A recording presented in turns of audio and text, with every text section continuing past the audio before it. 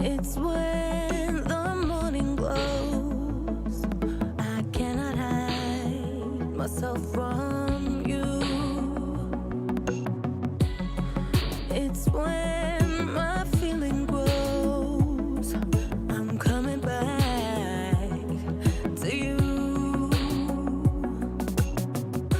When I step out, when I step out, when I step out, when I step out of the light, I come into the light.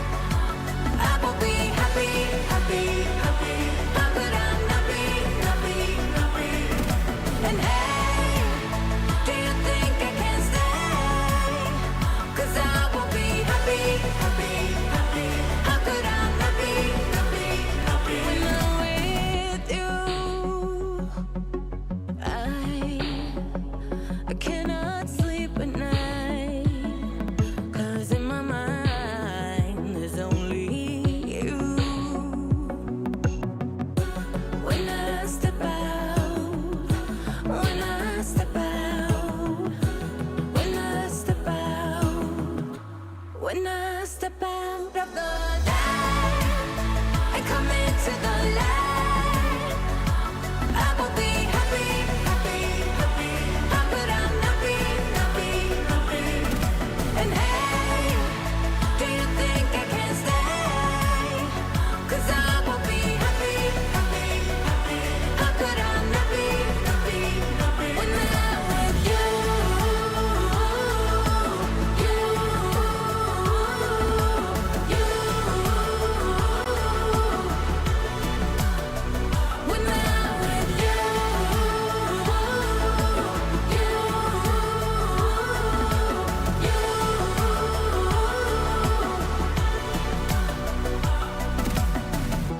speak to me, your silence broken.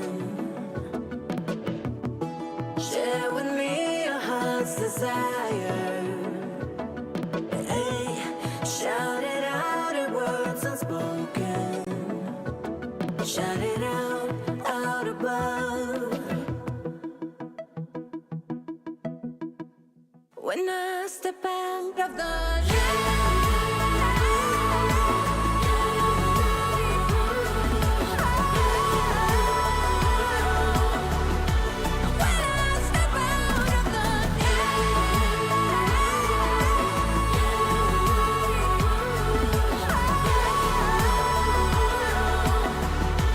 when I step out of the light, I come into the light.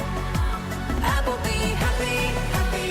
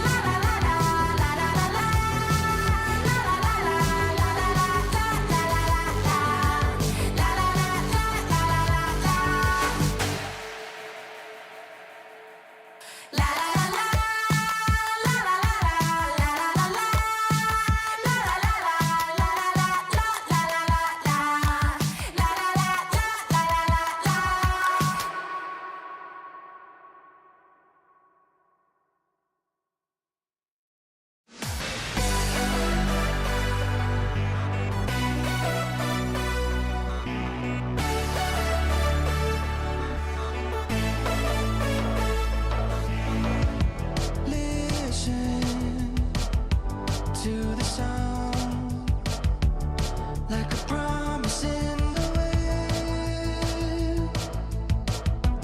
Will you find the rainbow end?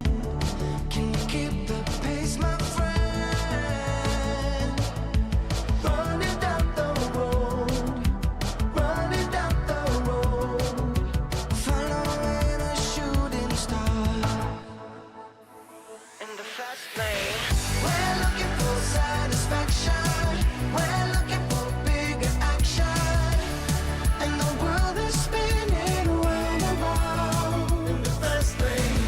We're looking for satisfaction, we're on the chain reaction, and the world is spinning round and round in the fast lane. Oh, oh, oh.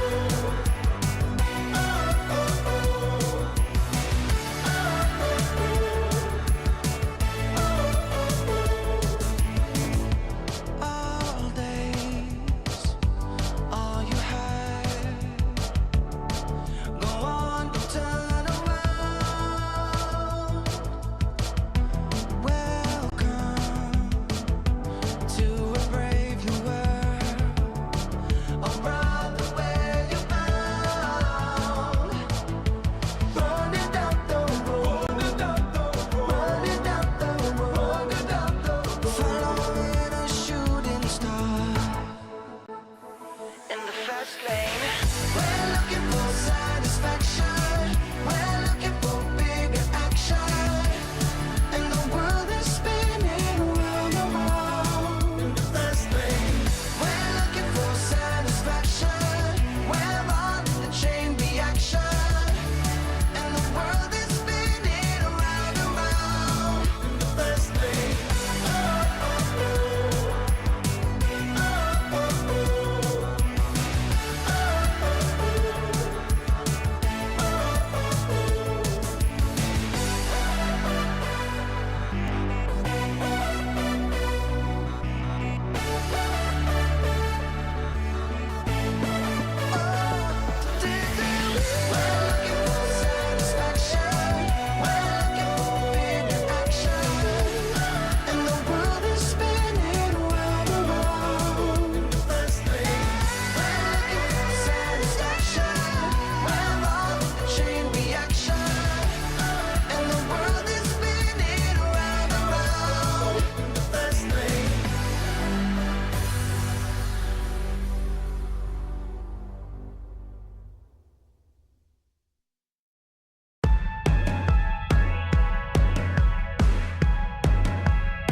always thought I could walk through fire, blow up the storm and see the light, yeah.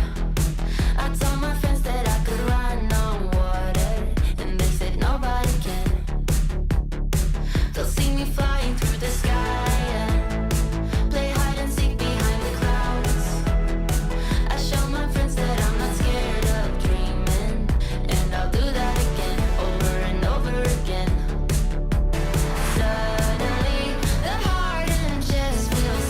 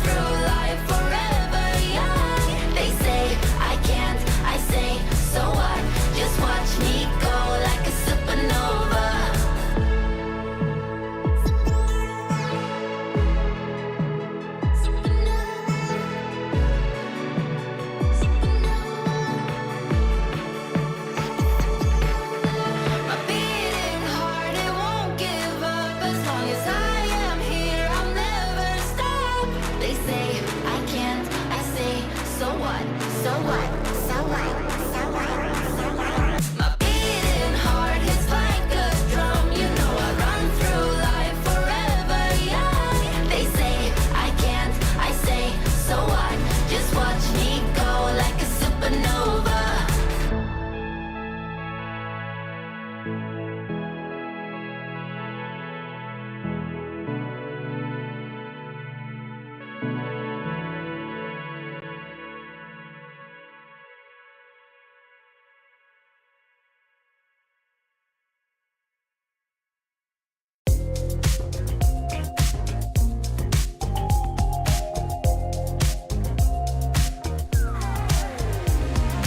Ooh, I can't stop this feeling.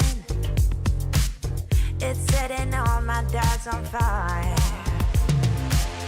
Ooh, like you won't believe it. Won't let a moment pass me by. Too late, can't win, I'm giving in. 'Cause I can feel something coming, coming over me, holding me till the morning. And it keeps me dancing when I feel something coming, coming over me. I just keep dancing. Ooh, morning light so blinding. It's on the ceiling and the walls. Where is my name? 'Cause I can't find it. Those early memory lane walls. Ooh, but I know it's the price that you pay. Ooh, for living it up on Saturday. I can't win, I'm giving in. 'Cause I can feel something coming, coming over me, holding me till the morning. And it keeps me dancing when I feel something coming, coming over me. I just keep dancing.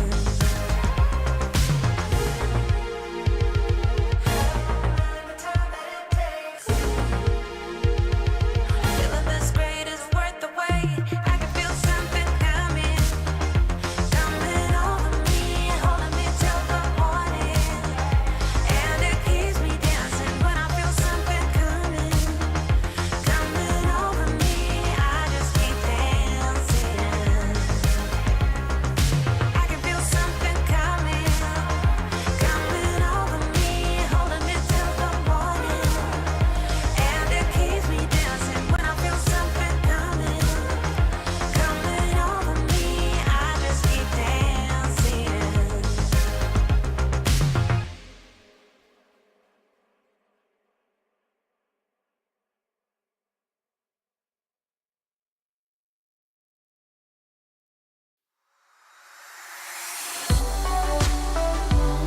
Cause I can't exactly say the way that I feel. It's just real, yeah. So I let my silence speak the words that are real. But it's real, yeah. We don't know what we want, but we know it's alright. It's alright. We don't wanna wait until the moment is right. Tonight, we don't wanna wake up in the face of our mistakes, but oh well, we just go along. Life will drive us, hypnotize us, oh well.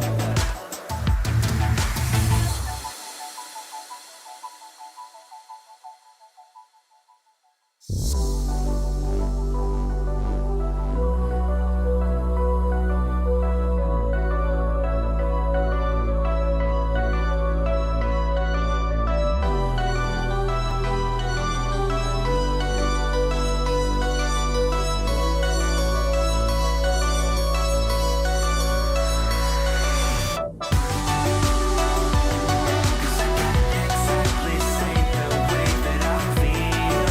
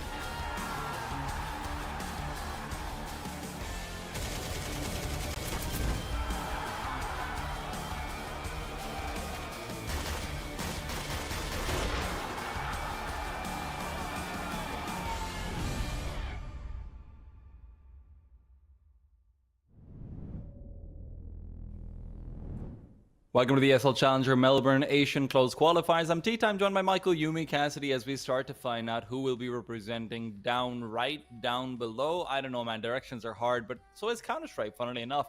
And that's why we've got someone else playing it and not just me. Michael, how you feeling?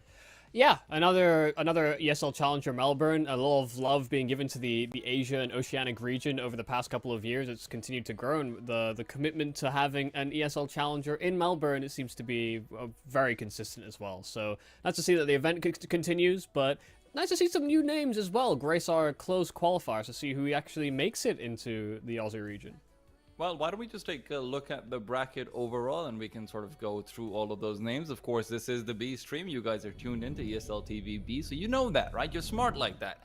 But what you might not have known is about MythAvenueG Gaming and GR Gaming. Of course, LinVision and New Happy, the Chinese sides, will be a little bit more of a staple to those of you guys who are in the know. But if you're not in the know, LinVision, probably the best team in China right now. New Happy, one of the up-and-comers. GR Gaming, best Eastern Russian team, and MythAvenueG Gaming is sort of the spiritual successor of what we thought NKT and the Nextka would sort of be. They're a former Dota 2 lineup, a Dota 2 organization from Malaysia that have picked up a Southeast Asian team as well. You got some Filipino players out there, got a couple of Mongolian players out there as well. It's a fun stack, and we're still waiting to see how it proceeds forward in the grand scheme of things. Yeah, I think a lot of these teams are fairly known quantities for people that are keeping up with the Asian region. You know, GR as a squad have also kind of been on a rise. You know, I think they've been very sort of periodic, just like taking a next step up the ladder kind of continuously. Very small steps, but the fact that we're even making it into these close qualifiers and having chances to make it to big events is kind of a big step up from where they used to be. The only real unknown is that MAG team, because it's just such a new project. There's like good names and some talented individuals on it, but I think that's the only team that has, I think, a bit of a question mark about it, and I think it's why they even might have come in as the lowest rated or lowest seeded team into this event, just because they're so new.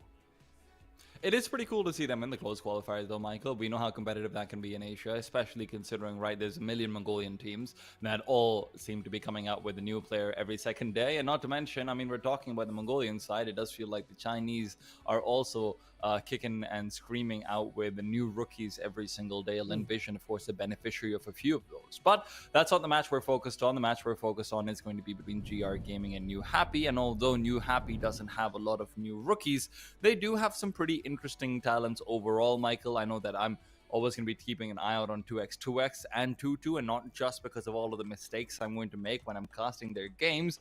Also, always good to see Lihang and Spine as well on the server.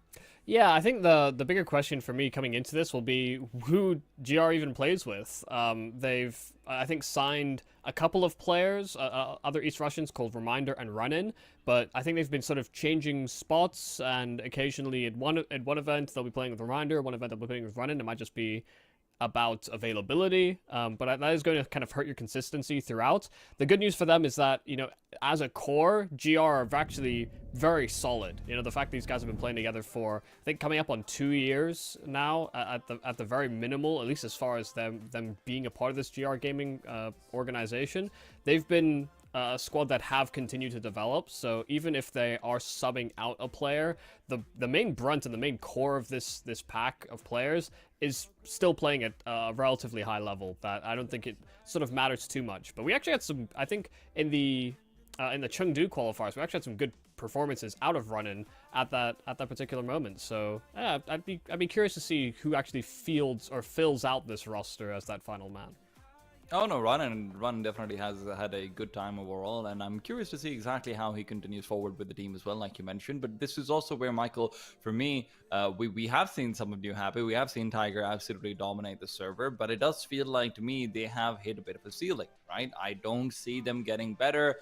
You know, that linear arc, that graph that everyone makes in their mind that, oh, they're getting better today, they're gonna get better tomorrow, and the day after, and the day after, and well, it might be the day after that, because that's not how far we've planned. I know we've been hyping up this New Happy team for a while, Michael. It does feel like they've got some good calls, they've got some good players, but I just don't see this team getting into into an international event. I feel like it's not going to happen. I feel like, you know, who do I look at to step up? Yeah, I'd say, if we didn't have Lin Vision on the other side of the bracket, this would actually be a great opportunity for them because of the fact there's a new team in MAG. GR definitely haven't been at this kind of level consistently before. It's just having to finally beat past Lin Vision to qualify to an event like this. It would be a big step up for New Happy, and it's not like Lin Vision don't already have enough on their calendar. So, there's an argument to be made that New Happy will maybe come in hungrier to this event. But I do agree, sometimes we see them at these qualifiers, we see them compete within the region, and they just either, they can be so hot or cold. Like, they can go in with some great game plans, always seem to, like, find nice counteractions, actually have some, like, great spacing on trades. And then other games, you just see them so disconnected, and it almost feels like they're reading off a sheet of paper where they're supposed to be, but having none of the sort of processing on how to counteract anything anymore. It's just, they're a strange team to watch, because I feel like you'll actually see them go through these peaks and troughs fairly often. And look, Michael, I know you're talking about the hunger, and I feel like that's very applicable sometimes to the top European teams and the like, but at the end of the day, if you're even one of the top Asian teams, right? If you're Lin Vision, if you're the Mongols, if you're a team like that, you're still going to be wanting to get international experience and international tournaments in. It's not like you're there at every single event. It's not like there are so many events that you're going to be burnt out from all the travel and everything as well, right? This is what you live for, and everyone is so hungry in the Asian region because of that. But let's maybe talk specifically about the hunger of these two teams and where exactly it will be expressed. We do have the veto for ourselves. So we've got GR taking out Nuke, New Happy banning Vertigo. GR then pick up Ancient. New Happy will be picking up Anubis, and then Mirage is the decider map, with New Happy being the one to choose Mirage instead of Overpass. Michael, Ancient, Anubis, Mirage, what are you thinking? This is like the most this is the most best of one looking map pool I think you could have actually asked for, which I think both teams are going to be relatively satisfied with. I almost feel like GR are going to be happier with it, because I don't think their Anubis looks too bad. Their Ancient is something that they'll pick so frequently when it comes to best of 3 series. So yeah, I mean, it's nice middling ground. I kind of hate that nobody has taken a little bit of a risk and gone with something a little bit more strategic, but I think this is kind of what we come to expect from both these teams. They're gonna kind of want to warm up into this series and take it over from there. I think it will just be based on how people kind of start and how easily they think this game will go, because these teams are actually quite close, I think, in terms of level at the moment. Yeah, and look, when we're talking about sort of the strategic side of things as well, a lot of what GR was doing, for example, on Anubis, which New Happy has picked out, seems like it's counterable, right? I remember that we were watching Michael, and Salomux was always in a similar position. He's always trying to play towards the back of the B-bomb side with the AUG. He's just sort of ready to tear it up. Back when we were watching the Showdown qualifiers as well, right? This is where it feels like New Happy and their tactical style can try and come in to get some anti-stratting off, but also at the same time, the firepower of GR, I think, outstrips New Happy by far, right? Just on an individual level. I mean, I'm looking over towards Tiger, I'm looking over towards Lihang, and I'm saying, okay, right, there's a couple of players who can put up the numbers, but Mediocrity can go crazy with an AK. Salo can absolutely dominate the mid side of any map, or dominate any of the sort of like the dark area of Anubis and whatnot as well. He's very good at that. Wecht is probably one of the weaker points on the team. So the Wecht versus Tiger matchup is one where Tiger has the chance to edge it out. But then, be it QQ God, be it Reminder or Run-In, whichever one it'll be, we've seen some incredible performances from these guys on an individual level. This has to be an anti-strat case for me coming up from New Happy. This has to be, sort of the battle of the tactics versus the Tyrants. Yeah, I think the one concern I have with GR is that they're such a team that can be so active, and especially when they're on their CT sides, it feels like they are always going to try and push for something or try and get an information play, a flank, find an advantageous fight at the start of a round, that if those don't work out, they can just kind of shell up and, like you said, almost be predictable or very readable from there on out. Like, if they're not making these active plays, they can be a little stagnant. So yeah, if you're New Happy and you've looked at this opening round game and you see that you're against GR, I actually anticipate that the New Happy are going to play quite a slow-paced T side, regardless of which map that we're on, just because GR are just...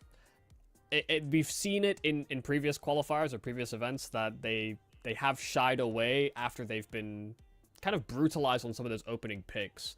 So that's my major concern. I do think skill-wise they're not too far off, but I think you're right that there's a bit more diversity in who's performing on that GR roster. Right, but now we're going back towards our point, Michael, where we look back towards the 5e Asia Cup that we were sort of looking through together as well.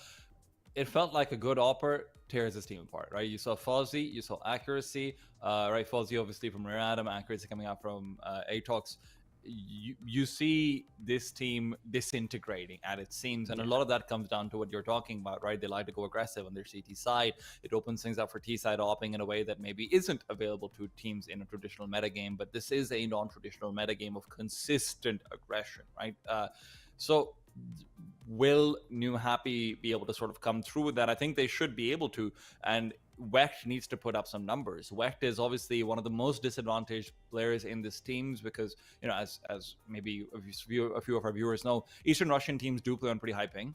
So if you're the Opera, you're going to struggle more than everyone else. So I'll always have some love. I'll always have some caveats out for him, but love and caveats don't get numbers on the server. And that's sort of the unfortunate reality. Yeah, he's also not one of the players that's usually a part of these quicker or more active plays at the start of rounds. So like even in situations where they have big man-up situations, he's not kind of in the right positions to perform. And when he is, it's usually when, a 5v3 or a 5v4 has kind of deteriorated and you need him to sort of pull together a weirder looking mid-round. So he's actually in a bit of a weird spot.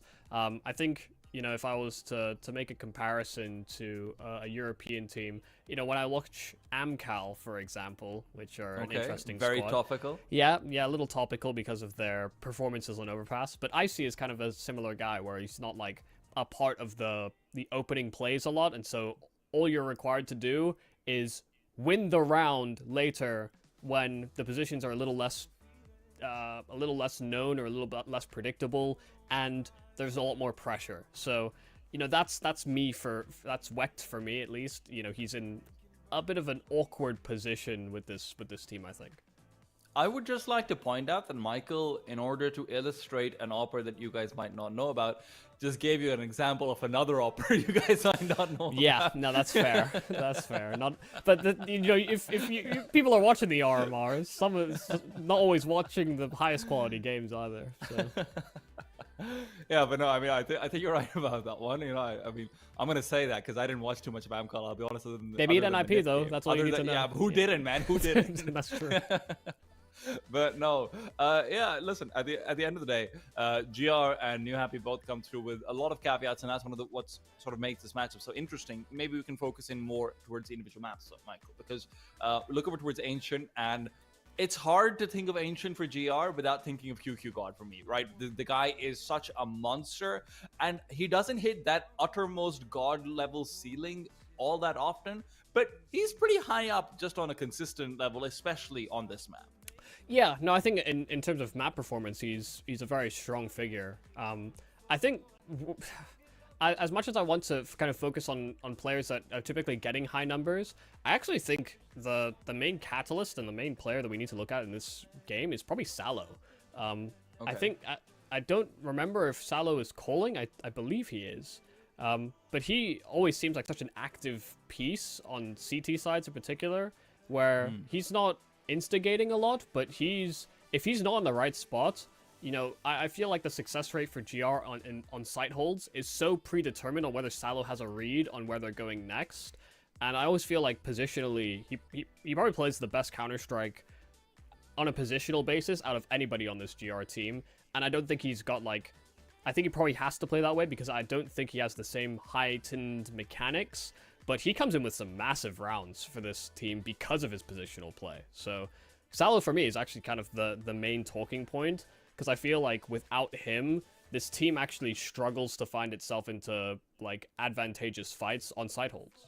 I mean, you look over towards the position that he's playing, and I feel like that's self-explanatory, right? On Anubis, he's playing B Dark early on and then going back towards B Ninja, where there's going to be a lot of that action coming over. He can sort of make those calls very often. You are right, by the way, he is IGLing.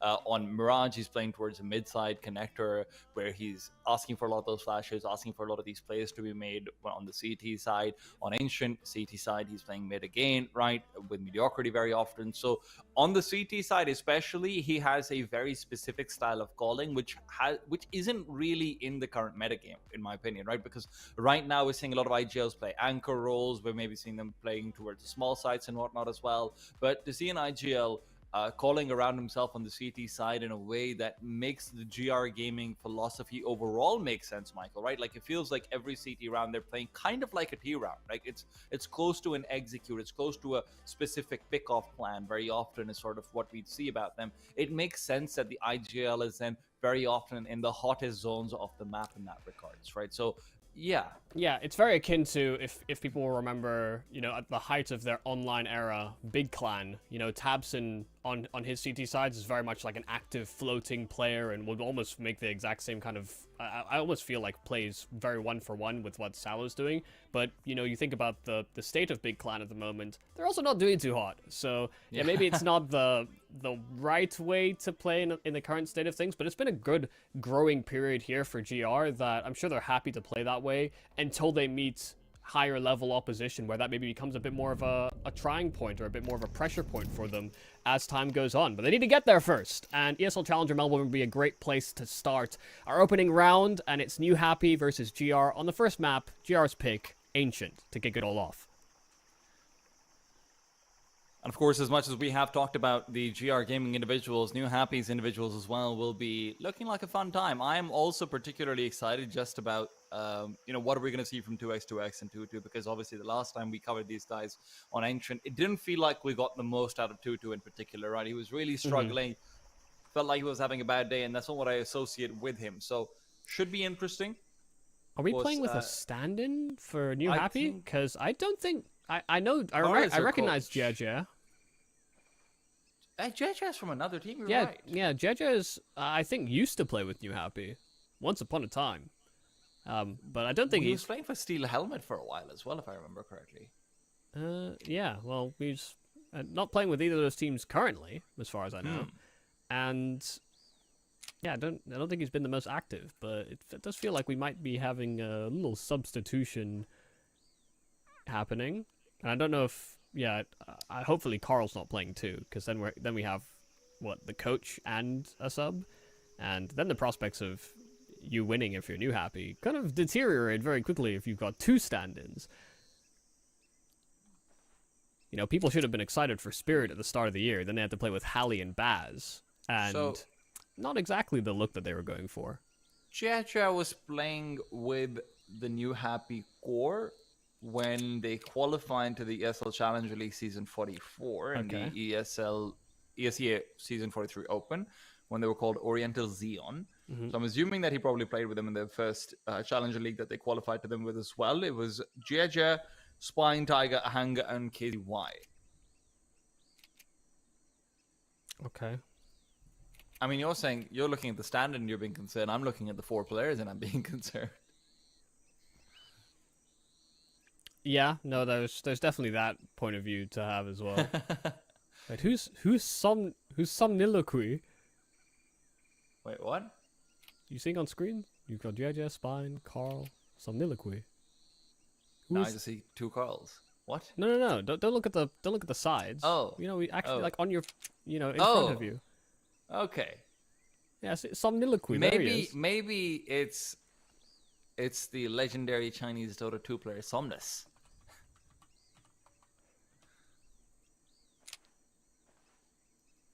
Back in the day when I was in the other Valve game for a little while. Dota. I don't think they care. What, Artifact? Oh, okay. Never mind. Hey. That's the wrong Dota game. That's the wrong Valve game. No. When I was in Dota, I actually try not to say Dota. The demons can come out and come haunt me. Right? But no, when I was in Dota, it used to be so cool that S4, and for those of you guys who don't know, S4 is one of the best Swedish Dota 2 players of all time. I think arguably second or third best. He won the international in 2013, and it used to be so cool because everyone was like, "Oh my God, S4 is global elite." And back then, because I didn't understand how CSGO ranks work, because I was in Dota, I was like, "Oh yeah, dude, global elite probably means like he's like 6,000 MMR for Dota or something in Counter. Right. He must be like able to play pro on both games. Wow, what a gamer!" That was not right. I mean, to be fair, at the start of Global Offensive, before we were moving on to, either ESEA or Face It, we did actually think of Global Elite as being quite a challenge because you had to fight off against so many, questionable players. Let's say questionable players. And then the ranks got reset, and people would always hold on to that, like, oh, I was global before the rank reset. Praise me. Like it's some sort of accreditation. But then we got ELO, and everything was fixed. So we do finally have 5 players in the server, and it's not looking like New Happy are coming in with their full roster. So a little weakened maybe, but we got a game on our hands. GR starting T side and already getting off to a pretty blazing start. Reminder, 1 kill, but there's Jeje with a trade. Jeje wants to keep it going. Blind or not, still gets it done. Salo as well found out. In the meanwhile, as a spine creep and crawl through, Temple will be leaving him a bit bloodless. Has had all of it spill out of his veins. And speaking of bloodless, we do have a bit of a bloodless server as well. Perhaps no. It's got an injection. It's got the transfusion.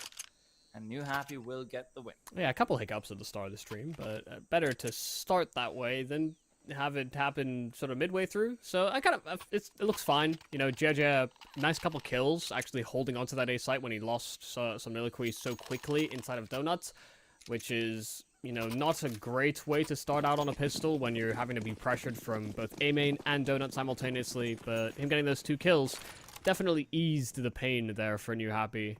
An important pistol for them if they're finding it a little weakened coming into this. So, who's old dead inside? That must be Reminder. Me. Oh, right. Sorry. My bad. No, Reminder is Reminder on the server. Well, it's Salo, actually. Yeah. Makes sense. IGLs do feel that way very often, man. It's a hard life. Who's Nevermore? It should be Mediocrity. Okay, so Mediocrity is the Shadow Fiend. QQ God is sticking true to his name. It's actually kind of interesting how much sort of cross-pollination there is from Dota and CS. I've seen some high-ranked Dota players naming themselves Donk, for example. It's just, we're all fans. Hey, how do you know I'm named Donk? Like to see professionals perform. You're not high ranked at Dota. Don't lie to me. I know, that is... I'm probably higher ranked in CS than I am in Dota at this point. Oh my god. Well, whatever our Dota ranks might be, I know what the score is right now. It's 2-0. New Happy cleaning out the anti-eco pretty easily. No worries there.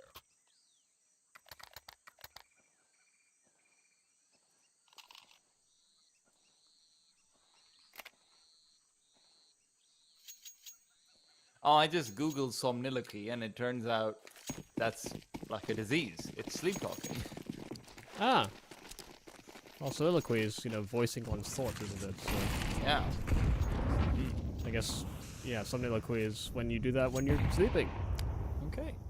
There you go. Man can talk in his sleep, but can he play CS when he's awake? Well, Jeje has been put to sleep.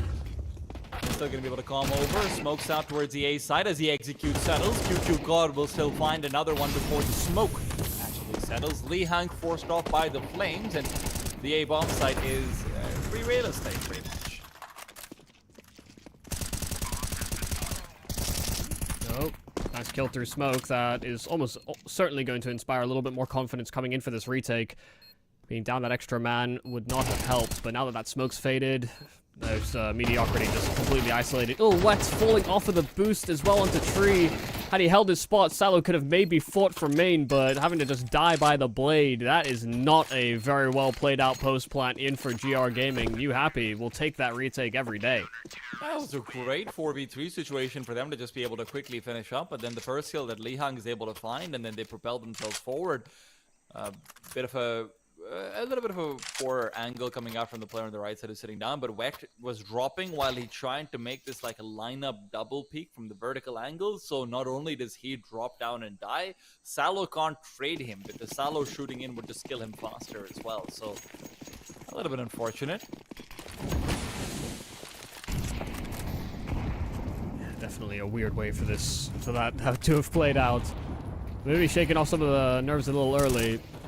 I think if you're JR, you know, you see that they're playing with 2 substitutes, you're maybe thinking this is kind of your game to lose now. When we had this comparison, we were talking about them being quite close in terms of, you know, ranking or maybe potential performance here. This will be the best chance you get to beat out the likes of New Happy. Easier than it would be typically. Soliloquy caught out inside of middle, which is not great. And there's QQ with another entry as well, so very quickly into a 5 versus 3. GR having the whole map to play with.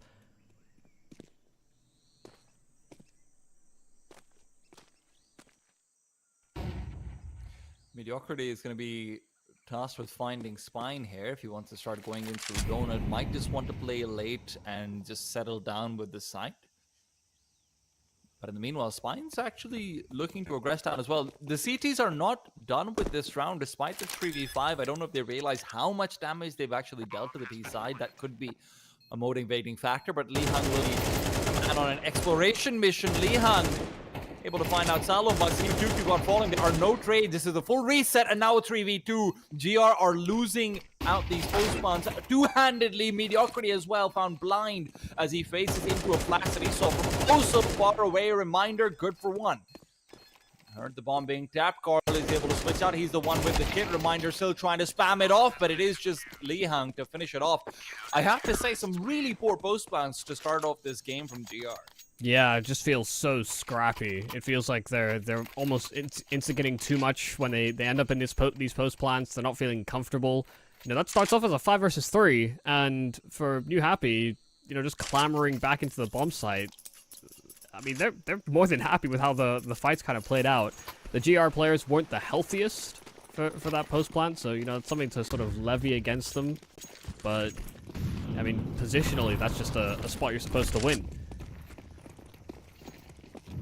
Much faster play in from GR, not quite the spread attack like we saw last round over, and it's the perfect call. New Happy with nobody playing within the A site. Nade to blow open the smoke is nice though. New Happy starting with a man up, but that bomb should go down. No! Soliloquy actually cancelling it, but he'll burn to the flames. So GR, this is going to get very uncomfortable. These smokes are going to start to deteriorate, and they're down that extra man. Fresh smokes out, so at least they don't have to worry about that, but the CT is still not fully rotated over. Carl is so worried about a lurk through that he can't make this a 4v3 on the site itself. That's what they're waiting for. Now that Carl's made his way over, it should be time to go. Lee Hang and Carl, both with a couple of flashes, should be able to initiate this successive retake. Smoke out to A main. Lee Hang still trying to play in, but it's still just aggression coming out from GR, which gives them 1 at least. Traded away too quick with 2 on the other side. QQ all alone. Blind Spine as well. And if there was ever anyone to come through and save the day, it would be QQ. Yeah, very important round for them to have finally pulled through. Just for some added confidence, they've been in a few advantageous post plans, and they have let those opportunities pass them by. So, nice little clutch in from QQ. Little 1 versus 2. And with how much New Happy have been tested in some of these prior rounds, it's not like they come in with a very pristine buy, even though they get that 4-0 start. So GR could shatter their money here. Actually not fully invested on everybody on New Happy, which is a little perplexing. Quite go where it's supposed to, but Spine around the middle. Smoke will be able to find Reminder and shut him down. Of course, that mid smoke has been growing in popularity. It's thrown out from spawn. Wet good for another one. And look, it's a 4-on-4 at least, but with 3 players on A from New Happy and the bomb angling towards the B bomb side, this does feel more and more like it might be a safe call. That said, they've had so many successful retakes that maybe conditions them to attempt it regardless.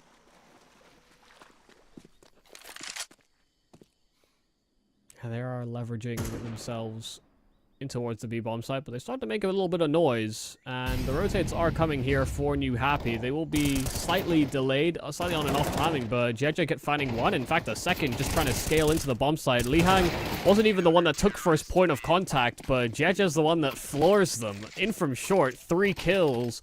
GR don't even crack into the site. They had a smoke on QQ. He was in the site. He can just throw the smoke.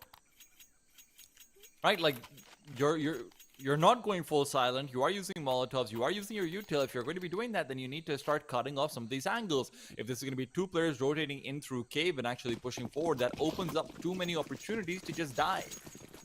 It's a strange one. Maybe they were thinking of double swinging into CT because it is, Yeah. of course, molly off Guppy, but I will say GR is not looking the cleanest we've seen them be. Li Hang, though, nade has been eaten, and spam has been fed out to the other side. Salo, not sure how he lives there, but he's got some flipping to tank, I suppose. Well, it didn't last that much longer. There's Spine and Li Hang just swinging in through ledge, and they've cleared out all of lane outside of B, so not a whole lot of territory you have in your domain if you're GR. So feeling a little forced to maybe lean over towards the A site, where it is just JJ, and them having deagles does kind of concern me. First kill there for JJ is nice, and eventually signed out by Reminder, even on the jump, plucked out of the air and a rifle to be recovered, but Reminder doesn't actually sweep that one up. Not in time. White taking a lot of damage, and now that rifle is out in the open. So, chances have fizzled up here for GR. This will be a 6th round in for New Happy, and Soliloquy is the one that punches it in. It's kind of perplexing to see New Happy start off so hot. Kind of prefaced them being a bit hot or cold, rather, when we see them play. But given the stand-in situation, it's kind of staggering how much they've succeeded in these late rounds, and kind of individually outgunning GR as well. Also, capitalizing on those mistakes. Just to remind everyone, this is not 2 standings, this is 3. We've got Carl, their coach, in as well, right? So, you know, JJ Yeah, and that's Soliloquy true. is probably at least going to be players who are, you know, keeping up their form and probably in eligibility to be playing in some of these teams, but Carl shouldn't be in consideration at all.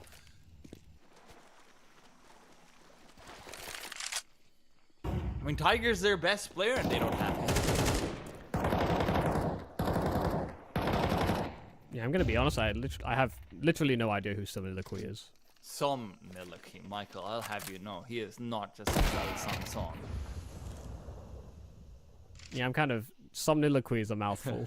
So In my head, he's just somnus.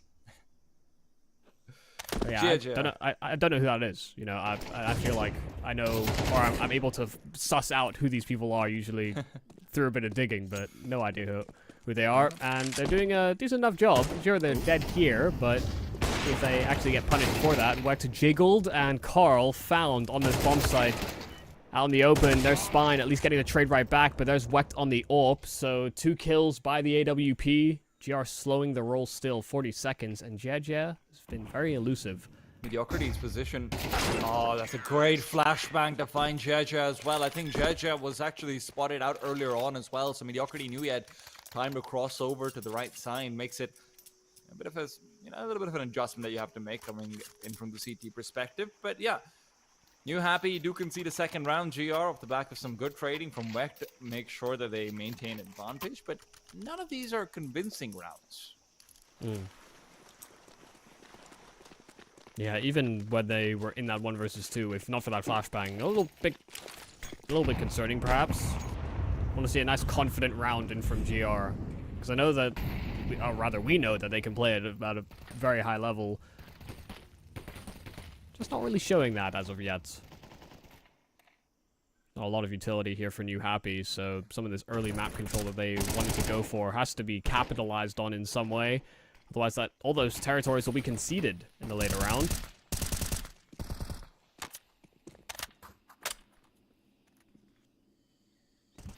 Got 1 HE and a kit. Everything else is just, they just gotta fight. Don't need the trimmings when you can just go ahead and have a low-fat meal, though. Indefinable. That is to say, Li Hang peeks out and gets a kill. Easy peasy. Don't need any nades. But he does get flashed up, and that makes things a lot easier, actually, for Salo. Comes through, picks up a kill, can upgrade the weapon as well if he'd like to. Might maintain the Mach 10. Good for jumping out of cave always. But speaking of jumping out of cave, Salo has found a couple of people jumping up towards it. Spine taken down, and with this, they might not be expecting the second man in middle, but JJ is going to be too late to the party. Carl, good for 1. Can he make it 2? No. Fighting from inside the smoke, is unable to bear to get the spray, and it's up to Somniloquy to make a play. Somniloquy, though, he's lost his teammate, and JJ being down makes it so, well, that round was going to be limited in its chances and opportunities regardless, but he chooses to push forward, dies, and now New Happy will be fully reset economically. Yeah, I mean, nice back-to-back rounds in which, we've seen some very effective flashing from GR, whether it's in the 2 versus 1 or this time to just clear out Cheetah. Yeah, for them, that held so much value just simply because they could go in for a double-pronged assault onto that B-bomb site once they had smokes down, once they got the mollies in as well. And then as well finding the player trying to jump and ascend up ledge before the execute even happens. Really nicely done. So now swinging a bit of momentum into the favor of GR. New Appy on just the pistols. Seen a lot of Zeus work. Some updates being made to the Zeus. No longer doing less than 100 damage when you tag somebody with it. So it is a surefire kill, kind of at all distances that it will hit somebody. And also it recharges, which is kind of cute. Yeah. Is it a surefire kill at all distances? Because I saw that being discussed, and I don't think that's actually true. I believe it's true, but... Because I saw it on the patch notes. I haven't really used it myself, but hey. Yeah. I guess it requires some testing, so don't take my word completely for it. Yeah, because I did see the Monty clip as well. That's where everyone was like... I heard it from a person who's heard it from another person. It's one of those where it's like, I'm pretty sure it's correct. It's come from enough reputable people in my eyes, but also people have been just wrong in the past, so. Yeah, I read it on HLTV, so. It's not my own testing. It's not my own testing. Also, the AWP zoom, slightly different. There was a new update yesterday. Got a net graph out. They've added a new bob, which is not the bob you asked for, nor is it the bob that I think most people will be happy with. There's quite a few visual changes, quite a few things being changed actively as the game continues development. Yeah, I couldn't care less about bob. What I care about is Lihan getting spammed down to 34. I don't know his name, but I don't think it's Bob. I'm actually pretty certain about that. Yeah, actually safe. Might be his English name though. That's not an uncommon one. So I think because Bob was such a classic, it's kind of fallen out of favor. Nice kill for Wecht. They tried to go for a little jiggle, get some information out from long, and they're still actually occupying a lot of space on that ramp, still finding kills over at B. Carl trying to keep himself alive and actually fighting out in the open. Good trade, though, from QQ. And Jeje segmented off by a Molotov, an HE, and having to try and play a slow game and hope he's not found out before he gets an isolated fight. Going for the wide swing, though. Salo reading it and having a nice little kill as well to the tally. Not able to get the AWP for the save, but that can simply be dropped over. Last round of the half, GR have recovered their T side. I do appreciate that we're just now seeing GR just in these full 5v5 in the bomb site effectively, right? You've got people starting to come over towards B side, and GR just said, you know what? If our retakes are going to be like this, then screw it. We don't need any lurks. We don't need any, like, random things. Let's just go 5 people and try and trade off of each other. That's working out better for us.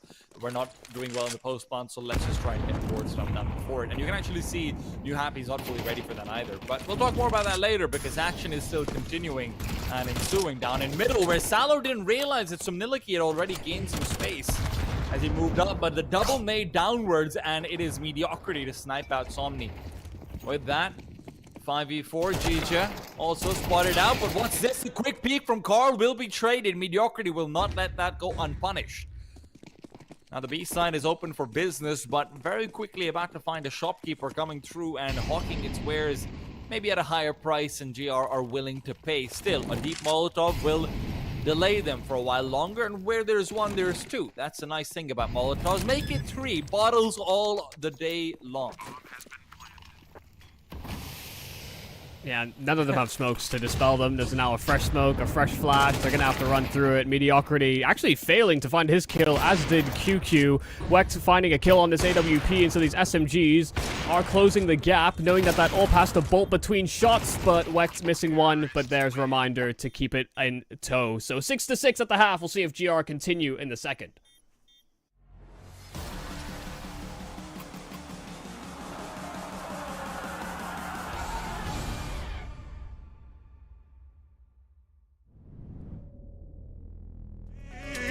Don't you feel like that? I will love you forever. Believe in me. Don't you feel like that?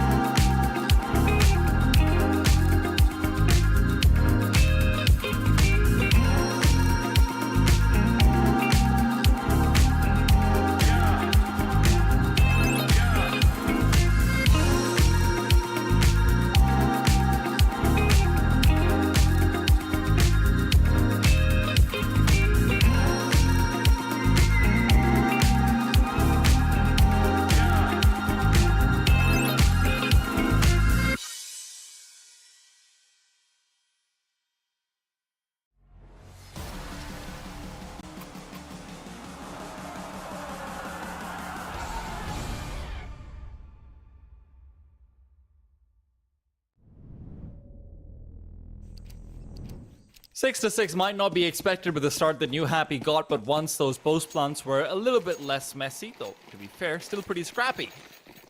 GR are still able to stabilize. Now, they look to escalate into a bit of a lead for themselves. New Happy on the T side will be going in for a quick B hit, and guess what? I'm wrong, perhaps. No, I'm right. But they might be wrong because GR's got a lot of players here with the duel. He's unable to find anything, but look at Reminder. He is mopping up Cave. Salo as well, getting aggressive to try and evade more aggression from Cave. Means he's good for one, but Mediocrity is coming through with the tippy tass. Nice little shot coming out from him, and the bomb will not be planted just yet, but the round isn't over either. Lihan, caught as he's trying to move out, is given a lot of a chance to fight back. This has got to be a joke. Not sure how he's managed to stay alive there, but QQ without the armor is going to be knocked down. If there's even a shot to the chest, aim punch might be too hard for him. Lee Hang, okay, doesn't want to hang around.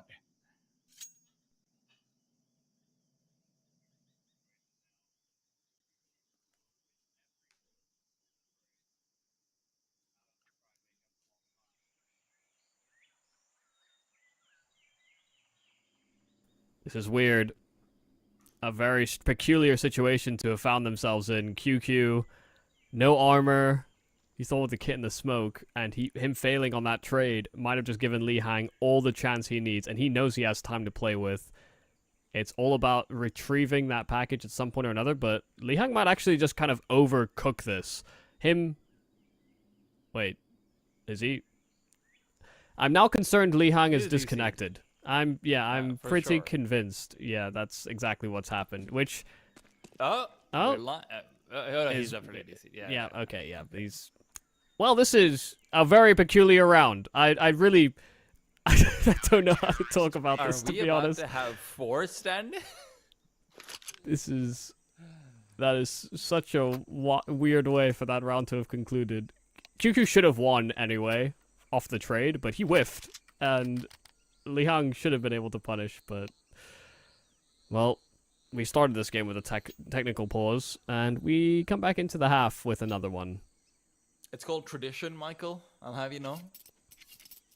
We believe in that here. Why are these players having so many issues? We only have 2 out of 5 of the original New Happy core. And one of them's having technical problems now, so. Yeah. Listen, it's not ideal. It's not. It's not even optimal. Hell, it's not even mediocre. It just kind of sucks. Yeah. Even if you're GR, this is a situation where, this team does feel like they do look through a few of your demos to find, like, some vulnerabilities as to, like, what kind of plays, I guess, going to succeed more often than not when they go for these aggro plays. Because they will probably play somewhat aggressive. But then they now have to play a New Happy that aren't the New Happy that they would have anticipated coming into this game. And so, when teams have stand-ins, they're going to play a little bit looser, a little bit different. Individual players are going to make differing plays, so even from their point of view, it's probably not ideal. I'm sure they're, for them, it's just, you play the game that's in front of you, and that's how you have to kind of approach it. But there are certain elements of their game that won't feel as well hashed out playing a kind of an unknown enemy in the server as well.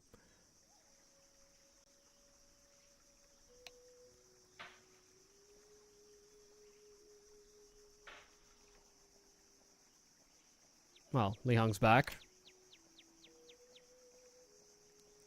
After he failed to clutch against his internet provider.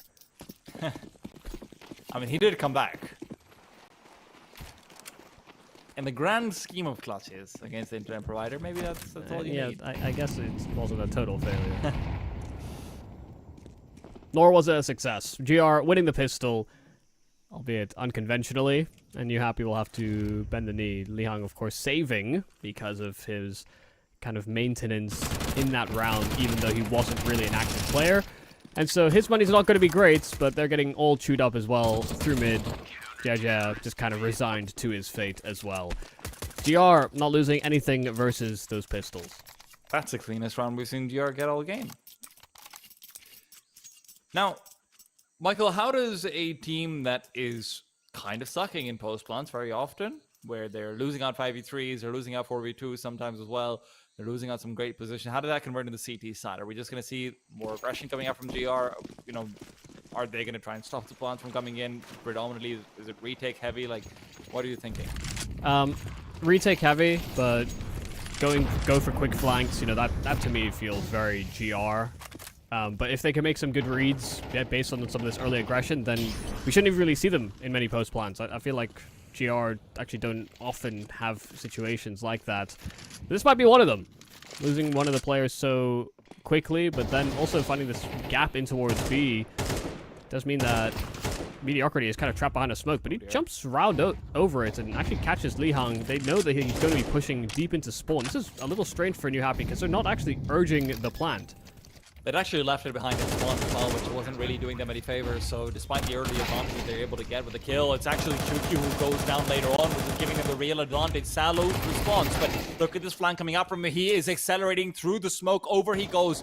It is Carl trying to keep an eye out for it. He gets the kill as well. So with Samiliki finding another, Wecht is the lone man standing. And listen, New Happy might not be too eager to hunt given their HP situation, but they are very happy with the outcome of the round regardless. Oh, yeah, Li Hang, a dead man walking, them all being so low HP. I'm sure if Wecht knew just how low they were, he might have considered this, but a lot of unconfirmed damage. Not sure just how much they were weakened. But Wecht should be able to sweep up an AK. Killed one relatively close to spawn, and so, yeah, does get away with one of those rifles. That was a bit... I mean, that was basically treated as the bonus, not losing anything to the Glocks in the prior round, still having some reserve cash floating about, and Wecht, of course, saving. It does mean that they can go in with another buy, and can contest what is another full investment here from New Happy, but even though it got a little static with all the smokes that were down, they just got so much territory so quickly with those deep smokes that it was very hard for GR to make any kind of play. They had to get Salo having a multi-kill on the flank. That didn't happen. Oh, Salo, what a double kill find to start the round off for him. This full swings out wide. I think he made the jump as well, and with that, it's just two quickies. In the meanwhile, though, Li Hang is able to find at least one response when Salo goes out for the third peak off the round, but that was just opening up space for a Reminder to push forward as well. The sandwich is being prepped, and it is going to be Li Hang who's the meter pick, but maybe Spine can come through, be that annoying little vegetable that no one wants, but little does he know, Reminder's the vegetarian. That's not actually true. I should clarify. Yeah, I mean, that is not accurate trivia. Or maybe it is, because I don't know either. I somehow doubt it, but also doubt Carl's ability to live any longer.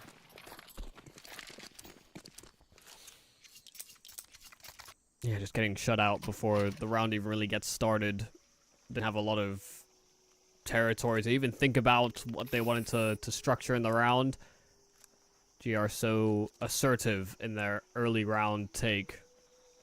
Just getting that quick ascent onto ledge is so disruptive. It's so annoying to play against. I'm sure anybody that's sort of played through relatively high-level pugs or sort of experiences that. If somebody's just sending it at you every round on that position, you make an active effort to either avoid them or counter them, of which New Happy will go for the avoid that situation route, but not succeeding in actually winning their fights. They had a lot of information about how many players were just barreling out from A main, but even with all of that, taking a lot of damage for their troubles. JJ on 3 HP, and if he finds a quick headshot, could have actually made this round work, but Mediocrity keeping him at bay. JJ finally hitting the shot, and now Reminder's left in a bit of an odd position. Could flank into spawn, could just hold in towards Brokey inside of Temple.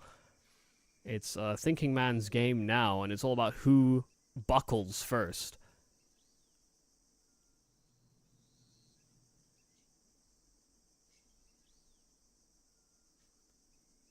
So long as Jaja doesn't disconnect. This is he's crouching, he's checking just in case. But in the game of chicken, it seems like Reminder should come out on top. JJ reveals his position, still actually has time to play around with, but he's decided he's sick of it.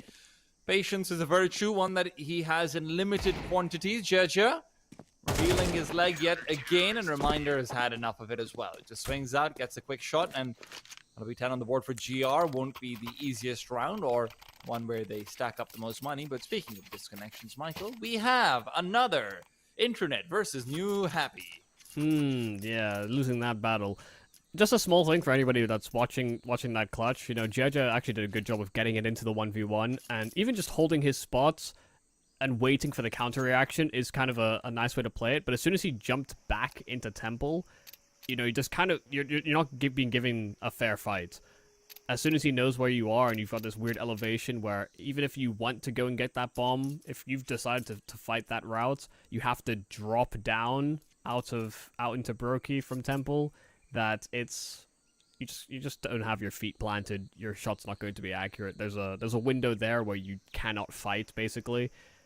So as soon as he jumped back into Temple, basically lost the round from there. So it's a small thing.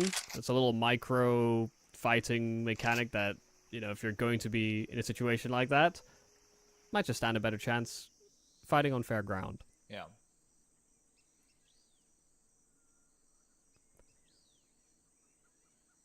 I mean, not to mention, since we are sort of talking about 1v1s, I've always found that I'm a big fan of players who, in the 1v1 with like a Deagle or something like it, they don't just jiggle peek, right? They try and go for the easier shot, which is generally going to be like a flank or something like it, but then comes in the mind games and this and that, right? So there's not really a better way to do it. It's just more, hey, I like it when a player gives himself a chance to settle down, sort of.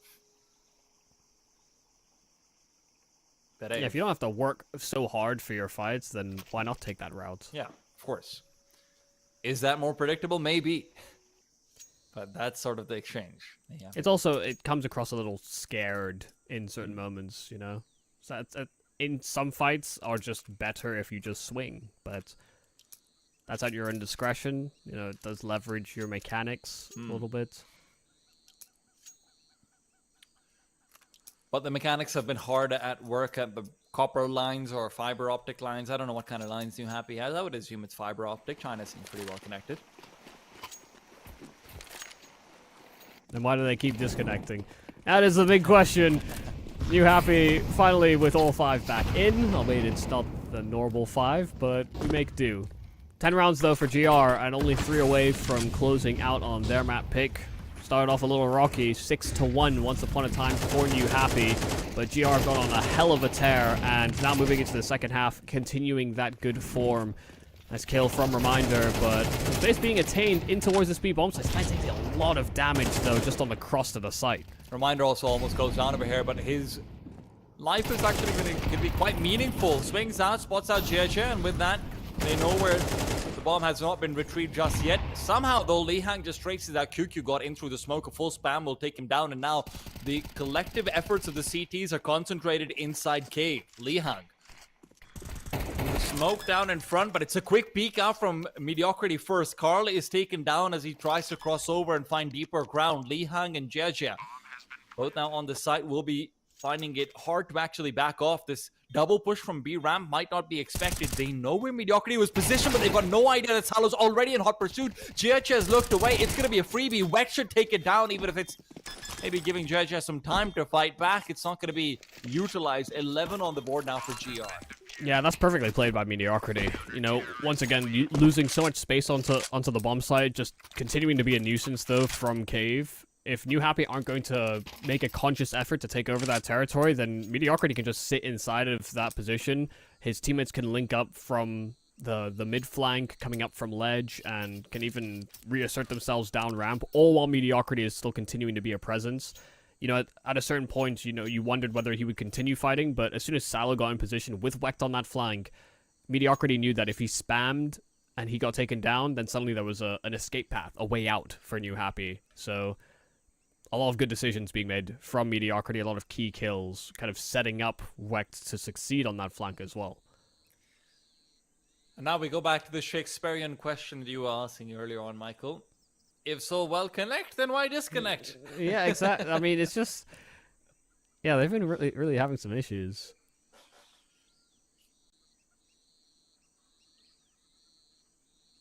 I'm confused. Do we not want to be here? Is Melbourne not enticing enough? Like, guys, it's like the best city in Australia. I mean, we had I think for some of these Asian teams that don't really get the same opportunities as likes of a Lin Vision or a Tai Lu or Mongols, for them, an event like this is a massive proving ground, and we've already had one of these events at ESL Challenger Melbourne where we had Wings Up kind of surprisingly take a series off of OG. This was before, OG kind of descended on quite the spiral. Some would say that was the point where it all started. Yeah, maybe Wings Up, in fact, were the masterminds behind OG's descent. Yeah. But that was before we had sort of gone through that, and so it gets a lot of attention. I think players get a bit more notoriety in the scene. People outside of the domestic Asian Counter-Strike space are going to look at that and think, well, either OG played very well and they got destroyed still, or OG played poorly and they got destroyed. Either way, that's a positive impression on you for doing the destruction. Even if you're the weaker team, if you can't beat a top-level team when they're at their floor, then you're always going to be considered a worse team. But I think it definitely brings up your stock.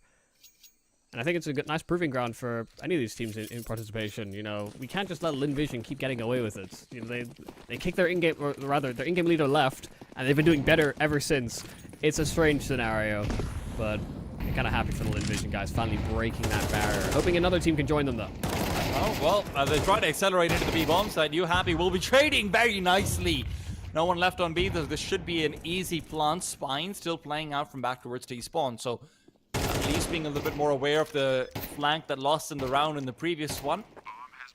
But as QQ accelerates, Spine will be looking to take this fight as well as Jeja and Cave. Spine and Salo, not QQ, sorry, but flashbang through. Spine actually catches QQ the other way around. QQ completely misses out on it, so it's a freebie. I keep messing up the names, Michael, but now it's definitely QQ, and now he's definitely dead. And now GR have definitely lost this round. Yeah, Wex found a couple of kills, but not actively trying to go for this retake either. It's not like he didn't have the kit. It's like he didn't have information about where these players were, but maybe just a little too much to handle, and trying to set up for some damage, but he'll be the one that loses his life. That AK would have been nice to save. I'll put it that way. GR could have maybe gone and thought about a buy here, but now their money's kind of in an awkward place. New Happy, doors wide open for them to maybe even creep into double digits here. Depends on whether GR buy or not. Of course, Mediocrity does have that smacking 5k. But just a couple of flashes. There you go. A few kills would be nice to have. Also, just remembering that you can punish New Happy's economy pretty heavily. Even if there aren't too many rounds left to make use of it. Oh my god, assuming this is timing. Okay. It's also assuming they didn't lose this round. That was kind of looking like a lose condition by suddenly getting rushed down ramp from Cave, but it's okay. Li Hang's got it covered. Okay. They know what the plan is. Get the train going. Get it all going towards one destination. Just get it to the station. That's a Zeus that's been missed, and Deagle, long range, might not have hit, but mid-range Mediocrity can still make it work. AK recovered. Armor is there as well. So, hey, now comes in the damage. New Happy are going to want to hunt. Are they willing to lose? Well, nothing, apparently.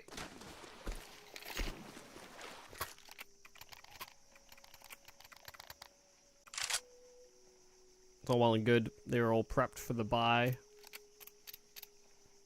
Now, well, I was thinking about whether an ult would maybe come out, and I think maybe that's what Mediocrity was discussing. I think you could have just barely had it. Would have been missing out on a lot of utility, but Wex could have dropped it over, so just opting for the rifles instead. There are some SMGs out for GR as well to combat this full buy of New Happy. They're already creeping their way towards an A play. This does start off as the lesser reinforced bomb site of the two. GR playing double within Donut, which does lend itself to playing more for a retake, but QQ actually trying to fight out in the open, eats that flash, and doesn't succeed on even one. Smoked off, is given a duel before that actually works, so Wecht is going to be just able to... What? No! Carl full of the spams inside with the bomb. He could have lost it there and then. Mediocrity can't connect with the spray either, so this delayed lurk in from Spine should be the round closer. Finds one, knows there's a second nearby. Salo can win that in duel, but can he get away? Should be able to.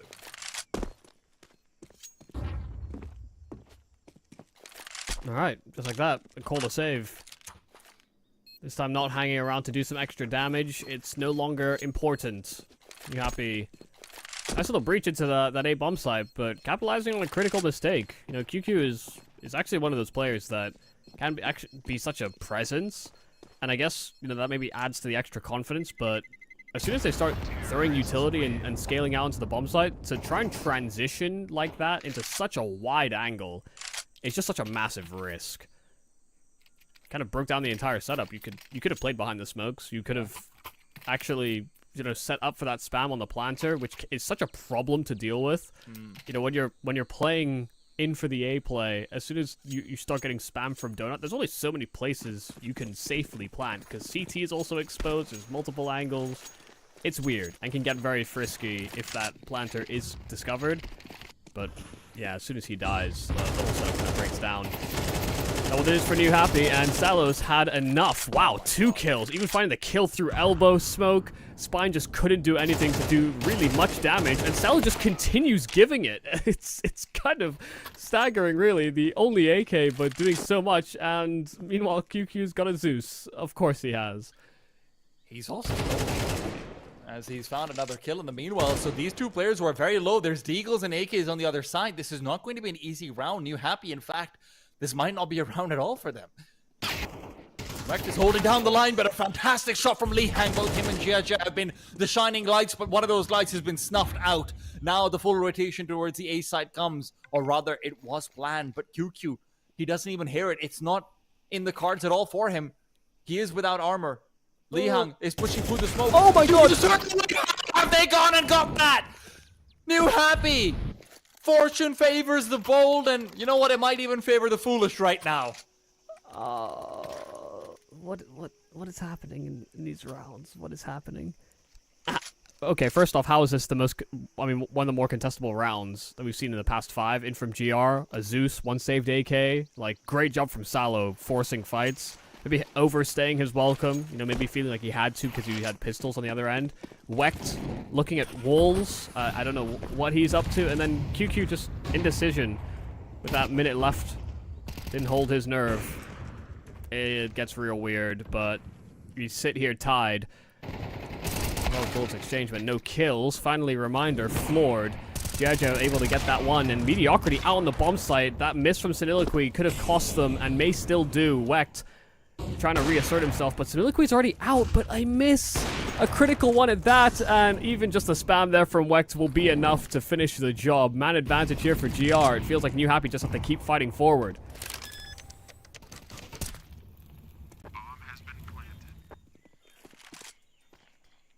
Feels like every round the New Happy are able to get themselves onto the B bomb side. There are just a couple of kills that go towards GR, which don't make sense, and then from there they bring it back. So Spine, can he maintain that bringing it back portion? Carl is going to be at pretty significant risk as smokes will be dissipating soon, and Spine has done his job twice over. 2 quick kills found, leaves us in a 1v1. Carl's position yet to be revealed. He's still playing from behind default. QQ is not going to be expecting it, and he's thunderfooting it. Made so much noise. Carl's going to peek around the corner, and QQ without the ammo means that New Happy still steal away another round. Tradition continues, Michael. So well done from Carl. Knew that his position wasn't revealed. The fact that Spine got that double kill around the smoke, it bloomed on his feet. You know, if you're GR, it actually should have been a big tell that there was somebody playing around that smoke. The fact it bloomed so quickly. But they didn't clue themselves in. They fall victim to that double kill, and Carl can just simply play off of sound. Like you said, the fact that he was thunderfooting about. That coach playing well. God. Nice pick from Soliloquy as well. Just challenging in from elbow. Sal's been able to get away with that jump so many times over. The fact he did it with no cover, that's a big punishment. It's also, I think, the first time we've actually seen New Happy purchase an op and get a kill with it. They've been OP on this T side. But have they been getting kills with it? Yeah, well, he That's- did get one in the prior round, and then he missed the easiest shot he'd ever have. Oh, you're right. I did definitely sort of block that one out. Memory hold that one away. But Similiki is still going to be remembering this round. Good Molotov as well. QQ is just going to burn and go down. Spine is the one to give the finishing blow, but Wecht has been given some time to rotate over. His position in Temple is yet to be compromised, but a second Molotov will be keeping him at bay. Smoke down on the site, but Reminder is playing behind it. He will be spotted. Li Hang actually sees him from the boosted spot. Reminder somehow given the longest duel you'll ever see, leaving Wecht in a 1v3. And now Wecht going down makes it New Happy, stealing it away. A map that seems like they should never have had, be it because of performance or roster. I'm amazed. Let's just put it that way, Michael. I'm a bit aghast, to be honest. GR in certain moments looked great. You know, I feel like in terms of player performance, we actually got kind of a lot from Salo. We got quite a bit from Wecht in certain positions, even though he didn't play flawlessly either. This just looked like a GR that came in very cold and kind of struggled to get into the groove of things. And I don't know if that's the prep work or the people that happen to be playing in the server not being who they expected. I don't know what it could be, but it does feel like the communications kind of broke down. Players were playing more timid and more scared than I think I've really seen out of this GR core that in general play such kind of fearless, balls to the wall Counter-Strike in certain moments. This did not feel like them at all. And New Happy kind of got away with quite a few weird, strange rounds, and there was even a disconnect, a 1v1 that Li Hang could have even feasibly won. That could have made this game a totally different story, you know, transitioning into that second half. So yeah, this was not pretty Counter-Strike, and I don't typically look at Asian Counter-Strike as being inferior to Europe. I don't really see it as that. I think there's maybe that preconception, that stigma, but this was one of those games that just did feel very regressive for both of these teams, really.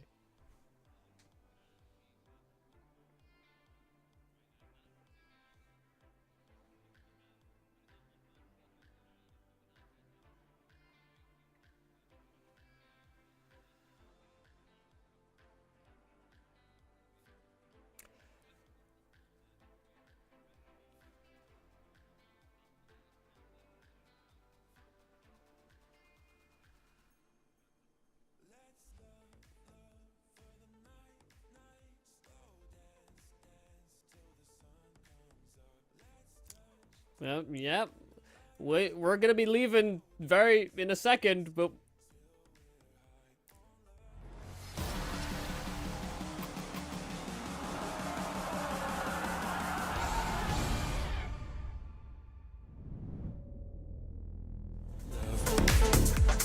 Till we're high on love,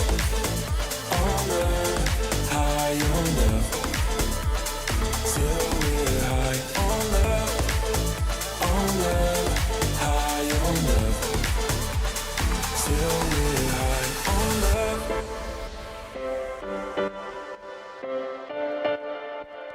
Till we're high on love.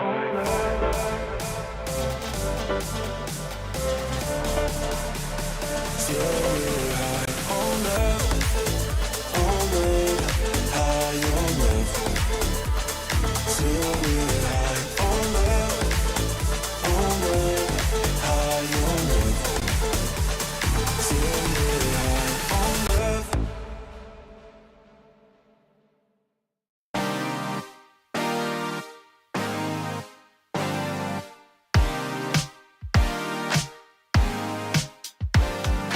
One last chance, we can keep it on the low, low, low, low.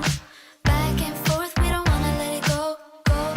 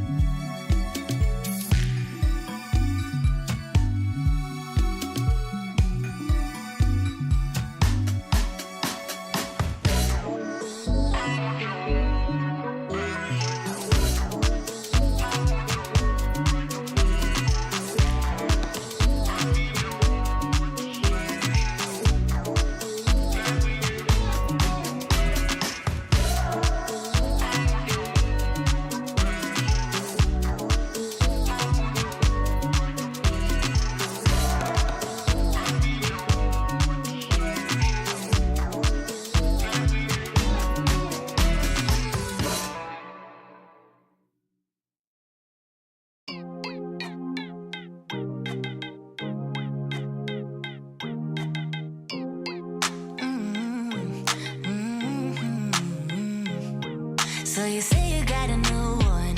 I know that you're trying to believe that you can fake a whole scenario just to make me jealous. Your shadow keeps stalking, and we should stop talking. But we got that special something. Say it like you mean it, I won't fake it and believe it when I see it. But for now, I just be breathing, doing nothing. I won't cave in if you won't make a move right now. Oh, why do we go 360? You're hesitating, now it's busy. You know we always can go easy.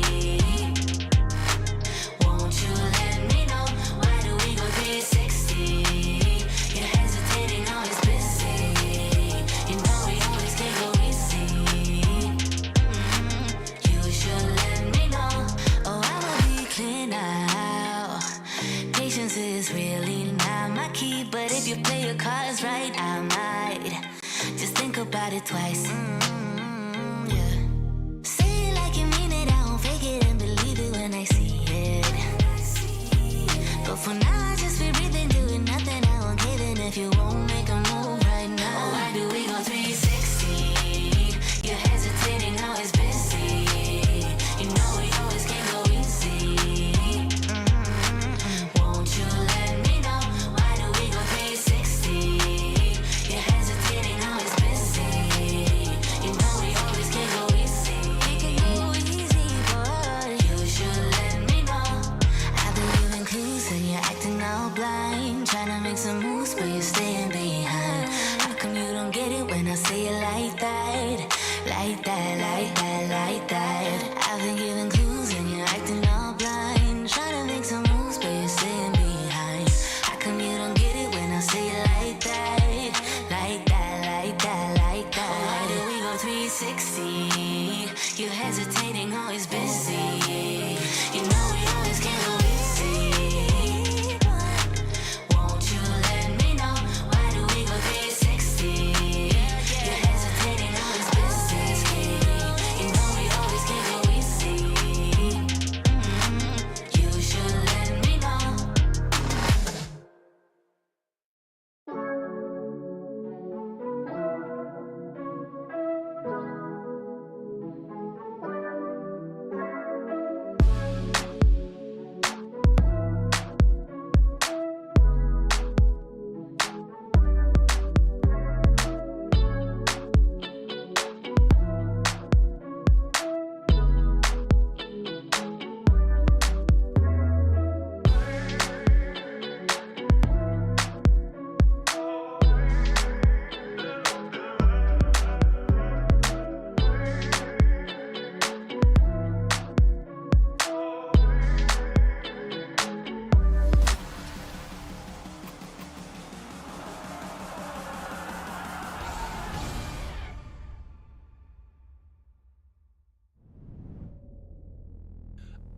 As much as I would love to say the road to Melbourne continues, it's not really a road, is it? It could be a flight, it could be a cruise, it could be a lot of things, but it's going to be a good time there, but only for the one who qualifies. We're going to be continuing forward with the Asian Closed Qualifiers. I'm tea time, joined by Michael, Yumi, Cassidy. We've just seen map number 1 between GR Gaming come through versus New Happy Esports. I'm hesitating to say New Happy, Michael, because it's not really entirely New Happy. It's the newest Happy. It's yeah, or maybe it's the happiest, or maybe new. the old, maybe old. I mean, JJ used to play with them, but doesn't anymore. It's a weird roster. But they still pulled out a win, and I can only really credit players like Li Hung for kind of keeping up and keeping in there for the longest time. Felt like he was kind of alone for periods, but then we started to get more sort of plays from players like Spine as well that did actually have a fair amount of influence on that game, but not good Counter-Strike from GR Gaming. I will say a lot of indecision, a lot of mistakes that I feel like it's not really characteristic of the way these guys play. You know, with all the talking we did about how much they'd sort of grown and some of the advantages that they'd have going into that game, none of it really came into action in that game, aside from Sallow Mux, who was actually kind of doing a lot of the aggressive maneuvers and succeeding where his teammates were failing. So yeah, not a good look for GR. This is not New Happy fighting on their strongest strongest foot, and that's also GR's most stable pick that they go through in their map pool. Yeah, this could have been a better opening round for both teams, I think. Yeah, and this is where I'm actually very curious about how Anubis is going to look like, Michael, because as we start looking towards it, it does feel like it's a map where increasingly the CT options for aggression are being more limited, right? You can sort of flash out B, maybe you can take an off pick in through B dark, maybe you can, try and make a small play in middle, but even there, it's probably going to be smoked and mollied off. Right, there's only so much you can do as far as aggression is concerned. It's more about the read on when to do it, right? That's what Anubis seems to be proceeding towards more and more. So right now, these guys have forgotten their reading glasses. Hell, they might have even forgotten their books, Michael. What's the plan? Yeah, that's a good question, actually. I really think that there actually are some good ways in which you can facilitate aggression. I think G2 are a team that people can look at to have some of those early round protocols and plays, because there are some things you can do on T sides that sort of mitigate aggression, but doesn't stop it outright. If you come up with some good utility on CT, you can actually just create chaotic situations that the Ts have to sort of fight out of. So I want to see something like that from GR. I feel like we're just going to see a lot of double pushes at the start of rounds, and so long as they're not getting picked apart by the AWP of New Happy, whether or not wait, Rage was playing. Sorry, I'm looking at the HLTV scoreboard, and it seems like Rage was playing, so that might have been Somniloquy.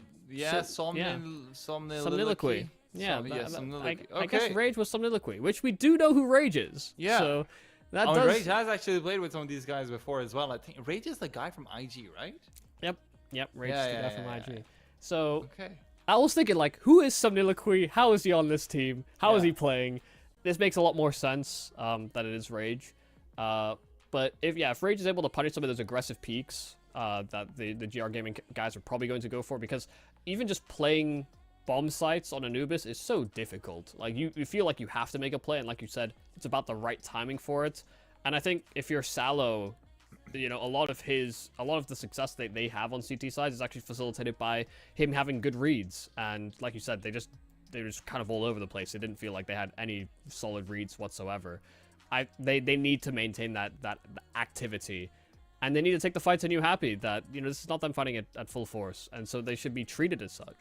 Well, listen, while this radio station's still playing request songs, then maybe I can get a quick request in as well. Can we get slightly cleaner post plants, right? Like, if you can't do that on Anubis, you're not going to have a good time. Let me tell you that right now, because where the chaos is being talked about on the CT side for GR, Michael, New Happy were happy to create chaos because they don't have that much structure within this current lineup. They haven't played together as much. They were taking these fights from inside the sites. They're trying to push in through smokes. They're trying to make plays left, right, and center, right? So there's a lot going on in the New Happy CT side defense. So when you're going in for these post-spawn situations, or even this sort of during site take situations on Anubis, there's 3 smokes down on the B bomb side, there's 2 Molotovs here and there, there's a lot going wrong. And if you're going to have sloppy comms, if you're going to have your bomb being denied, if you're going to have, fights being taken at the wrong time, people not checking the right angles, again, in these situations, you're not going to be able to hold on to the site.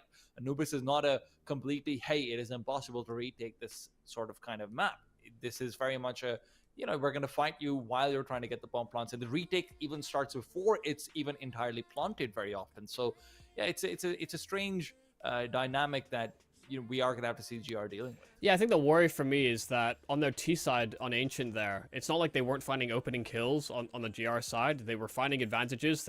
Some of the players were getting weakened up, and then when they actually called their sort of macro end game, that's when things were falling apart in some of those post-plant situations. Maybe it was players taking a little too long to get into those post-plants, and kind of lacking information, sort of important information when they actually get there. But it just felt a little sloppy. I feel like if in traditional circumstances, they'd maybe even have one of those players that found a kill on say Extremity A, go for a flanking play even if they were low HP, instead of darting over and just ending up like lambs to the slaughter. There were so many situations that felt like they could have been played better.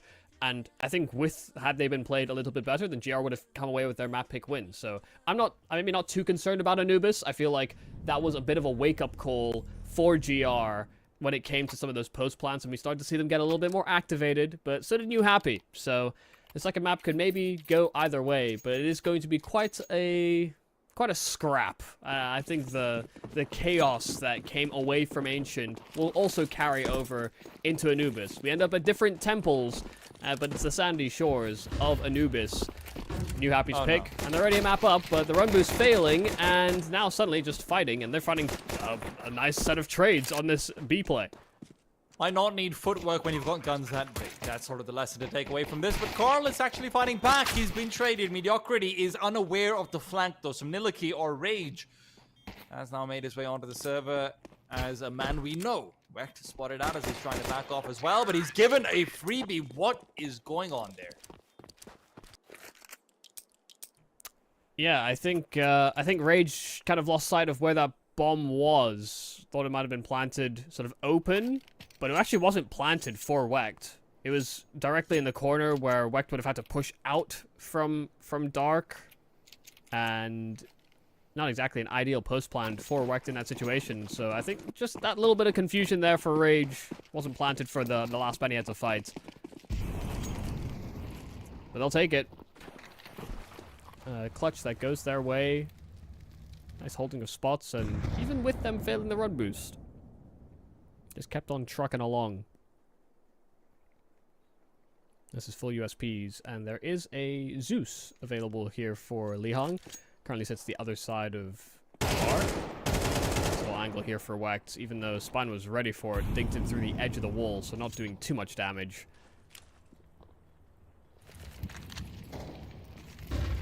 Lihang got the kill here. Oh. Okay, well, somehow he's gone and got a little bit too much, and now it's a 4v1. Thank you, God. It's going to have to bring together the anti-ego of his life. What has gone wrong there? The answer, everything. Yeah, that's a little... That's very rough, actually. You know, clearing out Lihang in that angle with a Zeus is actually very difficult, but he ran at the Mac 10, and GR were already thinking a step ahead. The Molotov to Glyph is very different than it once was when you're sort of emerging out from Dark, and so now you actually have to almost do it while you're entering that segment. And I think just as they were crossing that corner, that's when Lihang struck with his electricity. So yeah, a very upsetting way to lose the second round. You have to be getting some free weapons, so GR just coming in with a force buy and just barreling into the A play. Carl already found, and the flashes were great, but Jet was undetected. Needed to get more than one from that spot, though. Still, 3-on-3, and these weapons not fully retrieved. In fact, Wecht can't even link up with his teammates on the bomb site. Wecht is completely disabled, so this post plan becomes so tricky. At the same time, Spline has to be rather, what has just happened here? Lihang killed himself with his own Molotov trying to fight against Wecht, but now Spline has to accelerate forwards. Rage, good for one. They will be able to access that bomb and defuse it out right there and then. But I've got to say, this is exactly what you were saying, Michael. It's going to be a scrappy affair where I'm getting confused and getting lost. Yeah, no, I kind of figured this would happen again, to be quite honest. Yeah, that's a very awkward situation. I think really for Wecht, it's incredibly difficult. You know, he's kind of sectioned off to watch the flank. He's not found his kill, and then he's just segmented off. And the fact that Lihang decided to challenge when he threw that Molotov down is a little perplexing, when all they really need to do was continue fighting forward. They have a man advantage, and they've even left somebody lingering inside of A main. But it's fine. They're happy that they even salvaged that situation, given how fast GR breached the bomb site. They're gonna go for it again. The fact that they've heavily blinded up that side player, they're gonna go for the exact same play once again. And JJ this time meeting people inside flames. It's 2 easy kills. The third does evade him for now, but fast rotations should be allowed through soon enough. There are smokes up above, but not back behind. And they don't have a bomb to plant this time either. GR Gaming unable to get the package to the site, so despite them actually having some space to be inside it, they haven't occupied that real estate. That felt a little bit more half-hearted. You know, after the first 2 kills came out, GR seemingly canceled, but one player's taking space in the A play, the others are looking back to canals. And that could have been a way for them to sort of re-engage themselves or enter back into the round, but there was also enough room on A that they could have gotten a plant maybe as well. So, yeah, a little 1 foot in, 1 foot out. Making up their mind. finds in that mid-round.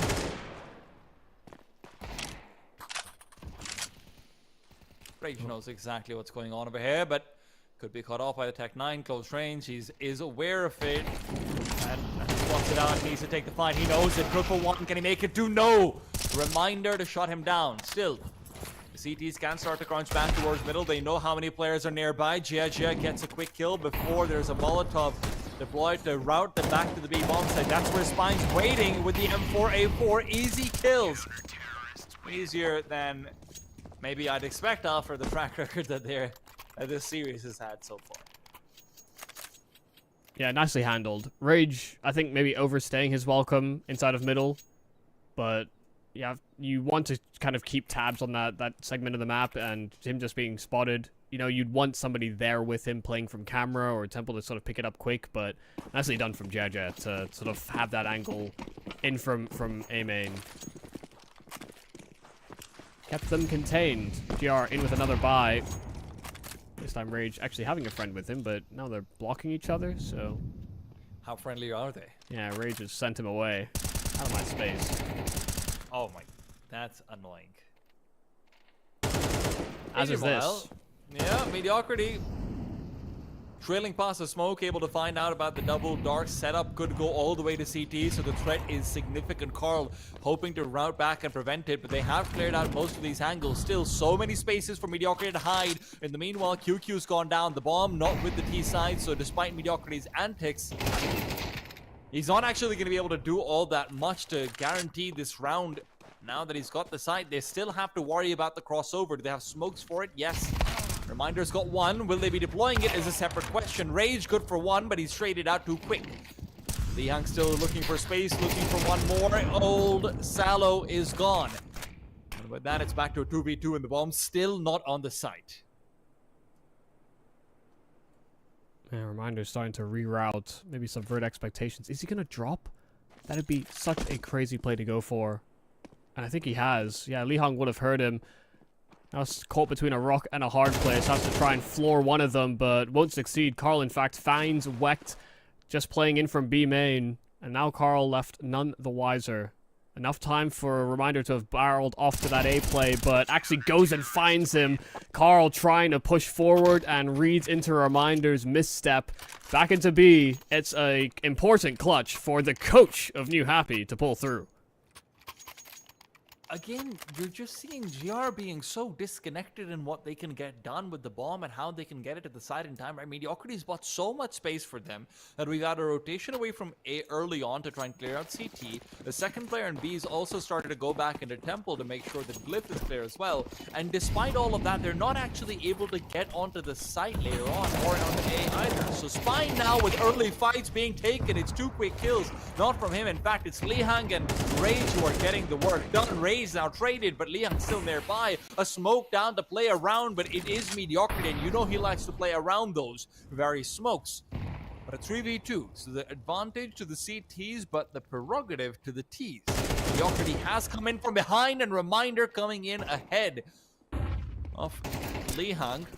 Wins out the duel, and now looking for more fights. Reminder is just waiting, as is Mediocrity. Both players know that they can't be the first ones to peek because it would be isolated, but Mediocrity has got the element of surprise. Traded away, and Jia with 2. Lihang and company are still in it. New Happy on 6. Oh, how do they lose that?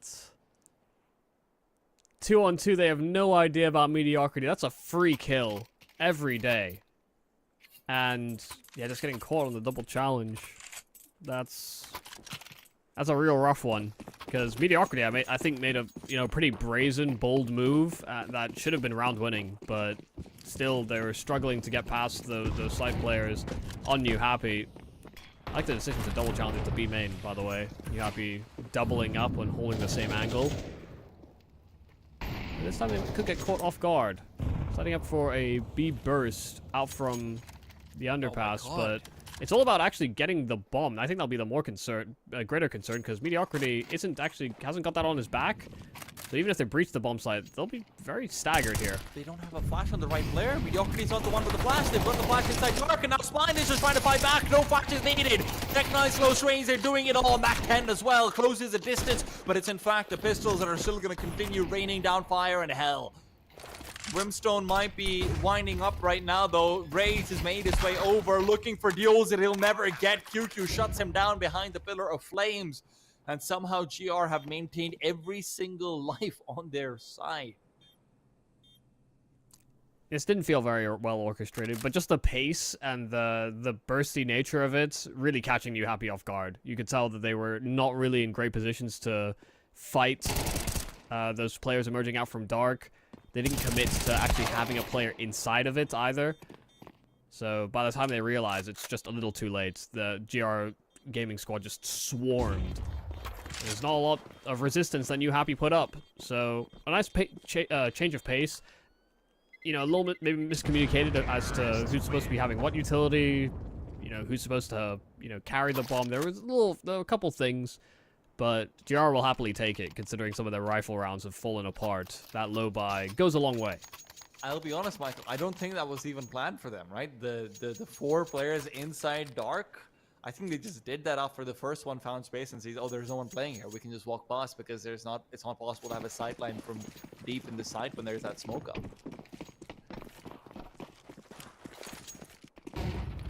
Yeah, maybe advantageous. Oh, I like that. And I like this. Oh my I hate God. that,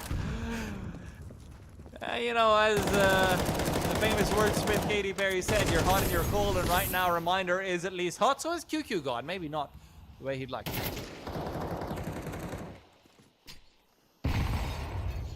God, how Counter-Strike can be such a range of emotions. I'll admit, he's a speed demon, but he can't. Yeah, I actually think shoot things can be back. going so good until they aren't. Things might be getting a little bit poor for Spine That's as well. a miss, Molly. It might be, but it doesn't matter though. Spine. Nate won't be revealing his position, but he's still cleared out. Salo Okay. likes to sit there. He knows that spot inside out. Well, this should have probably been a save call, and it almost certainly is now. Nice kill from Reminder on his lurk, but that kill from Salo is the one that really just ties the whole round together. Might have missed his Molotov, but didn't miss a beat, hitting the headshots. And Reminder even sussing out Carl, trying to get a kill, maybe just to keep himself alive on his exit. Third round here for GR Gaming. And maybe that's the vulnerability that they're discovering. The fact that Dark currently isn't being occupied by a New Happy player. I imagine that will be the adjustment moving into the following gun round, but for now, they'll be happy that that's where they're finding their success. It was actually the start of their downfall when they lost the second round to Lihang, swinging in from that position.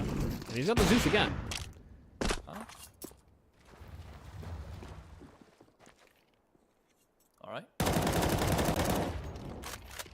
think the Zeus from this range, though, I feel like it's not an effective fight.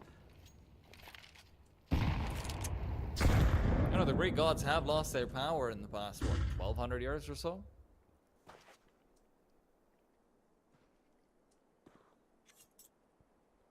Greek gods, I thought they were just video game characters.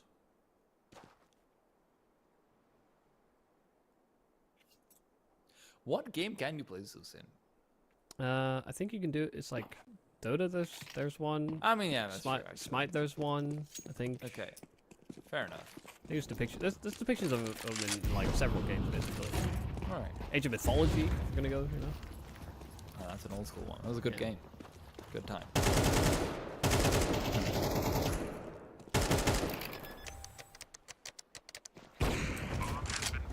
Not so much love for Egyptian gods. You know, I feel like there was a time period for it. There's definitely an Yeah. aesthetic as well, but I think you.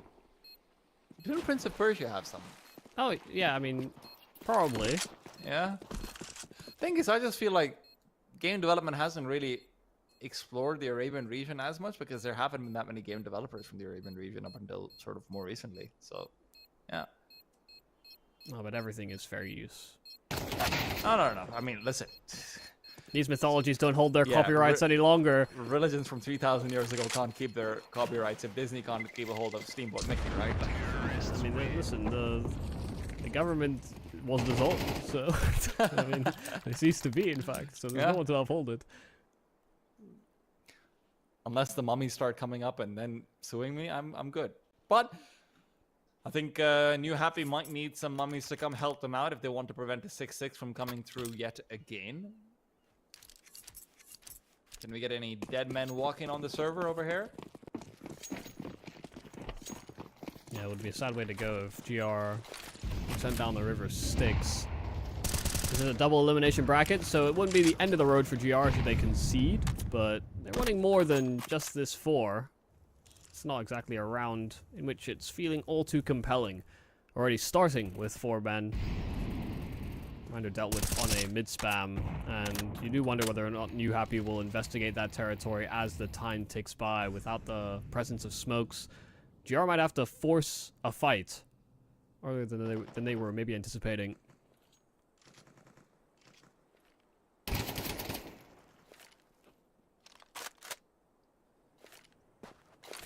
These are the kinds of positions in which GR can just have some great success. While very spread, but still somewhat connected. You know, Salo having a flash thrown by Mediocrity, trying to get a little bit more space on this B play.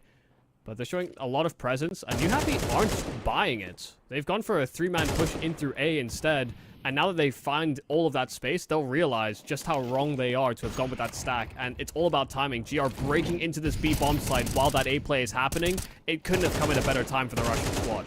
Oh my... Oh...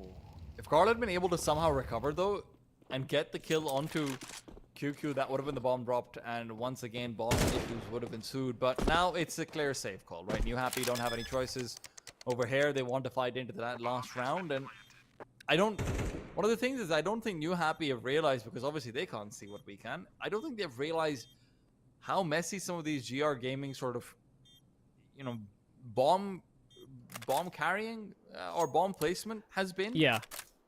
So There's not been a dedicated player that's in charge of it. No one's really floating around the package to link up on the site. It seems like an afterthought more often Yes. than not, I think, is clear to see. But if New Happy were going for some of these, you know, slightly, let's say, more aggressive plays, or maybe some mid-round plays where they're relying on stacking and then they're relying on then getting some, you know, small little set peeks, some small flashes down, then maybe there's more room to exploit that. But for now, when they're more on the sites until the very, very late round situations where they've already lost a fair bit, it doesn't feel like you can really exploit it. Yeah, it's also one of those moments where, you know, New Happy actually clearing things out towards A main probably works in their favor quite heavily had they done that 10 seconds sooner. You know, that smoke at B was already disruptive enough to the sole anchor that was left in charge of that area. And they still had a sort of floating mid player, but had they made those pushes slightly earlier, it would have made a world of difference. A lot more aggression in from New Happy, but they just get chewed up by Mediocrity. A nice Molotov into the mouth of B, and also just spamming away for a second. This last round of the half is looking mighty fine here for GR, and we could end up in the exact same position we left the first half of Ancient. Seems like we're destined to. Look, at the end of the day, 6 rounds on the board is pretty good for the CT side. If you're looking at any old Anubis, but one where you've started off with such a lead, less so. Less so. QQ God, be careful, will not have his crosshair at the right place, but he's got the right weapon for this duel, that's for sure. Jia will have been audible. What? QQ, swing out, buddy. Actually, would be slightly lucky to maintain that life, but at the end of the day, GR are the ones who end up on 6. It's even Stevens as we go into that second half. Who will take the lead? Find out after a short break.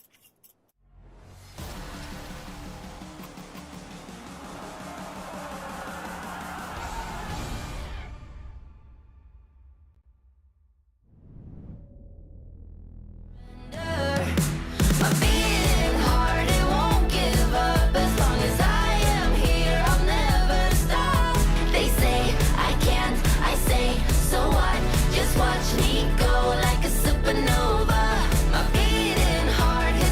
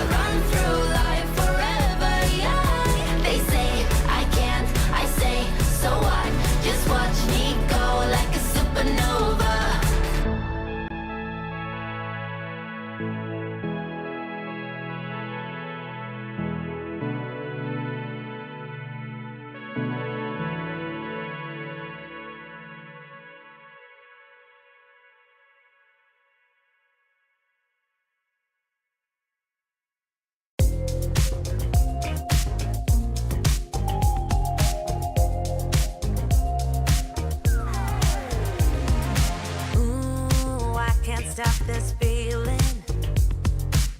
It's setting all my doubts on fire. Ooh, like you won't believe it. Won't let a moment pass me by. Too late, can't win, I'm giving in. 'Cause I can feel something coming over me, holding me till the morning. And it keeps me dancing when I feel something coming over me. I just keep dancing. Ooh, morning light so blinding. It's on the ceiling and the walls. Where is my name? 'Cause I can't find it. Those early memory lane walls. Ooh, but I know it's the price that you pay. Ooh, for living it up on Saturday. I can't win, I'm giving in. 'Cause I can feel something coming over me, holding me till the morning. And it keeps me dancing when I feel something coming over me. I just keep dancing.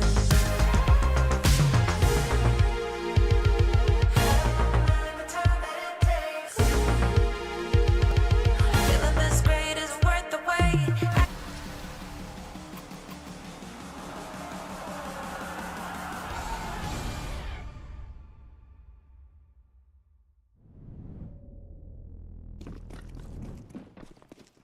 Both teams looking even, and not just in scoreline. I have to say this might not be the best showings we've seen from either side, but at least they're coming down to each other's levels for it. GR Gaming and New Happy continue forward. New Happy with a lead in the series, and they're looking to close. Good news for GR is that they're finally on the CT side where they can do some of their best work. Already investigating is Reminder, and so they have extra information. 2 players already on the A play, and QQ just holding his ground. Reminder on the flank, and they just had to run straight through a smoke if they wanted any success in this round. New Happy left wanting as their plans have fizzled up, but there's Lihang finding a kill right back, and Carl as well, almost finding another chance at it, but they're getting crunched, and now Carl, a dead man walking. GR, come away with the pistol. Well, comfortable start to things for them. Hopefully they don't end up being upset. That's what we saw happening in that first half. Of course, you called back to it earlier on, Michael. The Zeus into a Mac 10 pickup, into a second kill, into a third kill. That's not ordinary. Yeah. That's not normally. That is not normal. Somebody Nor is needs it to check expected. the other team species. Also much harder to get Zeus's on T side, I will say. You're the one actively doing the peeking. And not just the sitting duck. That's a great pun, and you should use that again in the Asian RMR.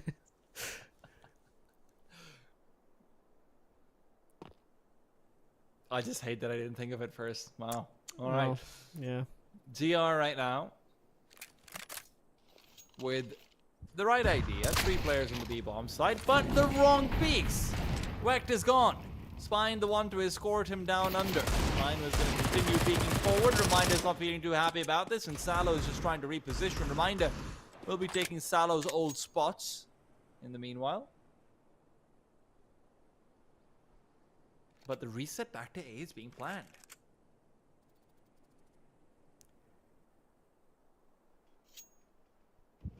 The fact that they're running off of so little information is going to drive the GR players a little up the wall, and by the time they realize what's going on, QQ is going to just be that first port of call. But if JJ kind of revealed the game plan a little bit, but that headshot could certainly rectify that, and the follow-up is great from Rage.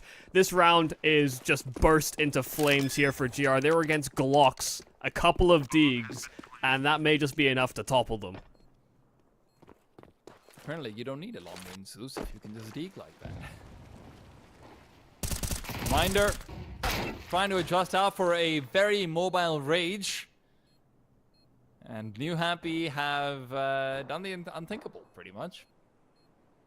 Salah's going to be forced to try and save. Maybe he can find a kill or two. To take forward, as they are likely going to be force spying into the next round as well. But the CT smell blood in the water, and they are sniffing further ahead. Sallow spotted and revealed. They are on the T side. They're really just looking for maybe a couple more guns if they can find that rifle that they took away from the hands inside the B bomb site. But that was, of course, recovered. I think Sallow's wielding that right now. Yeah. Just got his hands on it at the very end of the round. So Li Hung, even though he tried his best to sort of hunt him down, unsuccessful. But yeah, that's already a pretty worrying sign. GR winning both pistols and losing both follow-up rounds in unique ways. But, I mean, very well approached by New Happy. The fact that they reset, regrouped themselves, and even though they went at slightly differing timings, just hitting some very important dig shots.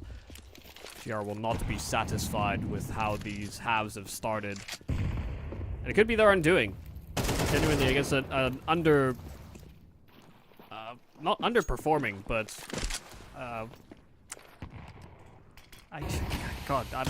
under-rostered?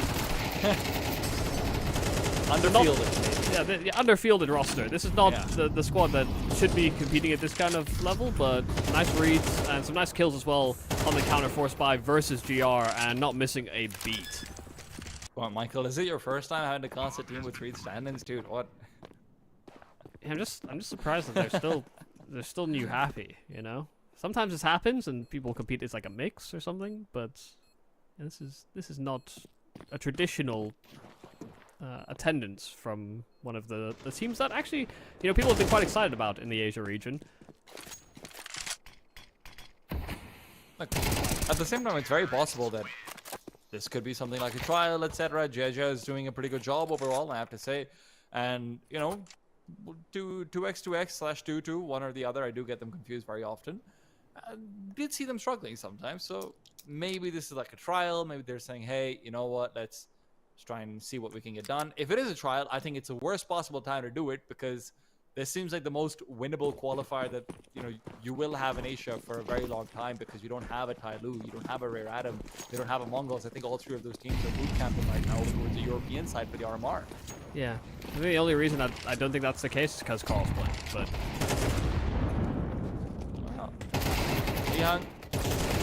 Reminder is not going to be checked for the second man looking away. It's actually Rage to go in with 2 kills. I'm surprised that he's able to get those. Looked like Reminder might be able to pair together a second there, but at the end of the day, it's still a 3v3. Bomb is locked in to a corner. Spine likely going to be pre-fired pretty soon, but he's just picking them apart regardless. Finally get some help coming over, and Carl can finish off the round, but it is a little bit sloppy. Yeah, I thought for sure GR were gonna get away with that one. As soon as they got their hands on that AK, I thought they were just gonna be happy to kind of escape with those weapons, because New Happy weren't gonna press the issue. But them fighting into dark like that, you know, Spine getting those 2 kills makes a world of a difference. Had they played a 3-on-3 and kind of reset, I think there was almost a better chance there for GR, given that they only really came in with USPs.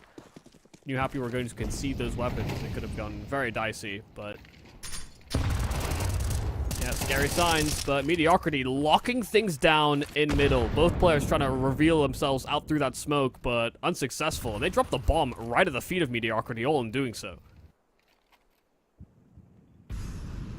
Rage is trying to creep through. QQ will not realize it. Rage has done this perfectly. He can go all the way forward. He knows that he's going to be completely unchecked, and the bomb can be recovered like this. One player spotted, second player nearby, but Weck has turned! Weck has turned! And what was looking like a mastermind plays instead had the big red button pressed to abort.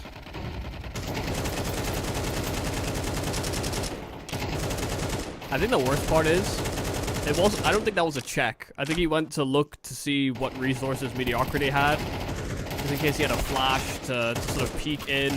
I mean, they're just all around these smokes now. There was no way they're getting on that bomb and getting out. Yeah, I don't think he even went to check for his rear. I think he was just seeing if Mediocrity had a flash or a smoke or something, and in doing so, looking at him through the wall, he saved his skin and saved the round, really, because that could have gotten very weird very quickly. Also, probably not advisable to make a play through smoke in mid with the bomb on either player. Yeah. I wouldn't recommend that for anyone. Guys, take his advice. Well, it's not with the bomb, actually. Maybe you could also add without the bomb as well. Your handbook needs some work, Michael. I'll have you know. Yeah, need some tweaking. You know how in those manuals there's these things written where you're like, dude, it's so obvious. Well, it's not, Michael. It's really not.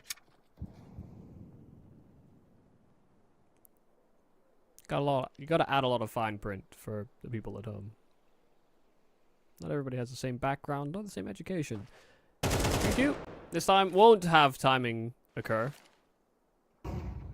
Able to jiggle at the right moment. A little spoke for heaven, but QQ exchanges one into main, and he should just be content to play behind this. You know, they have a man advantage. No reason for him to fire onto the site, even if they get a bomb plant here from New Happy. Not the end of the world. Money short, but holding on to the post plant, very difficult. Carl just fighting out on the bomb side, finding a second. Had he got the follow-up onto QQ, there was a real world in which he could have clutched this one back, but GR just trade numbers and are happy to tie things up back up at 9 apiece. If Rage had found that frag, that would have been a very different story, potentially, but no. TR will not let it be a tragedy, not yet. Could have been. That could have been. And the thing is, if you're New Happy, yeah, you know, expectations aren't really set too high. You know, GR, for them, they win both pistols. They'd be disappointed with how close this game is. But if you're New Happy, you know, you win both the follow-up rounds. That actually puts GR in a worse spot than just losing or winning pistols. Getting reset in the second round is rough.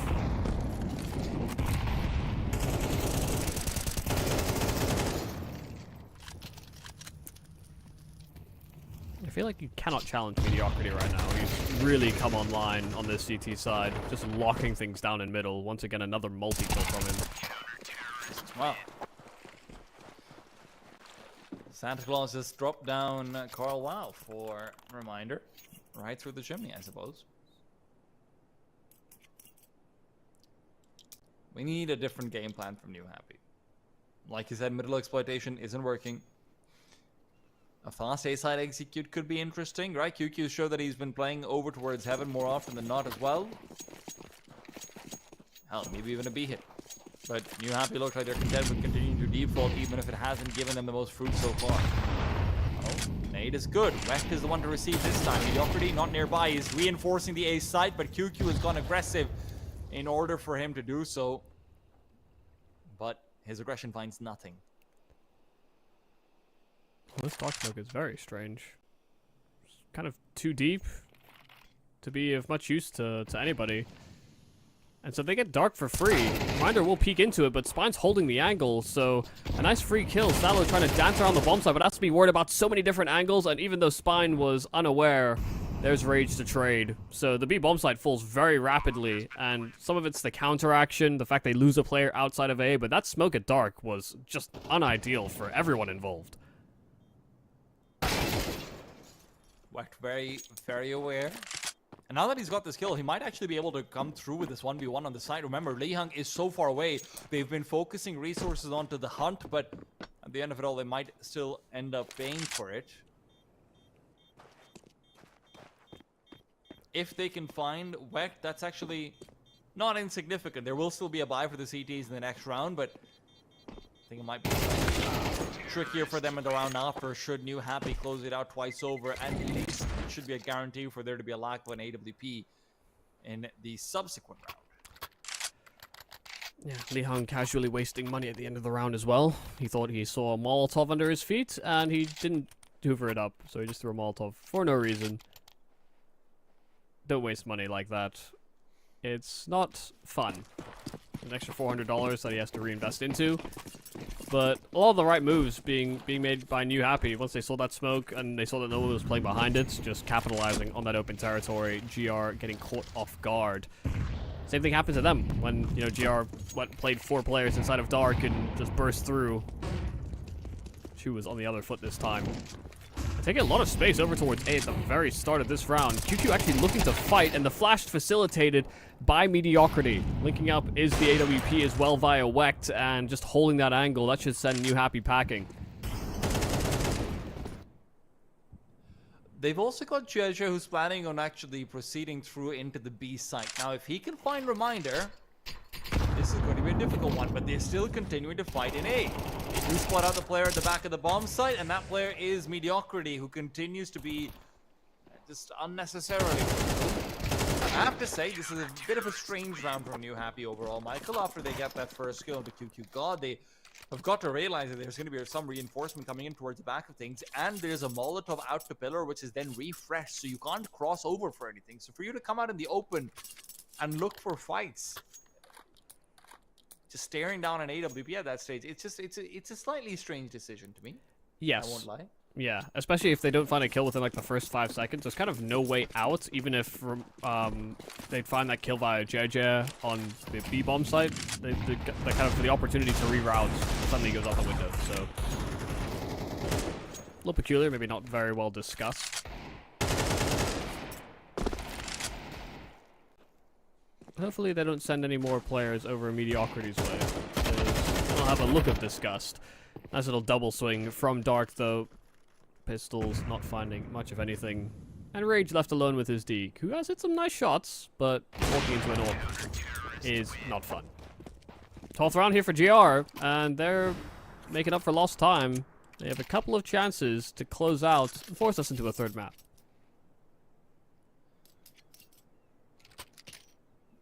Would be a good decider to go towards Mirage, especially with how messy some of these rounds have been. That does make for some very... Like, it's an entertaining Counter-Strike to watch. It might not be the best, at the very least. Back to a 3-1-1 from GR. They know what's been working for them, and right now they want to expand their repertoire to allow Reminder to get aggressive as well. Reminder's playing in behind the wall. That's a great angle when you've got a smoke behind you. Can be a real misleading occurrence. The jump scare will end up finding Rage. Yeah, I mean, all about timing, a leveraged mechanic sort of peak, but nice risk to take. And Reminder as well spotting another one inside of Dark, or just inside of those canals, and New Happy are kind of left with very little map control, losing space towards B, losing space towards canals, and constantly being pressured. It will come down to this mid play where Mediocrity has been pretty much flawless in finding multi-kills. Does get forced back, so still a minute left on the clock, and New Happy finally having another angle to attack from. He's not going to be expecting QQ God, but he still gets the adjustment in time. The AWP hasn't turned around. Wet will not be able to prevent the cross. What a shot! Mediocrity continues to be uncontestable, but in the meanwhile, look at this creep through from Jeja. It will not matter.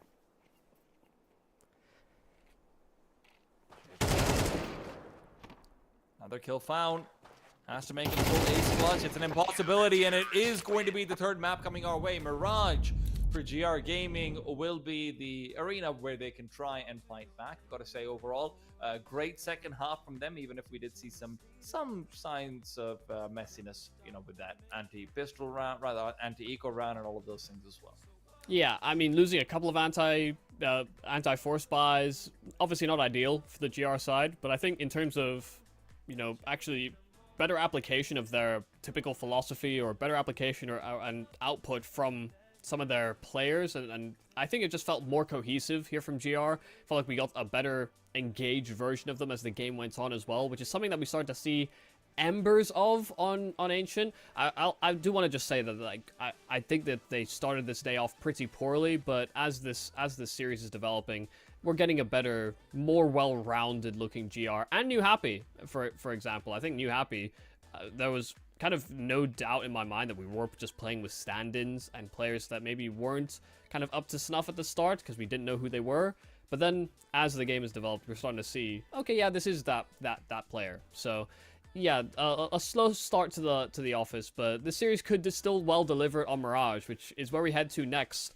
And it's definitely in the wheelhouse of both these squads, and I think because it's been such a staple of the map pool for such a long period of time, it's even works into the favor of New Happy with their stand-in situation. They can play a little bit more bare bones Counter-Strike.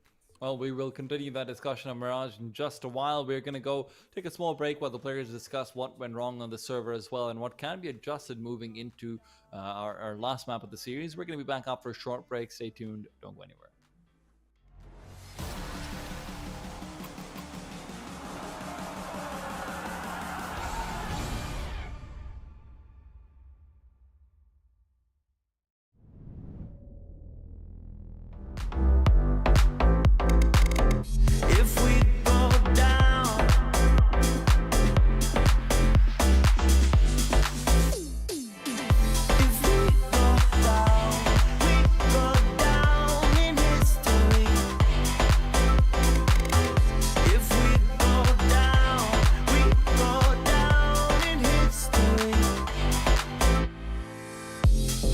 beautiful life. It's a beautiful life, don't you think? It's a beautiful life. It's a beautiful life, don't you think? If we go down in history. If we go down in history. If we go down.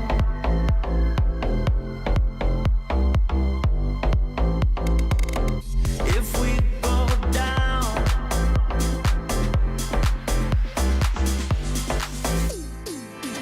If we go down in history. If we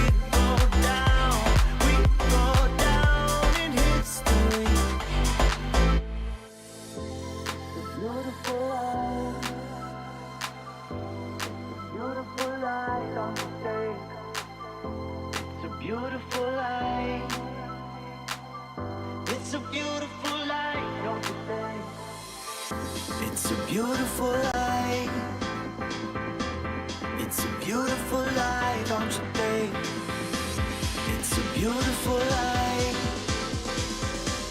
It's a beautiful life, don't you think?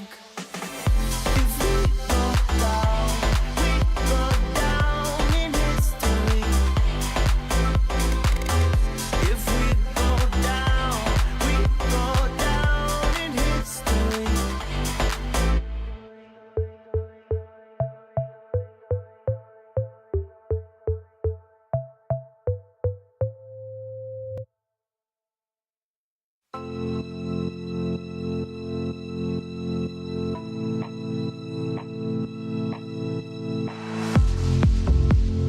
How can I save you when you're tangled in your lies? Caught up in the middle, I can see it in your eyes. Lonely in the corner, waiting for somebody to come and save you from the cold of night. Easily, we've been falling in disbelief. I think I'm ready for another try, but this feels like the last time. So why did you say goodbye?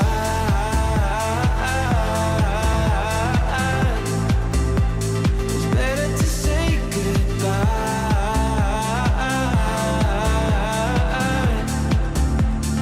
Why did you say goodbye?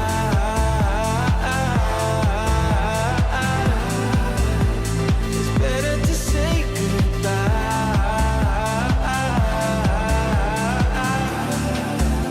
So why did you say goodbye?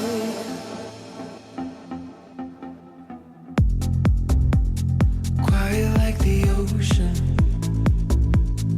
with the rumble running deep. This is how I see you,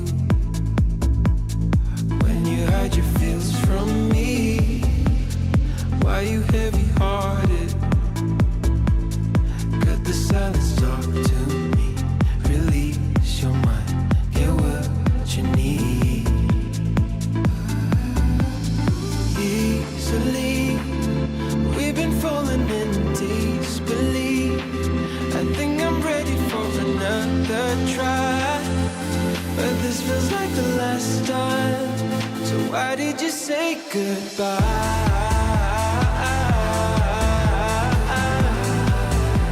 It's better to say goodbye.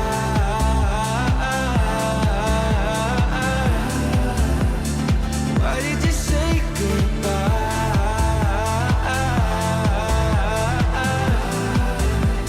It's better to say goodbye.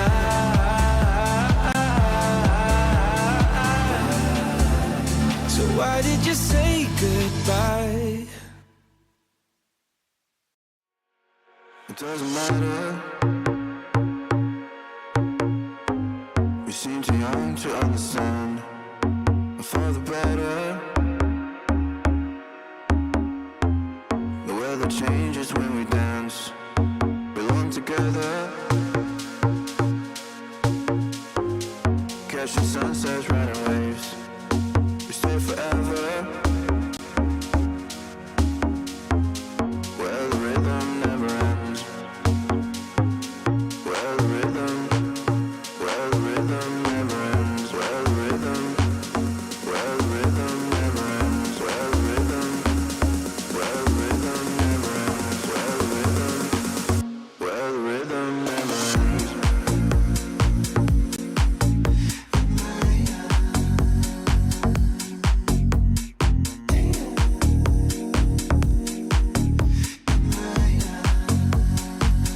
Where the rhythm never ends.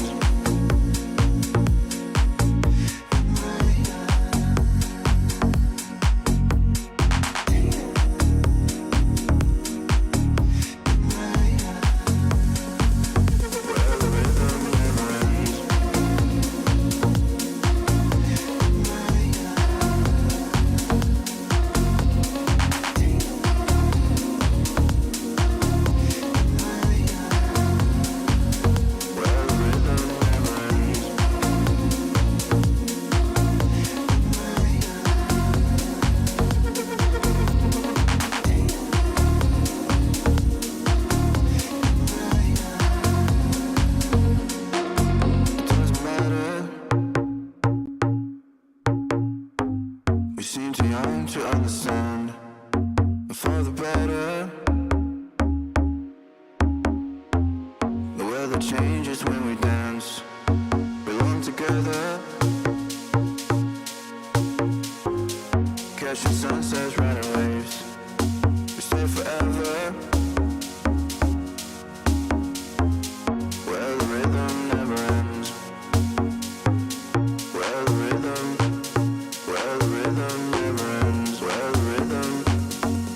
the rhythm never ends. Where the rhythm never ends.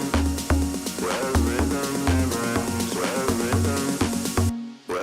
rhythm never ends.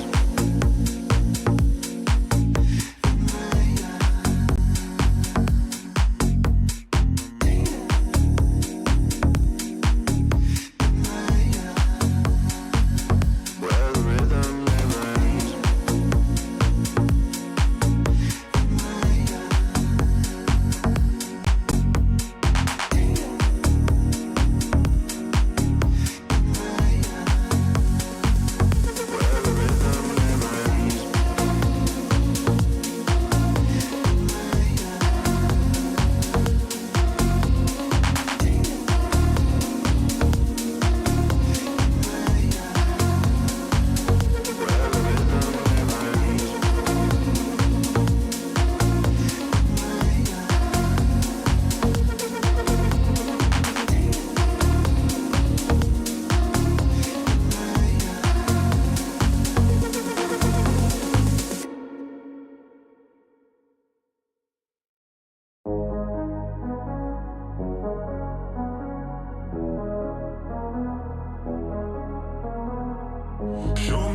Show me love, taking this pure heart of mine, high above, we go off in the night, we live in the red lights, and let them need, you can see right, we go long.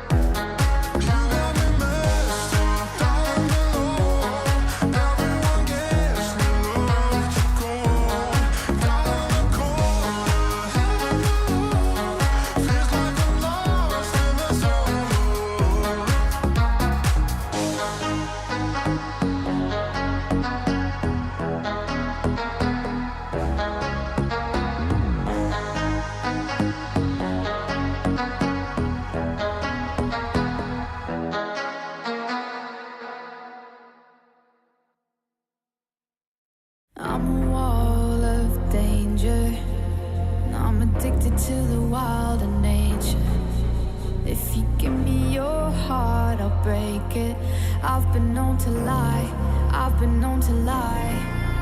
I was sitting all alone on the sidewalk when you caught me by surprise.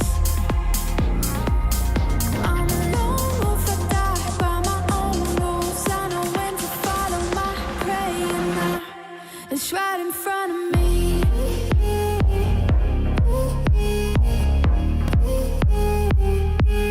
Right in front of me.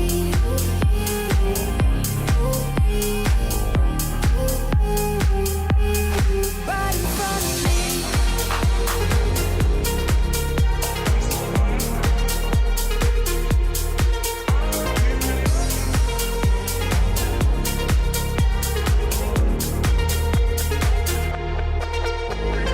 I'm in awe of the mayhem. I would chase 100 more highs to trade them. In it for chaos I'm creating. I've been known to lie, I've been known to lie. I was sitting all alone on the sidewalk when you caught me by surprise. I'm a lone wolf, I die by my own rules. I know when to follow my prey, and now it's right in front of me.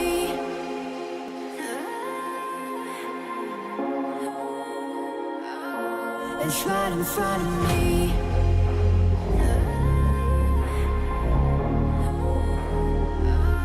It's right in front of me. Right in front of me.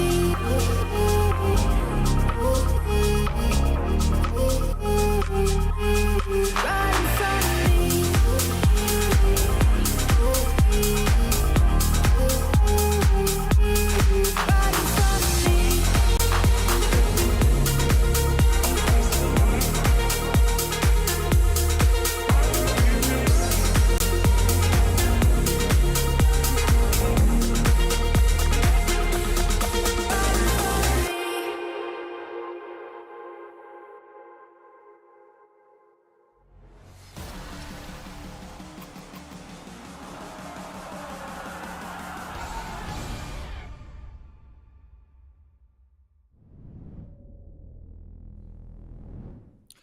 Welcome back to the ESL Challenger Melbourne Qualifiers. I'm Tea Time with Michael Yumi Cassidy. The score is 1-1 between GR Gaming and New Happy Esports. New Happy featuring 3 stand-ins / trials / whatever. We don't really know.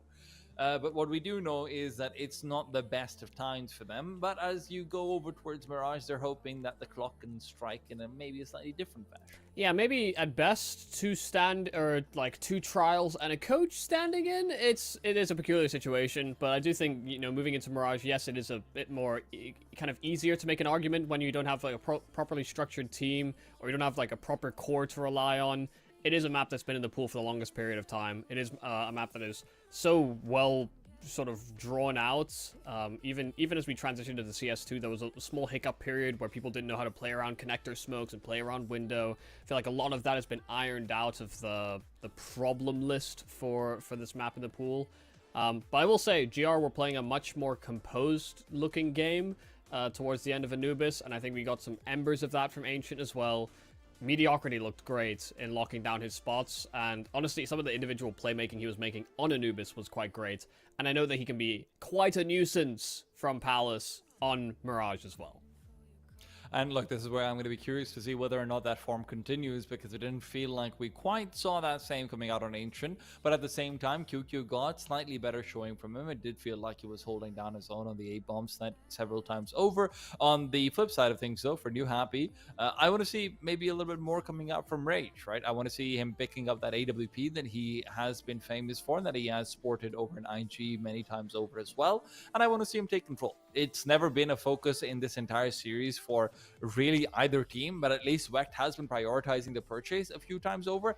I don't think we've seen that really from Rage either, and it's probably a philosophical decision to not go for too many, high value investments when you're coming in with a scrappy lineup. But I want to see it, man. It's Mirage. You can't not have an op on Mirage. I don't even know if it's a philosophy thing, really. It might just be the fact that because we've had so many scrappy, weird rounds that nobody can really feel confident that, okay, we should actually invest into an AWP here because they're scared their money might just break in the following round anyway. The game has been so topsy-turvy on both maps that I don't know if I'd read too much into it. But yeah, it kind of depends on what the situation is for Rage coming into this situation with New Happy, whether it is just a stand-in and he's just been, he was just available for the day or not. That's where I'd put the importance. If this is more of a long-term thing, then yeah, you want to see Rage actually take control in rounds. But if it's just, hey, I'm here to play some Counter-Strike, yeah, I wouldn't place as much importance on it. It'd be nice. It'd be a nice showcase for him, though. For yeah, sure. that's the thing, though, right? Like, which is that for a player like Rage and the Chinese scene, and I wouldn't pretend to know the politics of the Chinese scene as much as I might be familiar with it to some extent. But I would imagine that for a player like Rage, who was sort of a never been, where he never quite broke through to the uppermost echelons, to being able to contest with the Annihilations, the Dan Kings, the Kazes of the world. If you can get a good showpiece over here, that'd be pretty good for your career as well, right? Remind some of the other teams, maybe a Wings Up here and there. Maybe some of these other domestic organizations that are popping up with CS2's sort of revival. I know that Gen G as well has been looking towards that Chinese side of Counter-Strike as well. So yeah, you want to have that showcase, you want to have that interesting affair coming out, and if you can do it against a team like GR, whose firepower everyone does respect, then that's a pretty good place to start. Yeah, especially, it's not like all these teams are totally impervious to roster moves at the top end. Even the fact that Linvision, when they made their transition, brought in G as an AWPer that was relatively unproven, but it sort of had a couple of showcase events with his previous teams. Yeah, it's a good way to sort of market yourself for the future, because even though it might not be the right time now, you might still make it onto somebody's list for the future. Of course, a man for the future is also the man for the past for GR. Salamox, one of the longest standing members of this line of the IGL as well, is incredibly important on Mirage. He likes to play out towards Connector, get aggressive in middle, very, sort of repeat heavy, flashes all around him style, a little bit of that John Wick mentality going into middle. And the question is he going to be able to continue that as well? I didn't feel like we saw quite the most impact from him coming out on Anubis. Ancient was still really, really good from him, but maybe Anubis was more of a mediocrity showing. So what are you thinking for that one, Michael? I mean, I just like the way the Salo plays, because I feel like he's a very well thought player on this team. I feel like he is the central nervous system of GR in a lot of ways. And if you're going to see anything sort of happen around the map, he's going to throw his hat into the ring for a lot of those fights. So yeah, I think he's important. I don't think there's much I can really say to contest that. I do want to see Wecht kind of holding and locking down his spots, because he's somebody that, like I sort of mentioned before, he's not really a part of the more aggressive plays very typically. And if he's going to have these small moments where he's sort of fumbling in late rounds, like we saw in Ancient, then being able to lock down your position and get your 1 or your 2 kills on that AWP is going to be very important for him. And I think it's, just like about building confidence coming away from both those maps where the AWP didn't really shine too much for really either team, if I'm being honest. But Wecht in particular, I don't think had these major moments with it. Wecht had a reasonable Ancient at the very least, right? It wasn't like he was really struggling all that much, but again, like you mentioned, didn't see that continuing over towards Anubis, and you'd want to see that in Mirage. The thing with the Ancient was that he got quite a few kills, but even though he was getting himself into like very advantageous positions with those kills, he was then not sure about what to do afterwards. That was my concern with it. It's not like his output was poor, it's that he couldn't maintain that in the way that positioned himself for the win. He actually got away with quite a few of the harder shots and then failed on the kind of the final hurdle. So that's really where I'm levying my criticism at him. It's not really critical of his ability, more so that I want him to have that composure throughout the rest of this map. Of course, one of the things that meant that GR could steal that Anubis win away was that it felt like New Happy didn't have that plan B, right? When they're 6-1, when GR starts to change things up a little bit, then they're not ready for that. Ends up being a 6-6. You're not even able to get that single round in. When you're winning out the force buy, even in the second round, well, not even a force buy, practically an eco, you're still not able to transition that into like a, 10, 11 round situation, despite being 6-6 initially. I think that's very much an Anubis thing, right? That's we with 2.5 stand-ins are not prepared to play this map that maybe everyone doesn't have as much practice on. Mirage will not have the same thing happen. Mirage is going to be a lot more similar to Ancient, where we are going to see individual players being able to flex their game around here and there, right? Individual players being able to change their style in a way that adjusts to sort of trying to fill out the defenses a little bit more effectively. So it's not going to be as easy of a snap and turn things around for GR. So I'm hoping that we do see a much cleaner post-spawn situation. We see a lot more of that early aggression, and we see a lot more of these sort of cleaner communications moment that Anubis did bring to us, even if, listen, there were a couple of places where someone creeps past an anchor. There's a few places where maybe a mistake happens. That's fine. That'll happen. But let's just not have a complete mishmash in the post box. Yeah, I think for me, what I want to see out of New Happy is like good targeted control or plays being made in mid rounds. Because, you know, if you're just thinking about player for player, with the situation that they're currently in, you can't expect to win out on those fights. And you should expect that GR are going to be hunting for those fights all across the map. You know, that's one of the ways that you can maybe counteract that. You can sort of set yourself up for trades. And even though it might leave one bomb site vulnerable, it's a nice way to sort of get a favorable engagement out of the start of rounds. Whereas for GR, you know, I kind of just want to see them actually go for a lot of those spread killing, pick-based kind of plays, because they're one of the few teams in this region that are willing to take those risks. And it actually catches many teams off because they play so unconventional to so many other teams within the region by playing so sort of aggro default heavy. Well, seems like we're going to be heading into the game right now, Michael, and seeing where this final map will actually take us. GR Gaming hoping that they don't have to be gracing the lower bracket with their presence, although I've got to say, spoilers for anyone who didn't see the other series. Mag is downstairs waiting, and I don't think that they'll be too happy to be meeting GR should they end up there. So New Happy, right now with the 5 Cavaliers, are going to be trying to make sure of it. Yeah, I don't know how much of a reward it is to win this series and then have to play Lin Vision afterwards. It's going to have to happen at some point anyway. GG. First shot missed out. Carl continues forward, just trying to find through, but Reminder is the one to get the quick 2. Jeje and Rage coming out on top, and Spine's fast rotation is lending them more credence. Some beautiful shots being hit by a man who we did expect to see on the server. Yeah, that's lovely stuff there from Spine. It looks very simple when he kind of comes out for market, but those players on GR are just unsuspecting they would be there so quickly.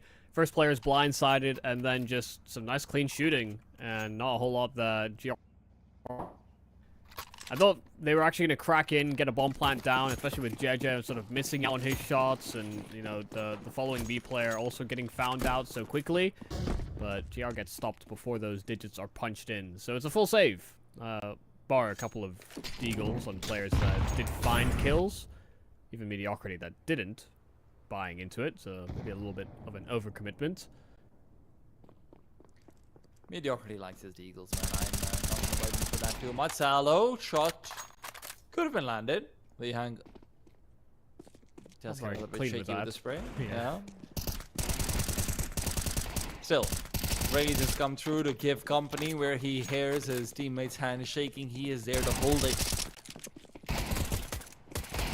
What's the rules on you holding your teammate's mouse, Michael, in like a competitive tournament? Probably not allowed. Because I feel like if it was allowed, it would be advantageous to have a guy with like who plays with his left hand playing next to Nico, so Nico can just like sort of lean over and away. No.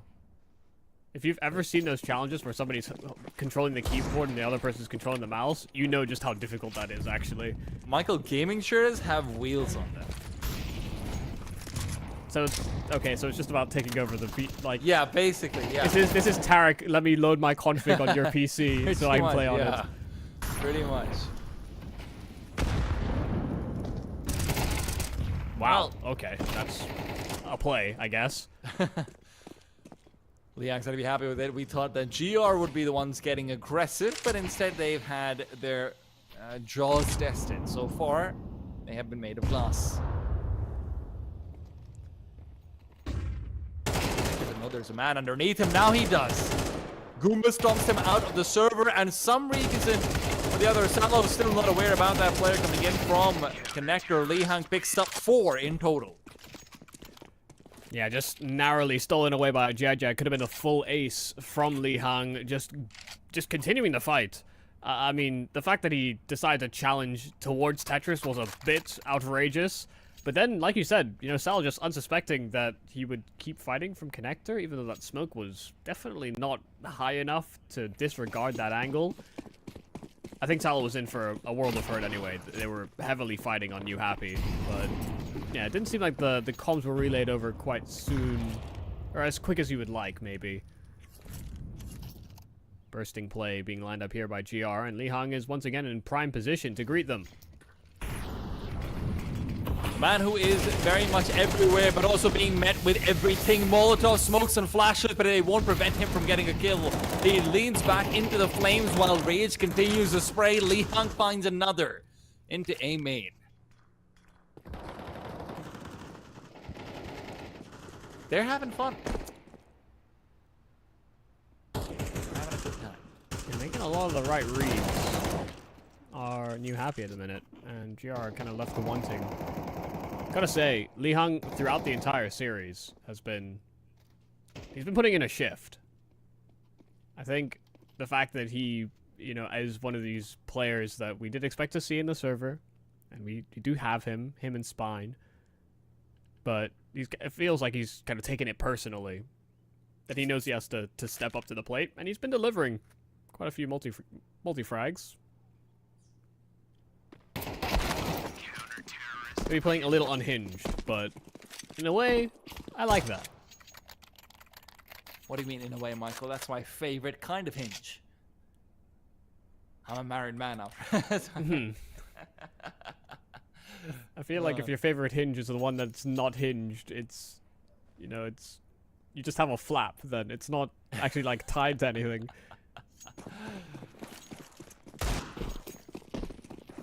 Well, maybe Weck can flap his wings up a little bit, give GR the rise they need, as he has gone and picked up the AWP. An op that will not be used for an early peak. Instead, it's being used for a little bit of trepidation, as they're expecting a push to come through from the CTs again. The CTs, however, are busy playing with fireworks and explosives. Yeah. Don't do it at A home. little bit of a misnade and awkward, but just look at him. He's just so willing to challenge and succeeds in the first, but does get traded this time over. The pre-fire map didn't have two people. Rage, however, also wasn't on the pre-fire map, so maybe he can still come out on top. Peeks out again, finds a man trying to cheat past the smoke. That is the death of QQ. Meanwhile, on the B bomb side, Carl is playing the coach spot as a B anchor. Mediocrity always good coming out from Palace. He'll be able to find that one kill. Spine still continuing to jump spot in and will be met with an aid that should signal the end of his life, but 3 HP, the gods have smiled on him.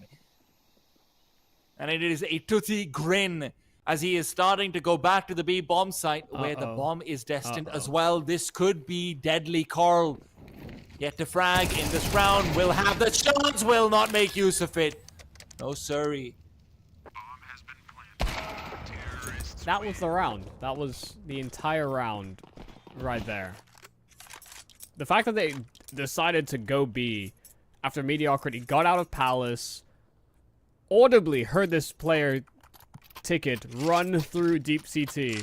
I thought that just meant GR were just going to route either back through T-spawn or go through the underpass, and you know, there's no certainty as to where that other player was, but they could have been linking up with short, they could have pushed top mid. I get the uncertainty, I get the fear, but I guess almost a little too weird, and this time Wex simply won't be there fast enough to take the pick out middle. Rage was there quicker, had the angle lined up. Now as well, Reminder's in a bit of an awkward spot. Molotov did not hit the money though, so able to maintain his position at the top mid boxes. GR starting that man down, and New Happy are still fighting and challenging towards middle. Reminder also sussed out, so they're just getting picked to pieces in the mid fight. Well, it's a 5-on-2. Ah, God. Mediocrity should have been a 5-on-1 and ends up being a 4 instead. Of course, there was a disconnection earlier on, so that is why we see double the mediocrity. No, that isn't a shot to anyone. In fact, it might have been a benefit. Carl, however, still finishes things off. 5-1. New Happy extend their lead. Yeah, just whacked dropping out for a moment, but now back with us. Not the most compelling round from GR. Losing out on the AWPer first, and then even though they had top mid control, just getting re-aggressed into by New Happy, which I like to see. You know, it's part of what my request is. I want New Happy to make these plays in the mid round or make these decisions to actually fight together. And the fact they're starting off that way is rather good, but Li Hong does get punished. Nice quick boost in from GR. Reminder's also looking to maybe find out about this jump spotting player, Carl. If he backs off, he's going to be meeting into a flashbang. Instead, he's got bullets in his face and an M4 stolen away from him. Jia needs to put up some numbers. Finds here as well. They've dropped the bomb in the first. The second kill as well found, but Rage now the only one left on the CT side, and he misses a crucial shot. GR get up to their second. And maybe they've found the game plan. Exploit Carl Wow. I mean, just really nice read as well. As soon as they get that kill via Wect, the immediate plan was to just go straight for a B push, and New Happy, as soon as they lost that kill, almost wanted to counteract by re-aggressing in through middle, and they spent a lot of time sort of orchestrating their troops in that direction, and like you said, Carl's just kind of isolated, and they do abuse him.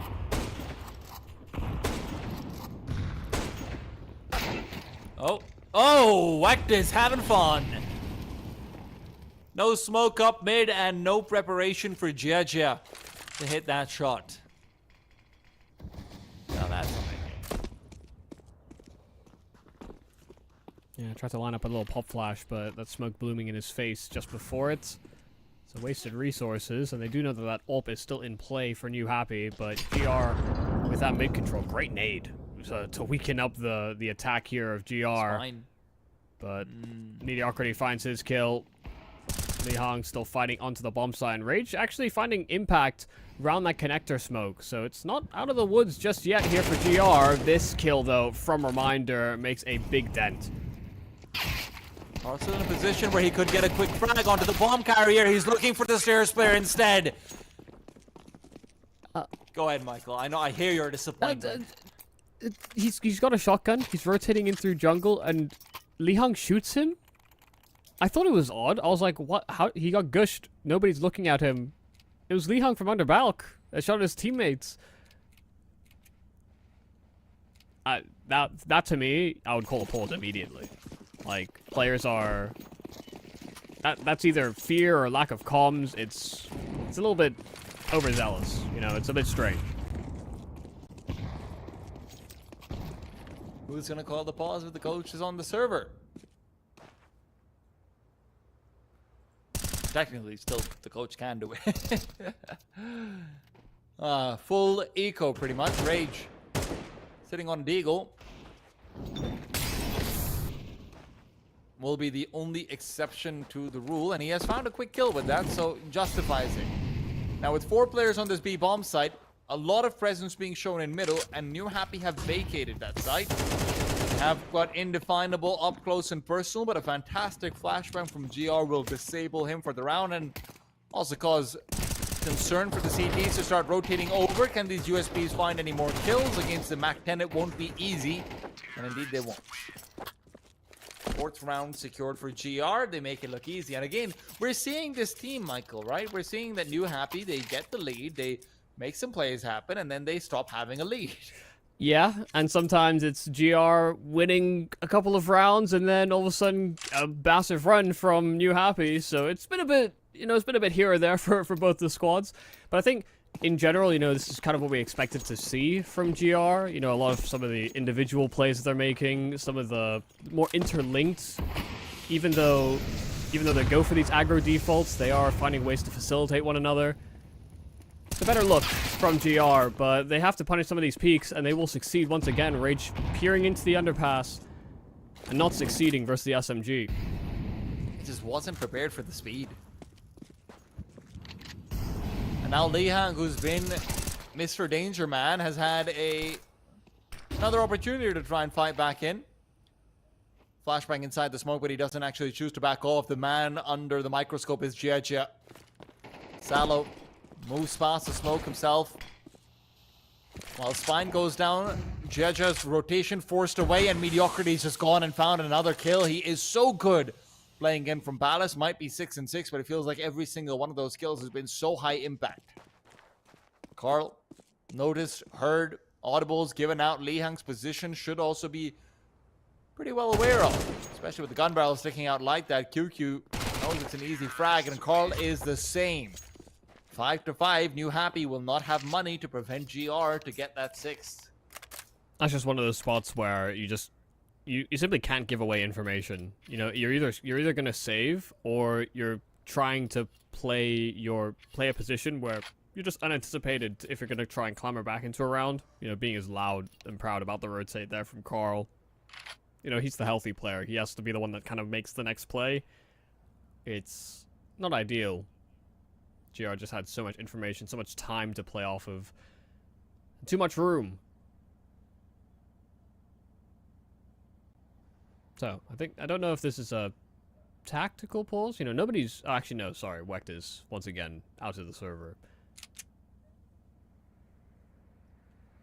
It happens, man. Yeah. You need to break from all New of Happy those have found some lazy stability, though. options. New Happy found stability in their internet provider, but now GR is having problems.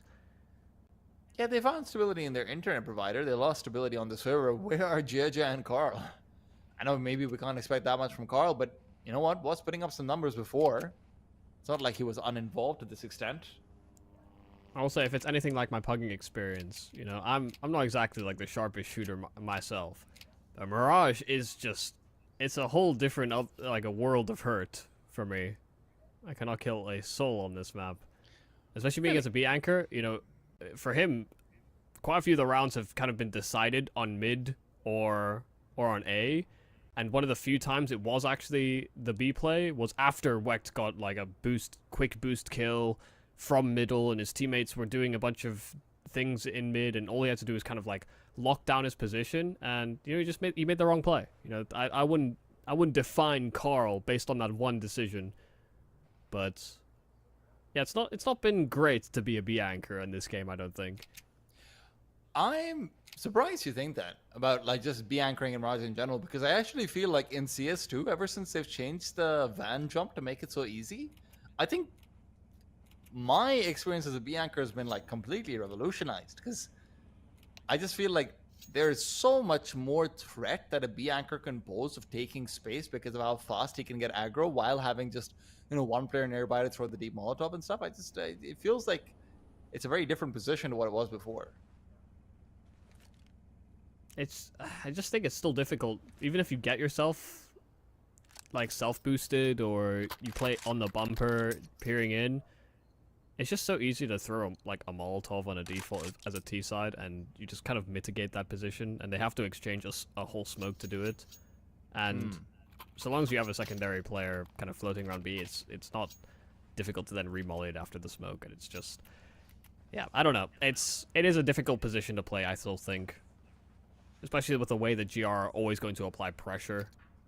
You kind of can't hold on to your utility.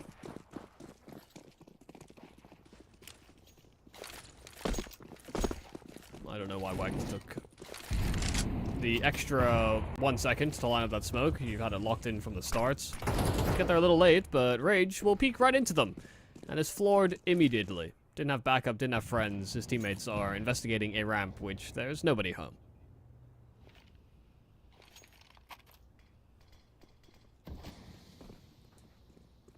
I think the numbers are a little out of whack. Yeah, we do have 2 8s. That's true. Yeah.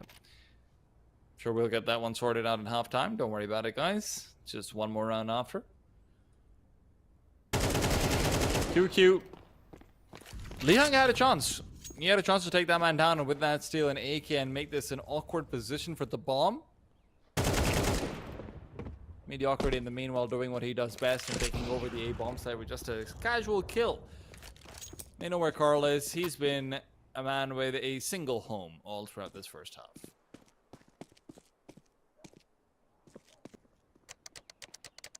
Hashtag not Carl's fault. Another round for GR Gaming. This one's on just pistols, so it's really, Yeah. I don't think it's anybody's fault, but nice to see that they didn't fall foul to those 4 spies again. GR had problems dealing with this on Anubis, but now very well handled. Good awareness from QQ as well, making sure he didn't get flanked, because Mediocrity, once again, just always in Palace, so never cleared ramp, never looked behind. Only forward.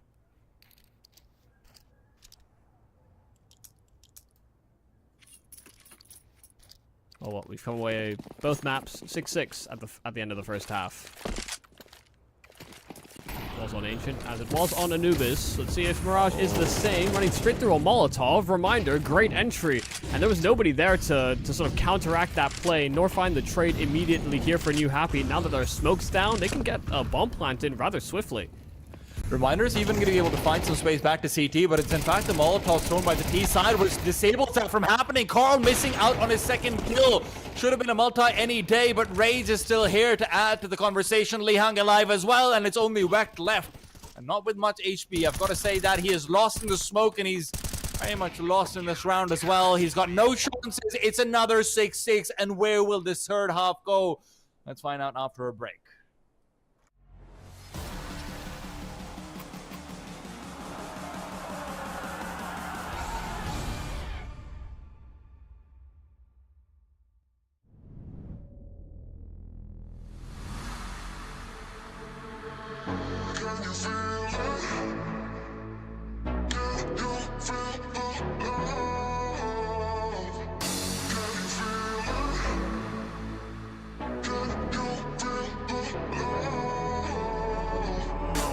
Can't go if it ain't up my door. Don't go, my phone got my shit on airplane mode. Don't talk no more. Yeah, I heard it over before. So cold, I froze. Only thing on me is gold.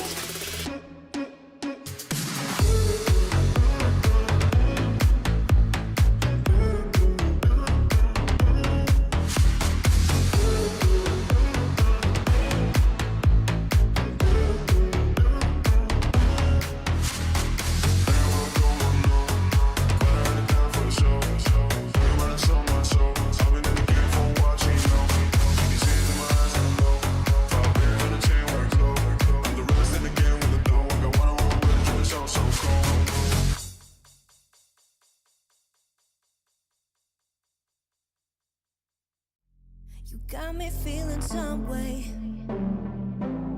like I might be stuck in a dream. Let's stay here till the day breaks, feeling like I never wanna leave.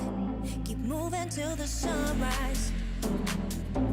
You're taking my mind out to sea. Fall in love at low tide. I'm thinking we should never leave. So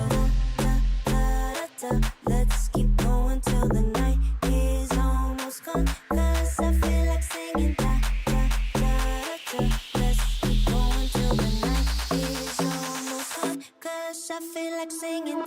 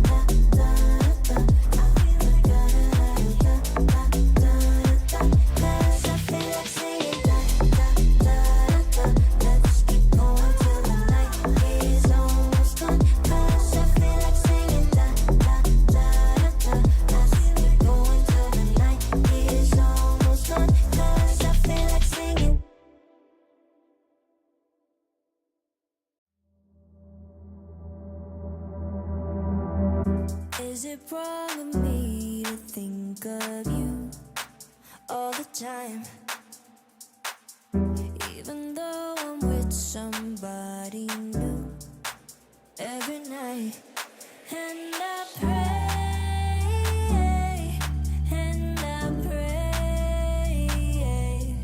and I pray that you feel the same way. Is it wrong of me to think of you all the time?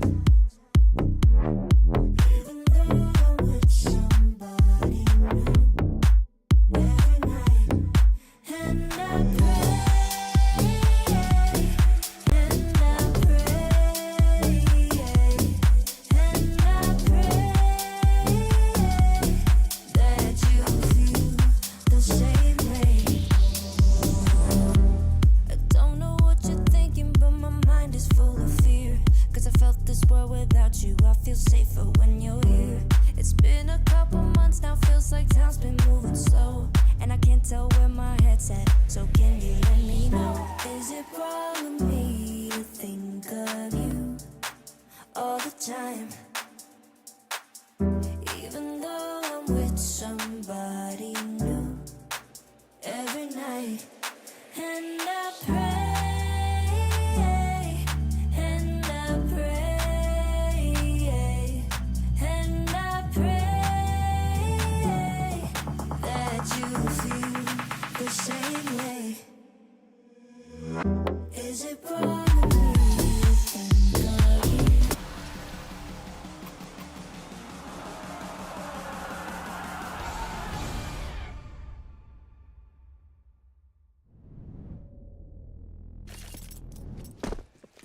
It has been tied at 6-6 each and every time, every map we've seen so far this series, and once again we have a chance for GR to take a pistol, but also New Happy have been just as hard to beat past. See how they do on this T-side, and it's very much a spread, probing looking T-side pistol, but it's all about whether or not they've actually read into it, and the answer is no. They've completely leaned away from this A play, and GR are left wanting. They do not have position on the side. This is a free plant.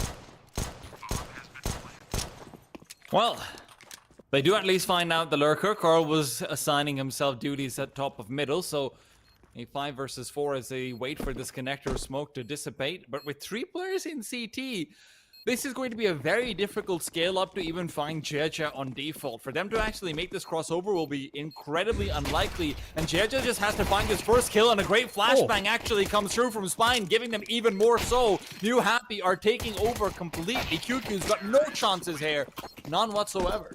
Yeah, I mean, a really solid pistol here from New Happy. Just honestly playing with the idea that GR overcommitted for that rotation. You know, a little probing, a little scouting over on that B bomb site, and that was enough for GR to be convinced that New Happy just weren't coming in with a whole lot of finesse or really any sort of subversion of expectation. And all of a sudden, New Happy found space on A. They were able to get the plant in, and GR just had no position. So really well handled from New Happy. A great way to steal away a pistol round.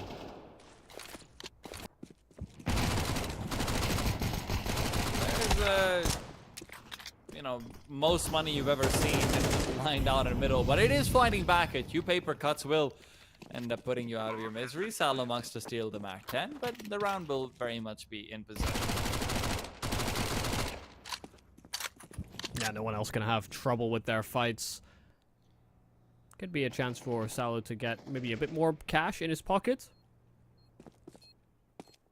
The round has no more chance of winning. Don't expect Wecht to get away with anything either. Maybe a kill. Yeah, Jeja taken down as he searches around, but only 2 Mac 10s are the spoils of their war. And they're not very spoiled. Well, in fact, they're going to be able to find at least 1 kill with the Mac 10. Carl picking up his 3rd of the game so far. Yeah, I'm not gonna lie, a little perplexing that I don't know what Jeja's doing, basically. You know, he's jumping around, he's doing 180s, and he's not really going anywhere either. So, you know, if you're gonna clear with an SMG, at least give yourself a fair fight, and you know, clear things properly. But it's fine. You know, all using SMGs. Those are the weapons they were happy to lose. Especially moving into a first gun round where GR have an AWP to work off of. He's going to take a lot of these dry fights. If GR don't address that or nip that in the bud early, then this could really be a problem that starts to stem.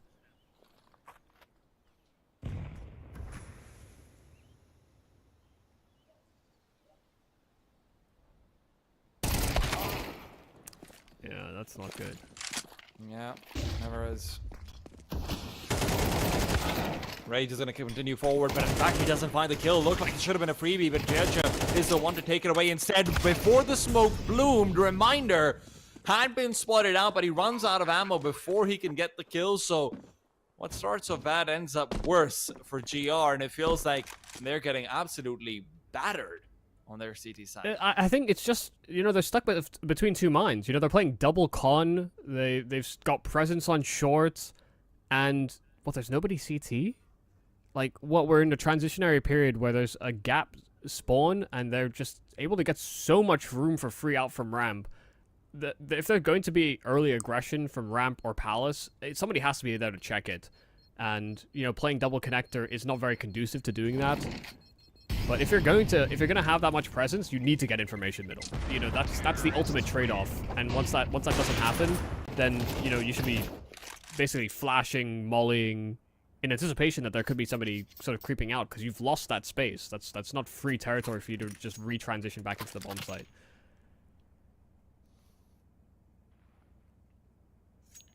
Wecht has a really good spawn for a mid play if he wants to go out and make it. This is the kind of round where you ask your teammates to buy 4 flashes and just keep chucking them over from A. He is at least going to take the position, go for the jump up and out, does not succeed. He's dropped down and under, but maybe that's for the best. Another A-sided attempt is going to be coming through.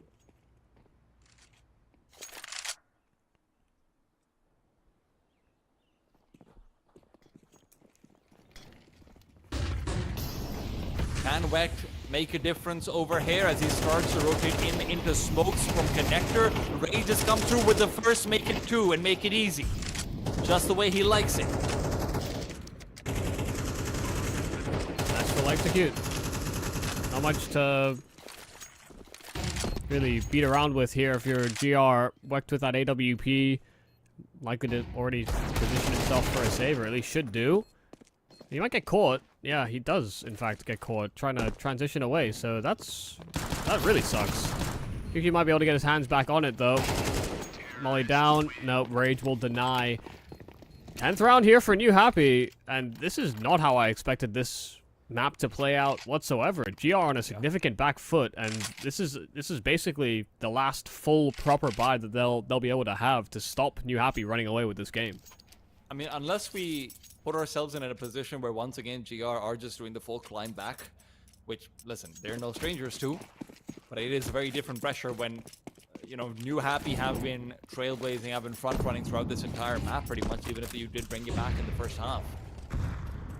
Zalo getting aggressive in middle, you know he loves to do it, but where there was once a full execute planned out, instead it's going to be just a peek forward, a creep through. Wecht is good for 1, but doesn't realize there's 2, and Rage doubles up in middle. He is going to be taken down eventually by Mediocrity rotating over, but that means the A side is vacated, and you can see New Happy realize that completely.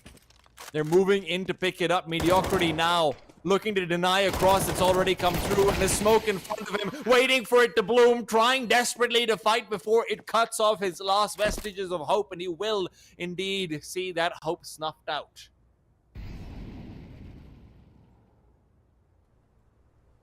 Damn, an absolute slaughter.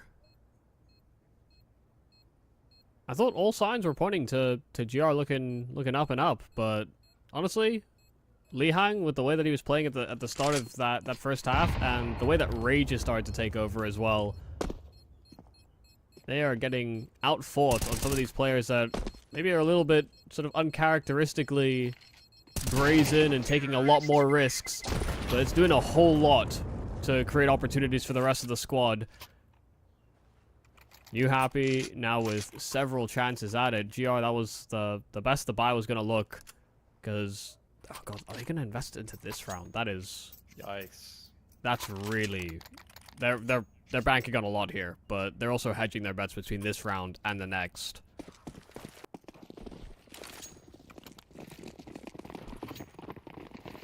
I can see it. I understand the vision, but it doesn't make me that much more confident. Just a flat-out B rush here for New Happy. They're not ready at all. They try to go aggressive, but in the meanwhile, there's a team kill with a self-knife, and now QQ's been set up for success already. 3 T's down. Is this the first domino to fall? A good nade, a team kill, and an MP9 that is farming them all up. Spine left to try and mitigate the amount of rifles that can be recovered, but he is a dead man. The clock is ticking, and the man running the timer is Reminder coming in from behind. The XM is going to come into play. Spine turns back. Might be aware of the potential of a flank, but that flank is not being pushed forward. The clock has stopped, but not the one on top.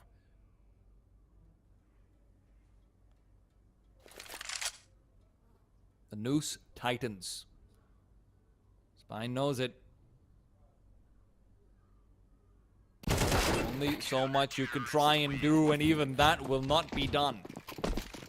7 for GR, and the Hail Mary has been, it's been forced through. Yeah, gotta say, that Molotov HE, very well placed, addressing the B hit. That was something that could have maybe caught GR Gaming off guard, but making sure to have enough utility to counteract such a fast play was extremely nice. And then obviously it's a little cherry on top that Rage decides to kill one of his teammates by knifing the air, maybe in frustration. That could be a saving grace. Like you said, could be the first domino to fall. Oh, that's a little awkward. Li Hang missing the timing. Reminder went for the peek. And meanwhile, Salo fighting out in the open in middle. Spine was in a position where he could have lined up a trade, but the AWP of Fwecht actually lining the tag through the boxes, but unable to find the follow-up. There's a lot of fighting happening all over the map, and it's just a scrap. Carl double swung as well. Reminder trying to get himself out from underpass, but Spine's so low HP that a lot of the heavy lifting has to be done by Li Hang. Oh. Well, it wasn't. Gotta love that, though. Yeah, they do. Even in all that chaos, being able to orchestrate yourself in for a triple swing in that fight, that's just fluid comms. Even though it's probably very hectic, Yeah. GR not missing a beat. Reminder's gonna have this one. Any day of the week. Yeah, there you have it. When Michael says fluid comms over there, guys, you need to realize fluid comms does not mean just a, beautiful symphony of, hey, we know who's talking, we know who's not supposed to talk. Fluid comms means you're gonna listen to the guy who's shouting really loudly, don't peek, swing on my call, 1, 2, 3, swing. Yeah. It's just, it's very dynamic. I'm sure there was probably a lot of yelling, but it's just it's a stream of consciousness. It very, very much felt like everybody was on the same page in that moment.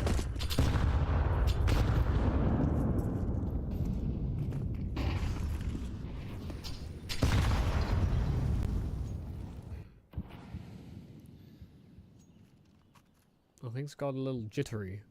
Not just on the server, but in it as well.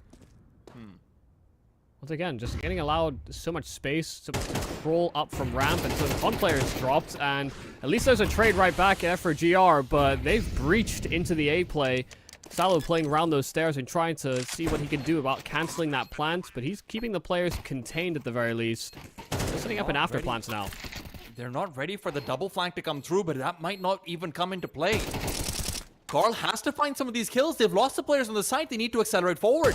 And the CTs are still confused about where these players are. They don't realize it, but with the smoke down, this round is gone. Just a blatant miscommunication about when the bomb is planted or where the remainder of your team is. What is going wrong for New Happy? The answer, unfortunately, seems to be everything. Yeah, I mean, it just felt like one of those moments where, okay, we get 2 kills on the A play. We have enough room and space to plant. They've been so fixated in middle. They typically will have a player off of short, one that's anchoring the B bomb side. This is the gap, and this is the time that we need. But those mid players just were unable to link up, and because of that plant, it is simply unideal. So you can get out some. It's a little strange. Oh, getting a little little cameo from Sponge there for just a moment. But Hey, stop trying to steal my casting partner. yeah, Sponge. I know. It's just step off. And listen, this is not the smoothest game of Counter-Strike that we've seen so far. But at the very least, there are ways in which GR can rectify their problems. But this has been a consistent problem, them getting out-ramped. Well, Wex still somehow managed to get the kill, only to be traded away. Li Hang is going to continue the assault forward. Salo's nade actually drives Rage back, funnily enough. It did look like Rage was going to try and find a timing to stick it to the man.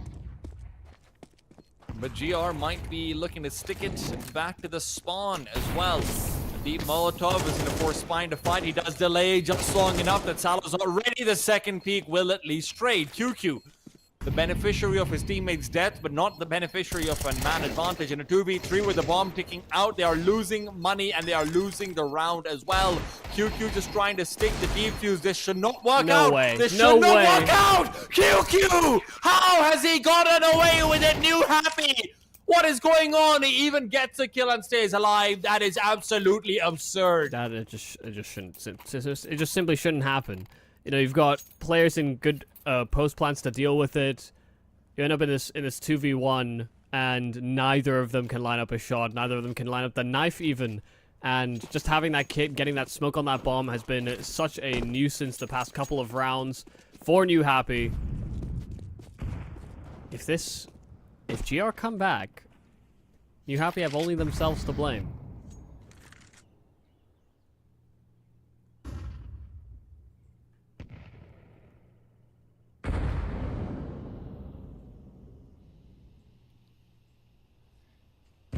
I don't even know, man. This is where the lack of a timeout as well is just going to continue to bother me.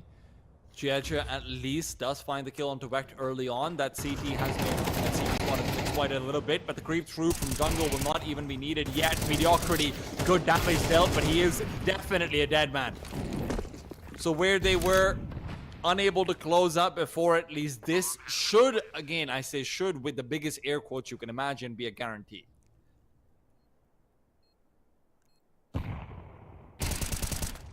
Yeah, I'm not counting. I'm not counting any chickens. Okay, we're fine. This time it does come true. A 12th round here for New Happy, and once again it's the A bomb site that's seeing a lot of abuse. In all fairness, the one time that we've seen New Happy actually put any sort of significant pressure on B, they get destroyed, and it's really this vulnerability out from ramp.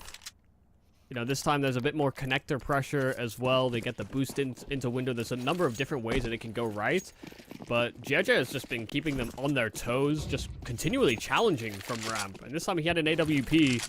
He definitely called them off. Li Hang, oh, so clean.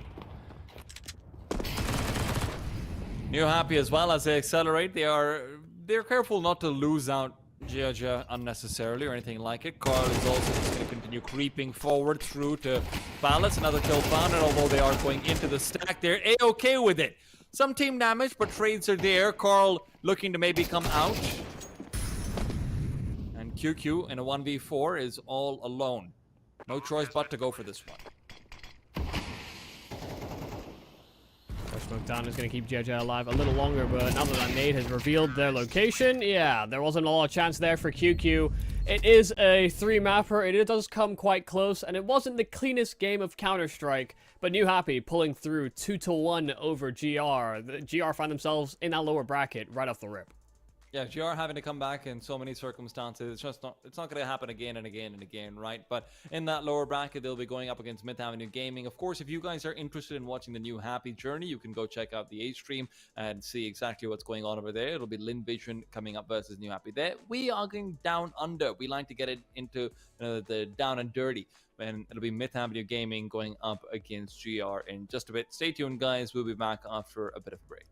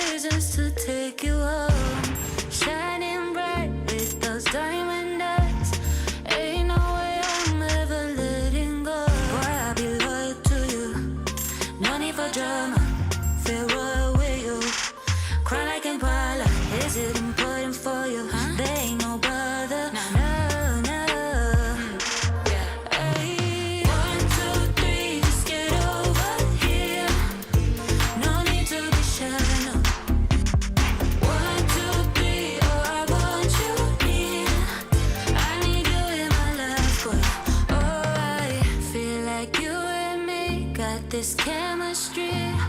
One look at you and my heart explodes. Just let me be the one you keep. I'll be right here through the hot and cold. But I'll be loyal to you. No need for drama. Feel royal with you. Cry like Impala.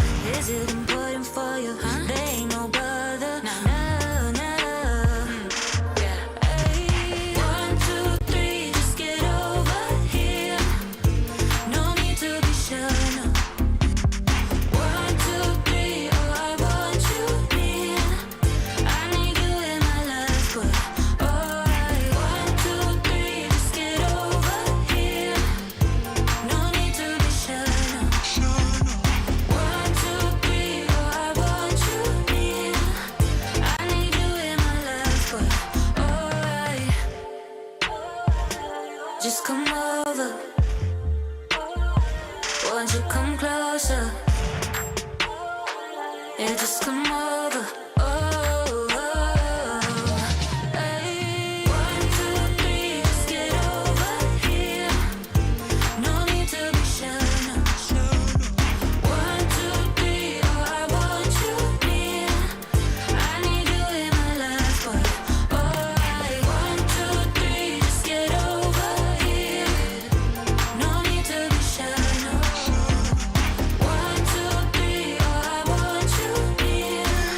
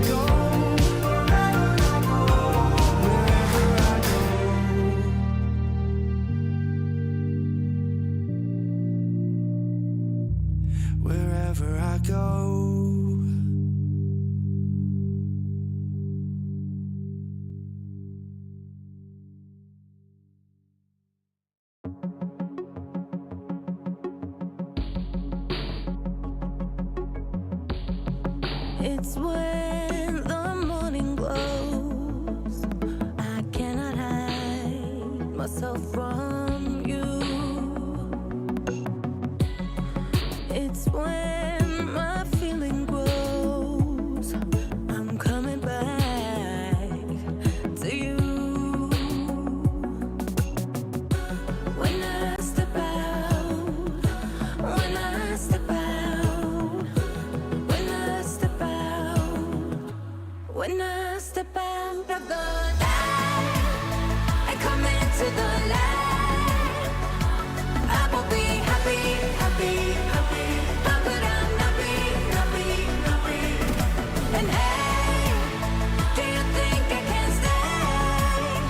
'Cause I will be happy, happy, happy. How could I not be, not be, not be? When I'm with you, I cannot sleep at night. 'Cause in my mind there's only you. When I step out, when I step out, when I step out, when I step out of the light, I come into the light. I will be happy, happy, happy. How could I not be, not be, not be? And hey, do you think I can stay? 'Cause I will be happy, happy, happy. How could I not be, not be, not be? When I'm with you, you, you. When I'm with you,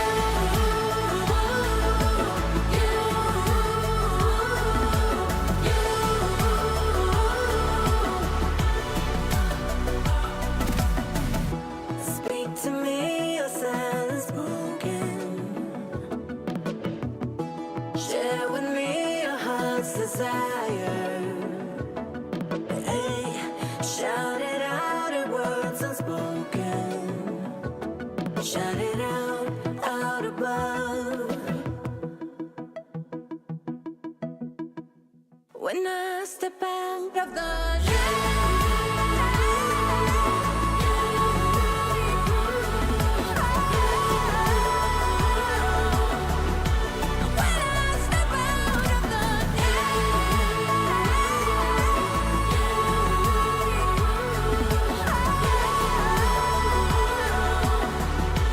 When I step out of the light, I come into the light. I will be happy, happy,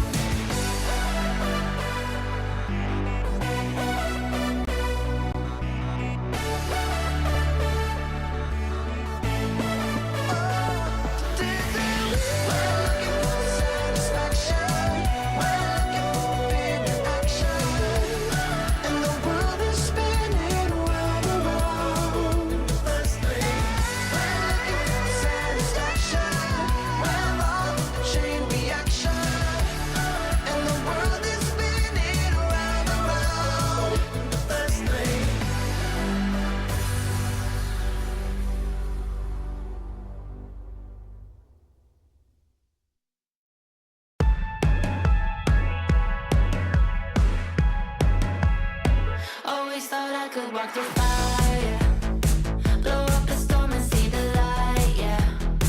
I told my friends that I could run on water, and they said nobody can.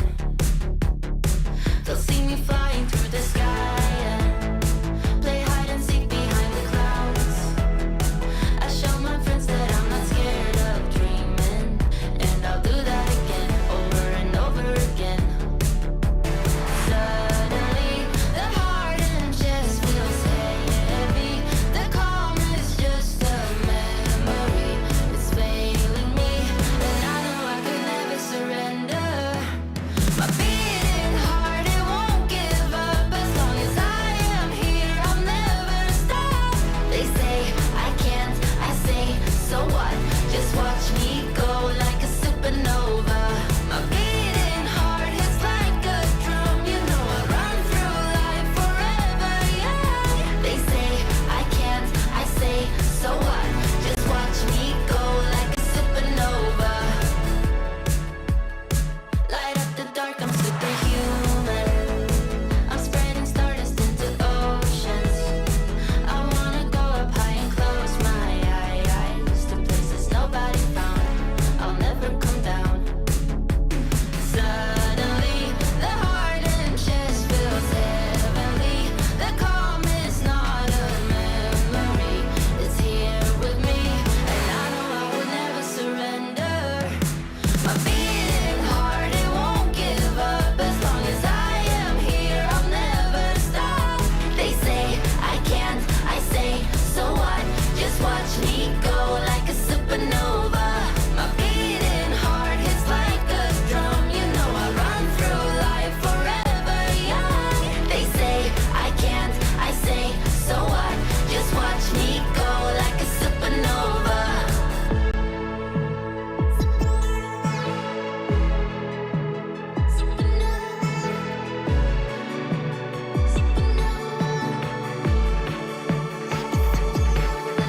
My beating heart, it won't give up. As long as I am here, I'll never stop.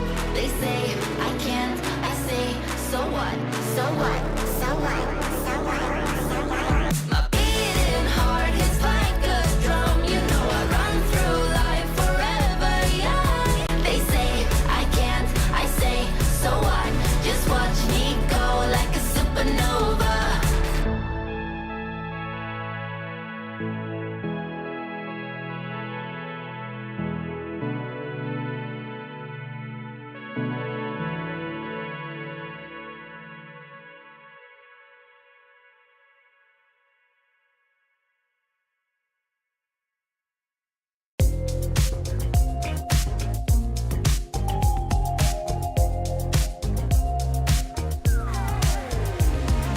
Ooh, I can't stop this feeling. It's setting all my doubts on fire. Ooh, like you won't believe it. Won't let a moment pass me by. Too late, can't win, I'm giving in. 'Cause I can feel something coming over me, holding me till the morning. And it keeps me dancing when I feel something coming over me. I just keep dancing. Ooh, morning light so blinding. It's on the ceiling and the walls. Where is my name? 'Cause I can't find it. Those early memory lane walls. Ooh, but I know it's the price that you pay. Ooh, for living it up on Saturday. I can't win, I'm giving in. 'Cause I can feel something coming over me, holding me till the morning. And it keeps me dancing when I feel something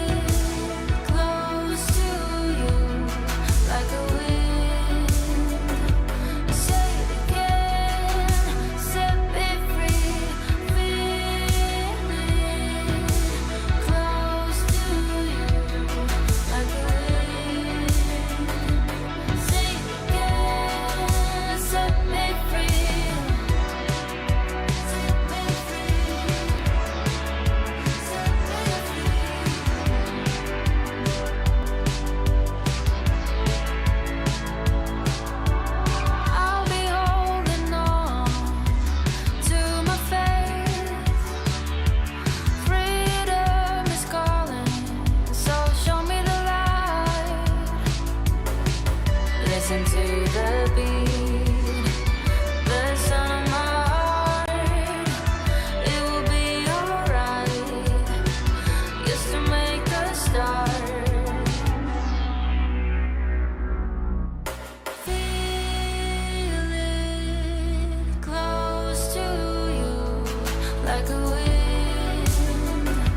Say it again, set me free. Feel it close to you, like a wind. Say it again, set me free. Set me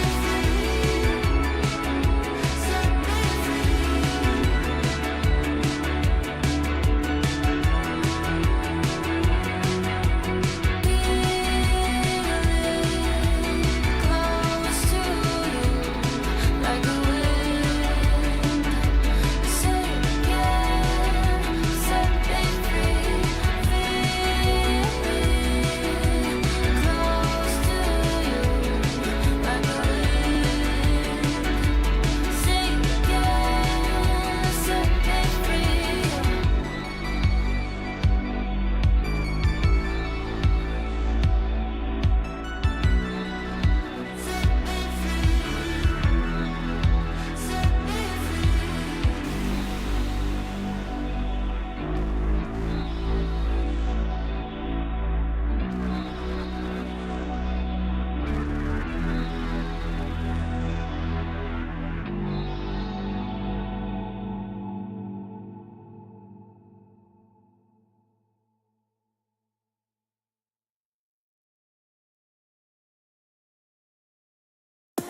It never felt so right with you. I'm gonna hold on to you, hold on.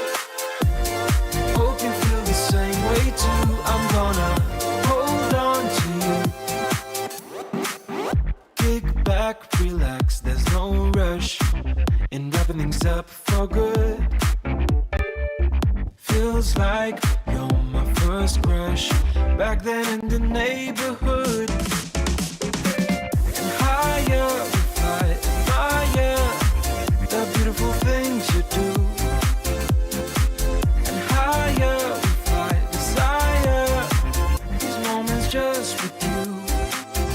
With you, with you, with you, with you, oh, with you, with you, with you, oh, with you, with you, with you, oh. Yeah. Never felt so right with you. I'm gonna hold on to you, hold on. Hope you feel the same way too. I'm gonna hold on to you, hold on. It never felt so right with you. I'm gonna hold on to you, hold on. Hope you feel the same way too. I'm gonna hold on to you, hold on.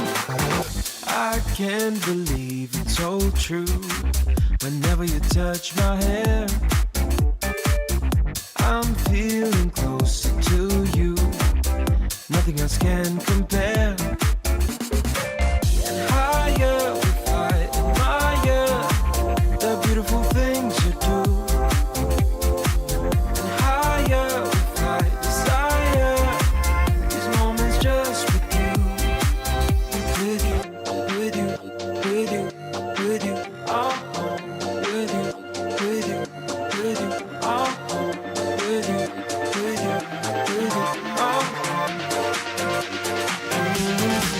Yeah. It never felt so right with you. I'm gonna hold on to you, hold on. Hope you feel the same way too. I'm gonna hold on to you, hold on. It never felt so right with you. I'm gonna hold on to you, hold on. Hope you feel the same way too. I'm gonna hold on to you, hold on. It never felt so right with you. I'm gonna hold on to you, hold on. Hope you feel the same way too. I'm gonna hold on to you.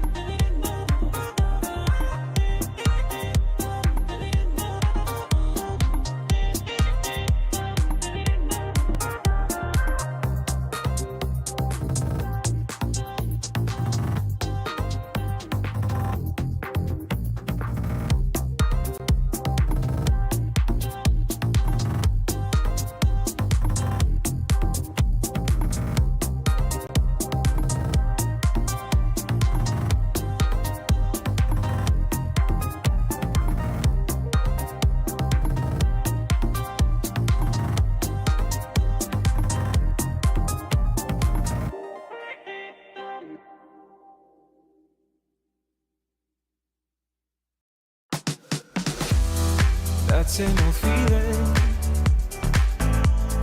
Don't know what's right or wrong. Searching for meaning. I've been thinking about it way too long. So whatever you long for, don't give up along the way. Just don't give up along the way, you know, and cherish the moment. Come on up and just let go. Come on up and just let go.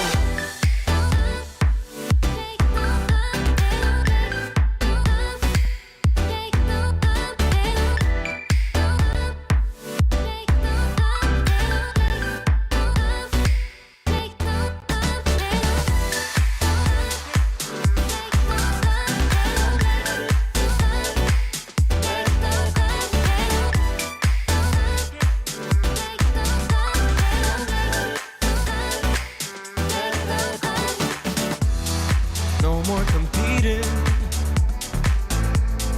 bound to your inner voice, yeah. Things seem misleading, just until you stop and make your choice. So whatever you long for, don't give up along the way. Just don't give up along the way, you know, and cherish the moment. Come on up and just let go. Come on up and just let go. Let it go. Let it go. Let it go. Let it go.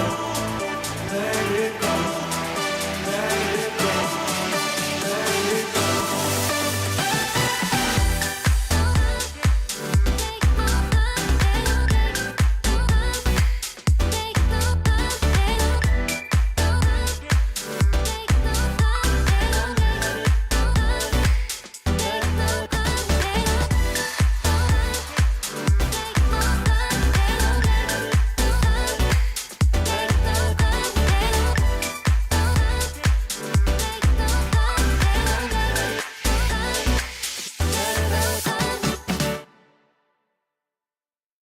It's a beautiful life.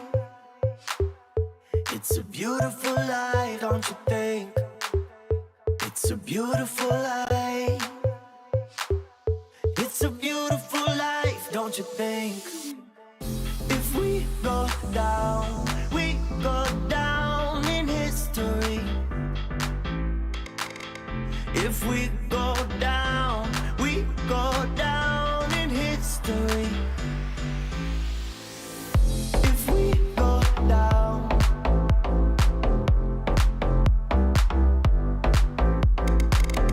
if we go down,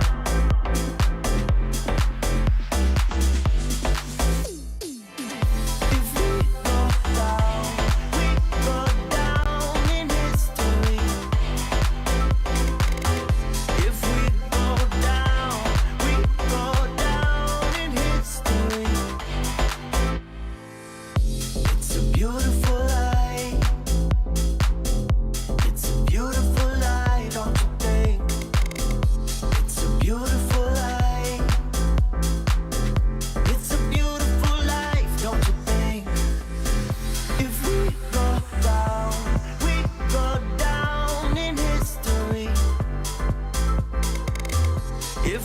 go down in history.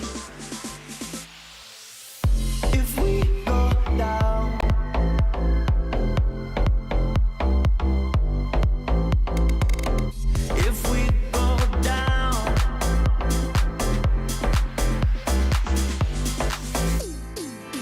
we go down, if we go down in history. If we go down in history. Beautiful life. Beautiful life, don't you think? It's a beautiful life. It's a beautiful life, don't you think? It's a beautiful life. It's a beautiful life, don't you think? It's a beautiful life. It's a beautiful life, don't you think?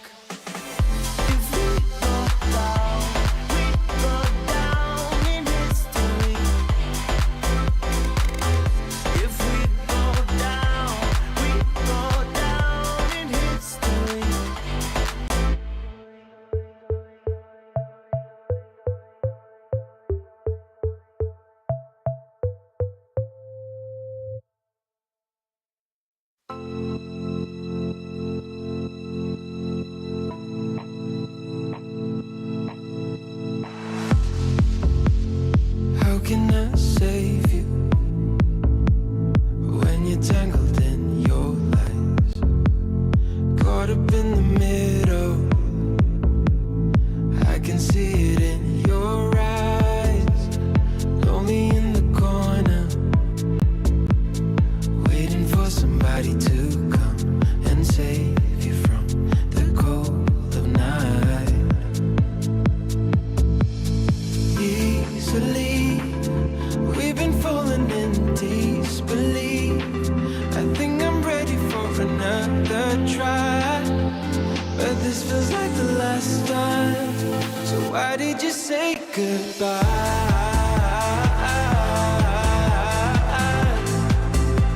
It's better to say goodbye.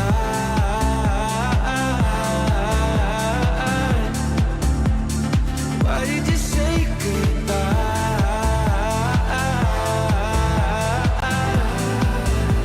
It's better to say goodbye.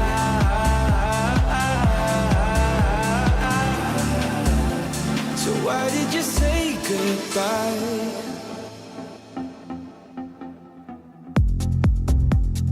Quiet like the ocean,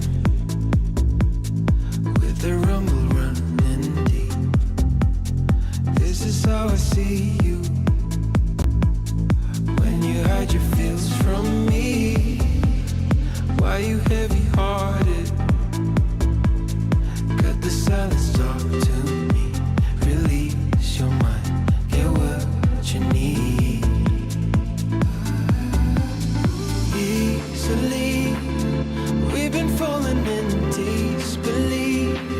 I think I'm ready for another try, but this feels like the last time.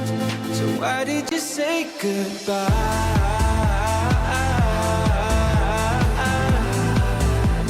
It's better to say goodbye.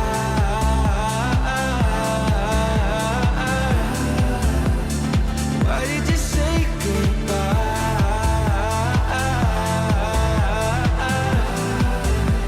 It's better to say goodbye.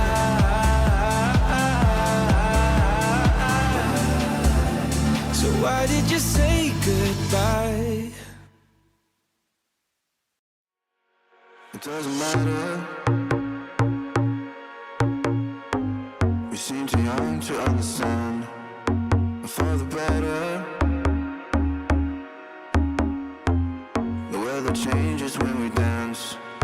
Belong together,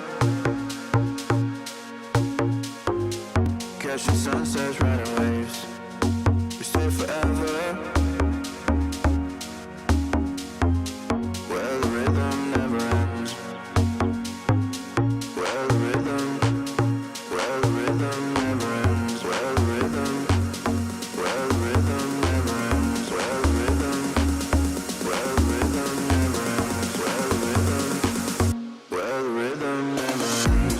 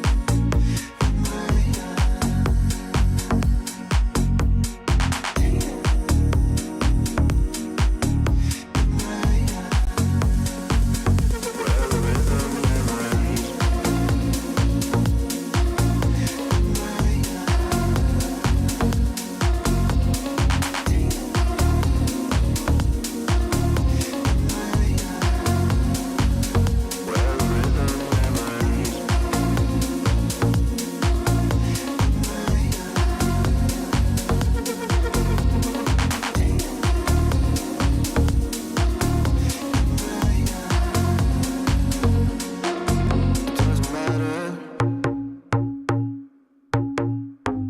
We seem too young to understand. For the better, the weather changes when we dance. Belong together, catching sunsets, riding waves. We stay forever, where the rhythm never ends. Where the rhythm never ends. Where the rhythm never ends. Where the rhythm never ends. Where the rhythm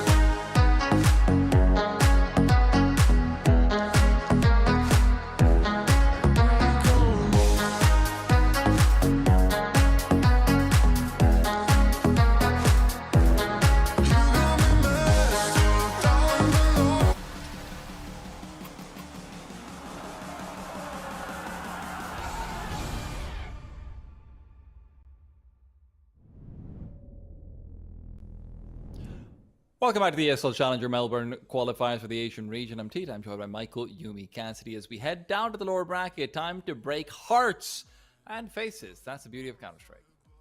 Yeah, both these teams expending their first life within this, what is a double elimination bracket. Of course, only 4 teams in our close qualifiers in our road to ESL Challenger Melbourne. And neither of them putting up much of a convincing effort. MAG got ran at by Linvision, so I've been made aware. Their series did not last very long. By the time we finished, or started to get into the second map on the GR New Happy series, they were already finished. And they were sitting on the sidelines, and hopefully they've been able to talk through how they're going to approach this lower bracket run. Because I think this MAG team actually do have a decent amount of talent. You know, they're a relatively new project, but they have some solid names from a region that hasn't been able to pull together players from, you know, all these different countries. You know, Mongolia, fine, but you don't see many Filipino players rocking around. You don't see many Indonesian players getting opportunities like this as well. So for me, this MAG team should be able to put up a decent contest against a GR that honestly didn't look too convincing versus a New Happy that don't even field their full 5. Listen, Michael, MAG this, MAG that. Can I just take a look at the brackets first and see how things have sort of settled down over here, right? Like, let's take a look at the upper bracket as well, right? Let's see. It should be a pretty one-sided one, if we're being honest. Linvision versus the New Happy with 3 stand-ins. I don't think we have many expectations of that, especially after they dealt with MythAvenueG Gaming as well as they did. But Michael, I'm not with you on this one, actually. At all. I think MAG is definitely a team to keep an eye out for. They're a team to watch out for. They're an up-and-coming team, but they don't have the best of, I don't think they even have necessarily the best of Southeast Asia. You are missing out on a couple of players like Marcia and whatnot, maybe Clip as well. I feel like this is a team that is going to have a lot to grow into, especially if they're able to activate Waste of Ammo, but I don't think they're quite there yet, and despite GR Gaming looking as shaky as they did, this should actually be a pretty one-sided series for me. I think MAG are pretty clear underdogs in my opinion. Yeah, I just think there's like from my ceiling or my impression on some of these players, I think they can perform much better. I just think it is maybe just further down the pipeline because they are a newer project. I do agree on that front. So yeah, after they got brutalized by Linvision, I feel like most teams are going to experience that. You know, Linvision are firm favorites for this close qualifier, and they already have so much booked into the calendar because they're an elite level caliber team within the Asia region. Probably the best team in China, best team in Asia at the moment, outside of maybe the Mongols, who have, I guess, more of a proven track record. But as Lin get more of these opportunities, you know, maybe that opinion starts to shift. So I don't think anybody in this bracket expects Linvision to be an easy matchup. I think they're probably all anticipating that it might go similarly to how MythAvenueG Gaming's opening debut game was against that squad.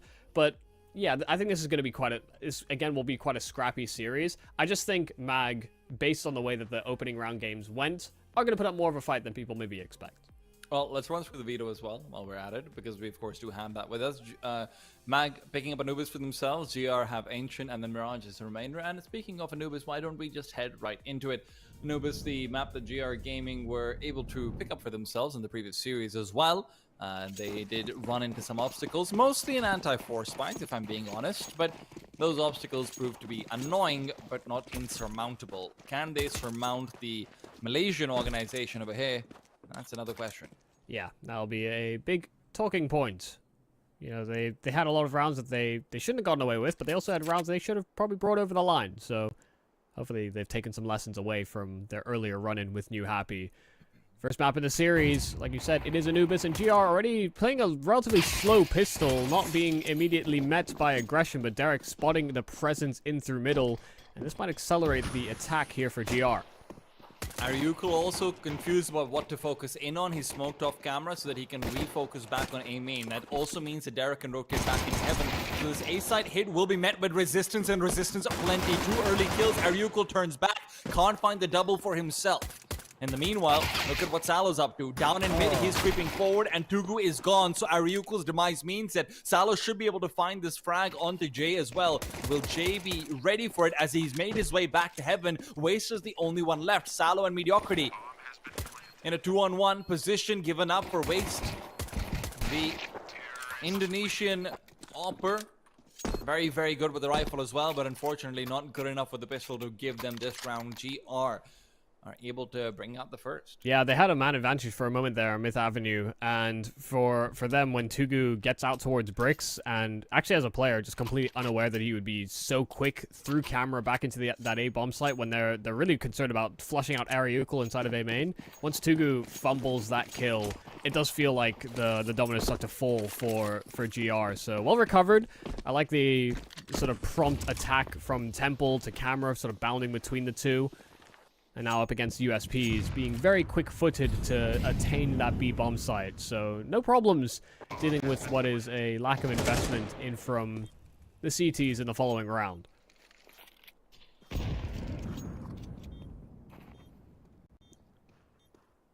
think for me, GR came in a little maybe unfocused to the series and took a long time for them to get engaged. So nice to see that they're all on the same page about what they want to do right off the rip. They're trying to mitigate their losses and doing a decent job thus far. In fact, only having the one casualty is good. For those of you guys who don't know who Waste of Ammo is, Waste of Ammo is a player who I think is one of the many in Asia who I've seen with an AWP and be like, all right, he's okay. And then I see him with a rifle and I just think, oh my god, this guy's great. Right? It does feel like so many of the players inside these smaller niche scenes, you look over towards the Indonesian scene and whatnot, they might have been forced into the role rather than sort of embracing it on their own and learning into it on their own. And Waste coming into this international team where he's supposed to be having a little bit more freedom, he's the only Indonesian, they do value his skills a fair bit. I think this is where I'm really excited to see more of him in particular. It's a good kill for Derek. Got spotted by the AWP, but re-aggressing through those double doors and catching Salo trying to take the space in middle while that AWP was still boosted up. Getting the re-smokes down, and the damage is good on the spam. Reminder brought down to 26, but he moves in front of the smoke and, in fact, inserts himself into house as well. This is going to certainly catch Derek off guard. All about those smokes actually maintaining. Tugu might be the one that actually discovers this snake in the grass. First kill's there, but he's not aware about Derek being nearby. Hadn't really clocked in that Derek's been the mid player consistently, and he is still alive and not dead. That means that he's able to get the kill back. Now, GR do have a window where Jadesy was also shuffling out utility, but he's able to put it away in time. Mediocrity only good for the one, but QQ just moves through the smoke as well. That's a 2-on-2, but look at Derek. Quick on the flank through, coming in from mid, is able to turn it back into their favor. Ariukul reveals his position, can't finish off the job. He's hoping the grenade will do it, but QQ swings out wide. Always happy to take the fight. Only 4 bullets in this weapon. This needs to be clean. And if only there was just the one more. If only. Oh, he hit the instant dink as well. He just needed that follow-up bullet to connect. That's a massive 4K in from Derek. Not only locking down that middle position, but then also, like you said, so quick-footed on that flank. GR couldn't ever feel comfortable. They weren't able to play out that 2-on-2 like they had initially drawn up. And even though there's a solid effort there from QQ, Derek just narrowly getting the better of him. There will be challenges ahead here for GR. Despite the fact that Tugu ends up going down over there, his presence is actually one of the big reasons why they even win the round. Otherwise, if Derek falls, it's a 4v4. There is no sort of trade back to maintain that advantage. Ends up working out quite nicely. Yeah. So Derek's another player that people have kind of praised quite highly within the Southeast Asian scene. Good mechanics. But he gets brought down through a smoke, which is not ideal. And even though there's a follow-up dink from Waste of Ammo in this Canals fight, unable to get that trade, falls into the flames and gets hunted down. So a lot of trading back and forth around the map. We see Myth Avenue Gaming worse for wear. Only 2 players that remain, and they're severely lacking information. And they may have to hedge their bets. They may have to start to gamble towards one side of the map. Jay is in a very compromised position. Jay just takes the fight. He knows he needs to go in towards any sort of solace, and with Tugu to cover, Mediocrity's left alone. The first kill found in the second position known. Shoulder spotted, but Tugu's never unwilling to fight. Second secured from the Myth Avenue Gaming side, and with that, they reset down the GR economy as well.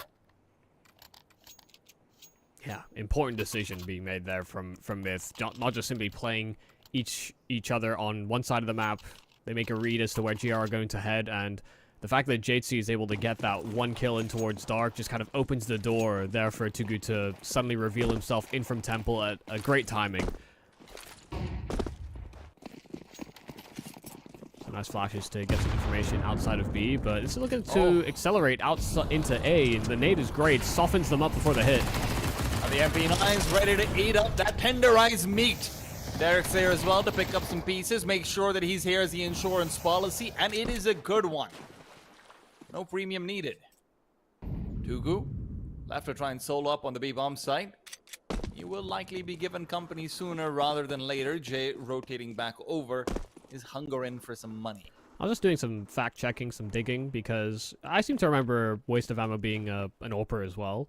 But I think since they've formed this team, it has actually been Tugu doing all of the AWPing for this squad. I don't think that Waste of Ammo has actually wielded the weapon much, if at all. So, sorry, yeah, that's what I meant by he's being allowed to lean into his own strengths. My bad. I realized I made that confusing. Yeah. No, it does feel like he was forced into the role before, right? So now that he can just chill on the rifle, that's what I want to see. Counter-terrorists win. It's hard to waste ammo on an AWP. yeah, I think even if you spammed it, I remember that stat coming out like when you had 10 bullets, 30. No, that was about the scout. The one you were thinking of, right, yes. yes. For context to the viewers, the stat is that even if you shoot a scout shot as fast as you humanly can, throughout the round, you will never finish the entirety of its bullets.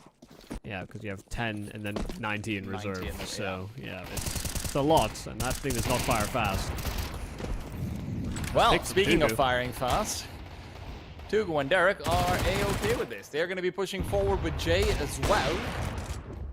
Oh. Okay.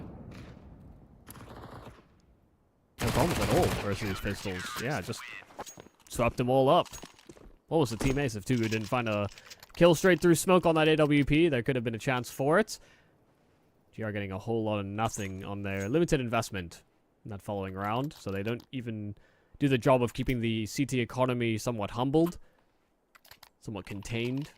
Nice little buffer built up for Myth, even if GR answer back on a gun round.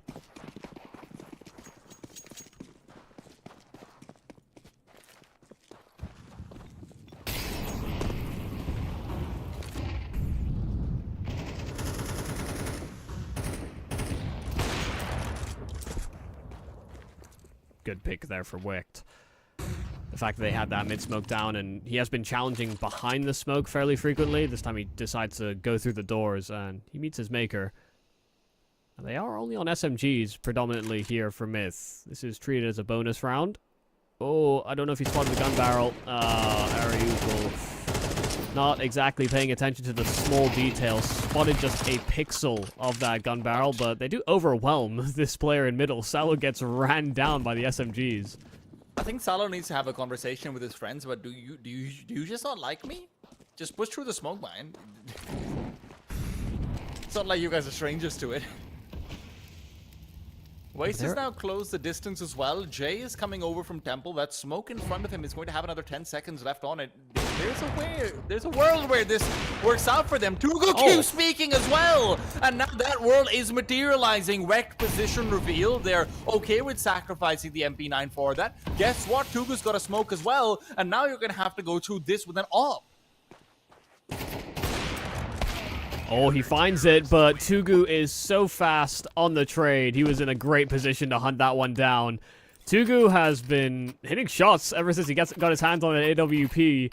And this is a guy that wasn't primary AWPing before joining this team. I think, a renewal before this? And at best, he'd be like a tertiary, maybe a secondary AWPer. And that was very dependent on how the game was going. He's looking good. You know, he's making a lot of proactive plays. He's making the right calls in these late round moments. How does Mongolia keep doing it?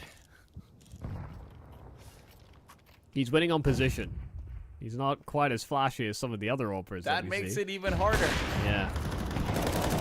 Tugu missing out on a shot. That's not something we've seen very often so far, but it's still going to be a comfortable round coming out from Myth Avenue. But no, comfort is gone. The soap has been broken, and it is a Tech 9 to pierce through. But Derek, he doesn't need comfort. He's a man from the Philippines. He fights in Counter-Strike like they do when they're boxing. Scrappy, fast. Such a brawl.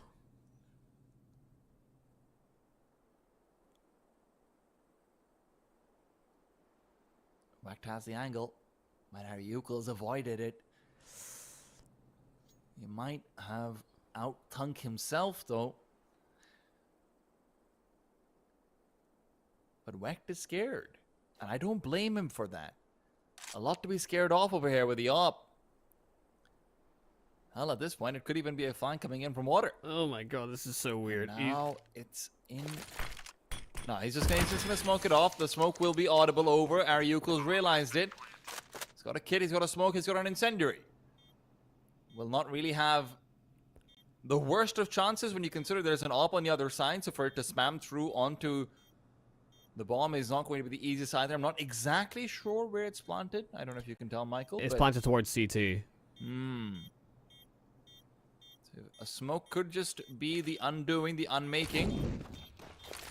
Molotov reveals the position. Smoke out as well. Wecht is going to be forced to go forward and try and knife. He's got the Tech 9, and in the running inaccuracy, the second shot just happens to land on his head. That is a boon from God. Yeah, a little fortunate there, but what a hectic hold on the B bomb site. You know, Tugu missing that initial shot. You know, you have this player fighting in from dark, and then Derek just barreling out through the smoke, finding a couple of kills as well. There was so much time left on that clock, so Wecht playing a nice patient game, eventually found a free plant, and yeah, a little fortunate for him, but I think positionally and his patience actually do pay off.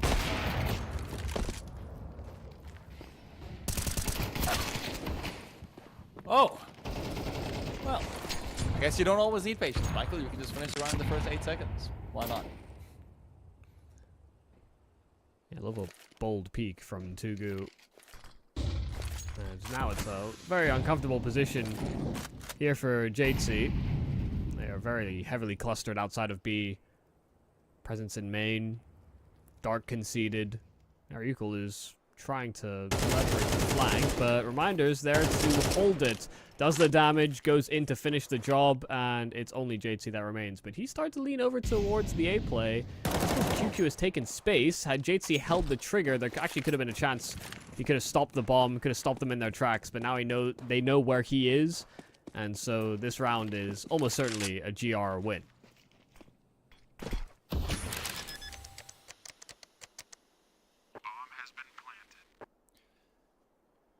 couple of these kills are so close. Yeah, the money for the CTs is going to be wrecked.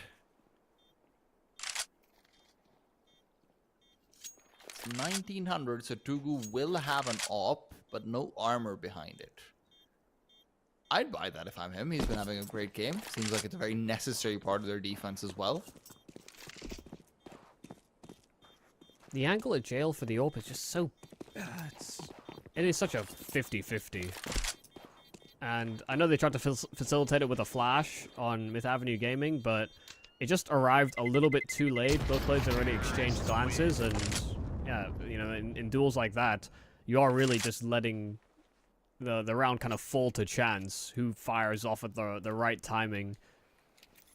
Wecht hit the shot. And that is there's a big difference. Because they are going to be buying up around the saved AK. Tugu picks up the AWP. Man, that slight delay in the second could actually cost him a little bit with how aggressive GR are getting in the early phases of the round.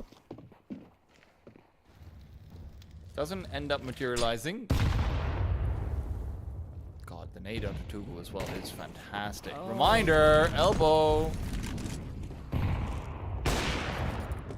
Okay. Okay. That is a very bold peek. Sal, meanwhile, will be backing off as well. Wecht with a secondary Molotov into dark just to reaffirm that there is no one there. This is the kind of play that really worked out against New Happy, bursting out through dark, and they even catch waste of ammo investigating some control towards B, but there's JC to sweep up the rest. They have to really be worried about the presence outside of main, and yeah, he has the bomb, so they're gonna have to try and track him down, just jumping around the corner. Salo floors him. A very hypermobile Mach 10, but Aryuko now taking up domain inside of Dark, but holding in at the deep angle. That actually cost him the fight. Derek revealing his hand and finding the trade right back, and Salo able to cross in time. And he can even just subvert expectations. He could just delay, in fact, completely bypass the presence in from Derek, and it's a foot race towards A. Derek's got full audibles about this as well, but he wants to go around the long way back to B. What? Is he going in through mid? Because he was oh my god, Derek was giving audibles in through water. So he tries to turn back over and come in from mid instead. It hedges his bet, so he can also go back to B in case Salo tries to mind game him. But look at what Salo's doing. He's leaning back towards CT. He's playing this hyper defensively. He's relying on the fact that they're not likely to have a kit with the bind that they had together. Salo's got that full 10-second window, and Derek doesn't have the time. Not deploying the smoke just quite yet. That would make it a bit too obvious. Takes a little bit longer to do it. Salo now hunting inside. He's flashed up as well. The full 10-second. Derek's got it done. Oh my goodness. Oh, that's heartbreaking. Derek took such an unconventional route. Salo's trying to play it so safe. And the smoke play, just getting that diffuse, tapping it, and having that smoke bloom right as it came through. The plant's not very conventional. It's not tucked up against a wall, so it's not easy for Salo to spam that kill. That one's gonna hurt. That's a sad way to lose a round.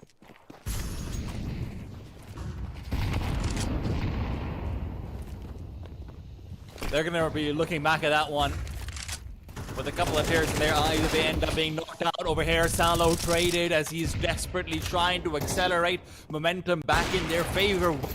Spots out a man through the smoke, but it is now up once again. It only gives us 2 seconds after all, but Weck doesn't have any time. He's clocked out. Yeah, it's fully spammed out through that smoke. Staying a little too long after he saw an opportunity fizzle up before his eyes, and that's a very quick trade there from Derek, just unable to adjust. QQ the trade right back. Dugu's trying to rotate into the action, but Molotov off, and Aryuko trying to rotate in through spawn. So 2-on-2. Aryuko might just try and make a play, given that he's got the SMG. What? But Aryuko actually... Oh, that has to be a mistake, right? He didn't mean to kill two. I didn't even realize he killed two.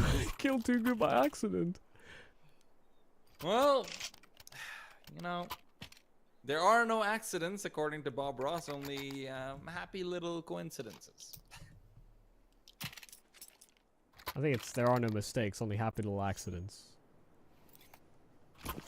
Let me lie.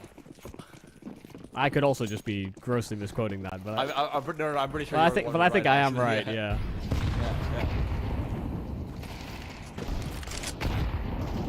That quote would have probably been more applicable as well, actually. I'd like to contest Bob Ross here. I think there have been many mistakes. But happy little accidents will do as well. So a lot of 6-6 scorelines with GR versus New Happy, and it feels like we might end up in a very similar camp here. GR with a better buy. Sure, they trail, but they've been able to salvage together quite a few rounds off of some very scrappy engagements. Thank goodness Wecht had some friends, because his missed shot could have cost him his life. 5-on-3, made 5-on-2, and Tugu able to answer back with a couple of Deegs, in fact, and Wecht being so low, that follow-up tag could have been his undoing. He's waiting for his teammates now to rendezvous in from Dark. Aryuko trying to make up for that territory, and Tugu and Aryuko cannot get it done. 6-6 at the half. We'll see how things pan out in the second.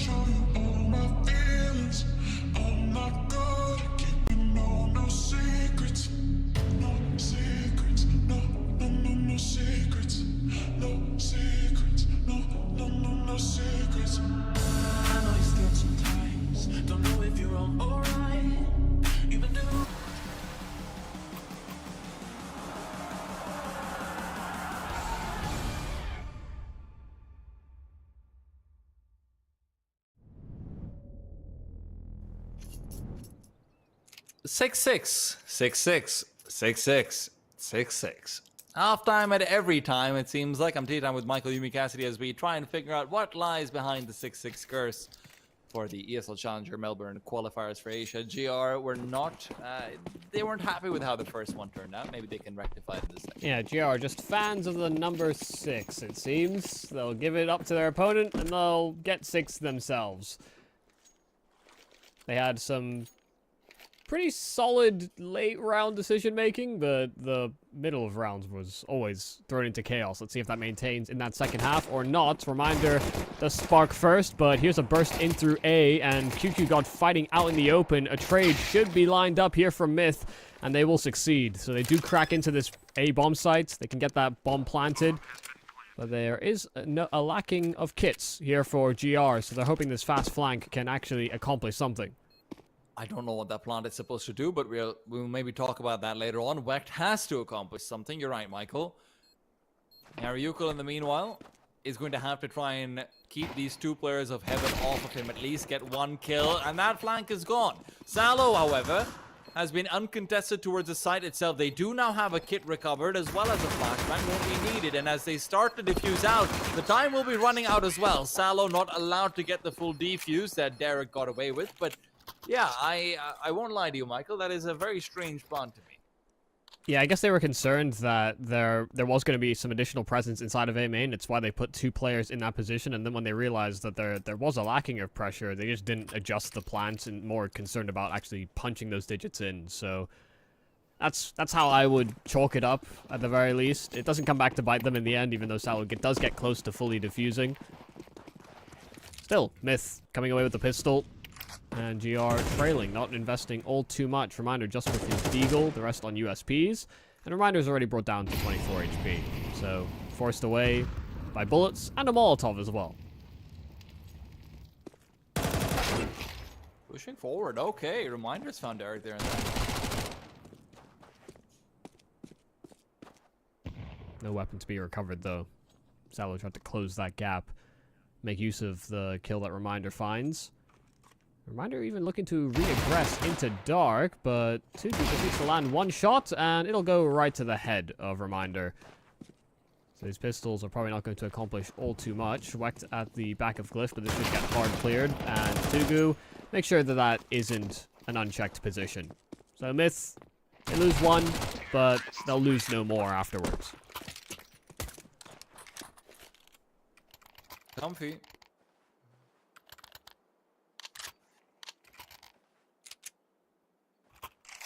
By the way, as a check-in on the other stream during the break, was having a look, and New Happy currently leading versus Lin Vision, and kind of continuing that way in their first half. 8-3, I think, the current scoreline, so kind of interesting to see. It was a scrap, it was a brawl, it was all sorts of chaos when they were playing against GR, but against Lin, the big fish in this pond, doing alright. Well, the pond still has a couple more fishes that are fighting off to the side. The question is, who will be able to actually float forward?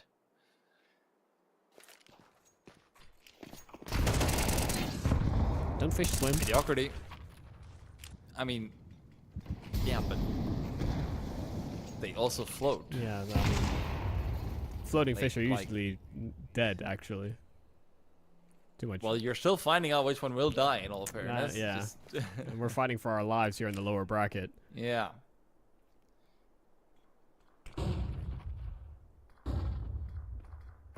Util's gone for you. Now they need to go dry, and no one likes a dry fish.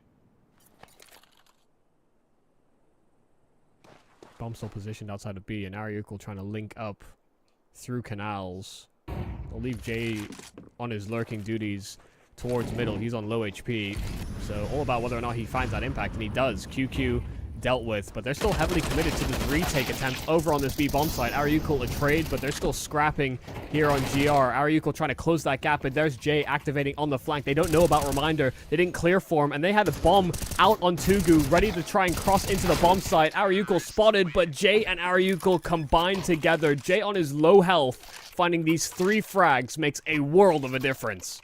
You know, I really appreciate the fact that Ariukul, whose first language isn't English, and Jay, who's probably fluent in English, but probably speaks a pretty accented English as well himself. That's just how it goes. The fact that they managed to communicate between themselves so damn quickly that, hey, Jay, you're completely focused on that guy. I'm not worrying about him at all. I have Dark cover me completely, right? Like, that's a very confusing fight for Ariukul to be taking, where he's getting shot at from both angles potentially, and that's just really nice to see. Great communication. Yeah, didn't divert his attention, even though he knew he was getting shot on the side. Oh. God damn. All right, mediocrity. Yeah, he was a nuisance in middle versus New Happy. And kind of maintaining that. Nice Deeg shot. Especially after middle was a big problem area for them in their last buy.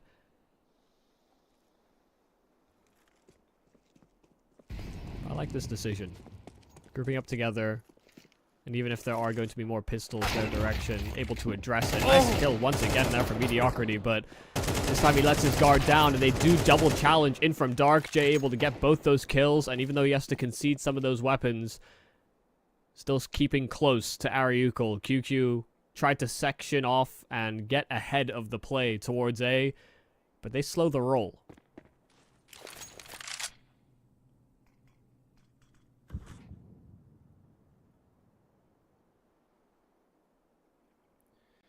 QQ is just gambling at this point, and his gamble might pay off for him. The only question is he going to be swinging out wide or holding Ariukul? He's very content with that onset. Takes him down as soon as the swing comes through, otherwise into close range, 5-7, right? Like, you close the distance, off's not the best at getting a trade out on a player close by either. That could have been a very dangerous round. Instead, it's MythAvenue on a surprising 10. Looking to maybe even get themselves a 12 if they win this round out. Yeah, the money's been at least kept somewhat contained, so if GR start answering back on these buys, then they will be able to break the money quite quickly from Mag. That's a big if. And at the moment, Myth showing very little fear towards A. Waste already taking a lot of space, showing some presence. And QQ may have a forced rotation with an extra player from middle going to contribute that side of the map.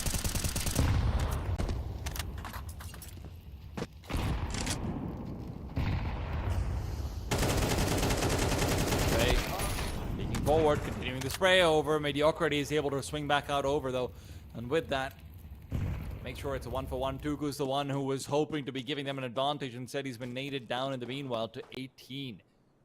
GR are settling down closer to the B bomb site, but they realize that perhaps this wait over is unwarranted. They have no information to actually permit them into thinking that this is possible. And with the smoke back to heaven, they've been forced back into 2-0-2 split. Now, this means and Tugu, who's now just re-smoked and re-executed into the A site, that's just wasted utility. These two players on the B side are not moving over, but they're not going to be doing much either. Waste of ammo's just walked in for a double entry. Nice and procedural. Throw a bit of utility over on that B bomb site. Those, or rather on the A bomb site, and those B players are not feeling the most comfortable. They don't have a lot of utility left, and just hard clearing each individual angle, finding the one gap in the defenses and picking them apart. Nice clears from waste of ammo. It's not like Tugu didn't find his kill. He got that kill in Dark that kind of sets them up to emerge out from Dark. But him not being the healthiest could have been a problem. But no issues. Converting the round. Myth up to an 11th. And GR left wanting. Still trapped at that ever-loving six rounds.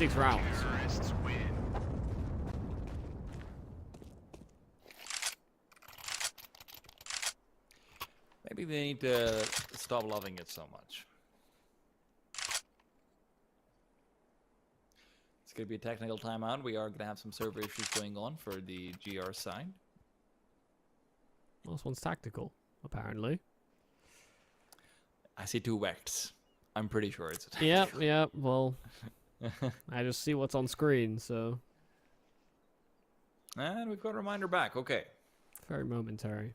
Maybe that's why we didn't use a technical, but also permitted to speak during that moment.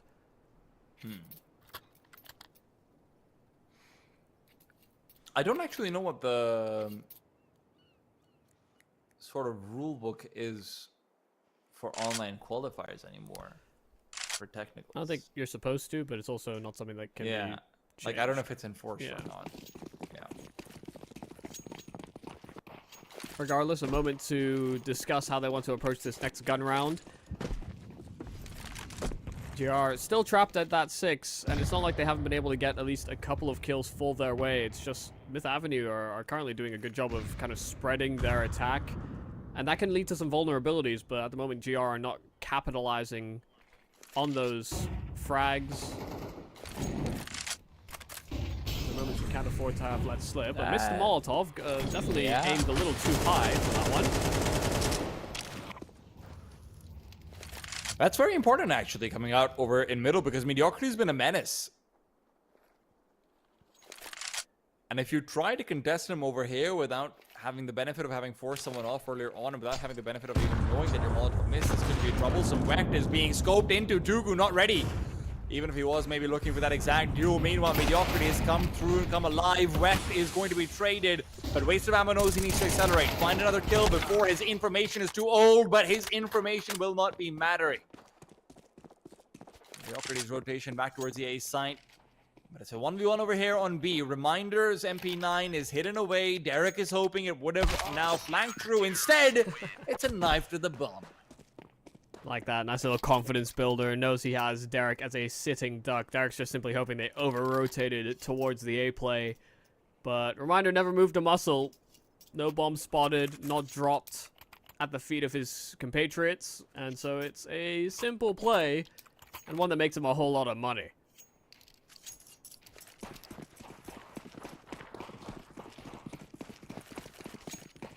You sound like you're trying to sell me a remote job. Are you between these ages, and do you want to make tons of cash? $1,500 a swipe. Mediocrity though. He's gone down under, and Waste of Ammo has been buried, hoping that Tugu would be giving him assistance, but Tugu's assistance only extends to Ariukul in the form of a leg shot. His own life forfeit as well. I don't think that's much comfort for Waste of Ammo. And those nades hurt Jay. Right down to his essence, but actually catching Reminder, looking the wrong direction. A little bit more damage done to Jay, trapped into the corner, and finally Salo finishes him off. So that's all the presence dealt with over at B. Meanwhile, Ariukul's creeping through into main. But he threw a smoke to try and take control of that area, so some alarms should be raised here for GR.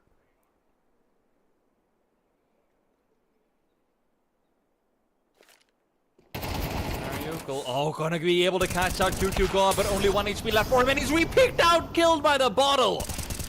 Not a pretty way to die, but neither is Derek's, even if it's a very pretty shot from Wecht overall. 8 now for GR, and the money for MythAvenue has been pummeled. Yeah, very rare you see contact kills by utility, but one of the few instances where it is so applicable. 1 HP by the time he survives that initial engagement.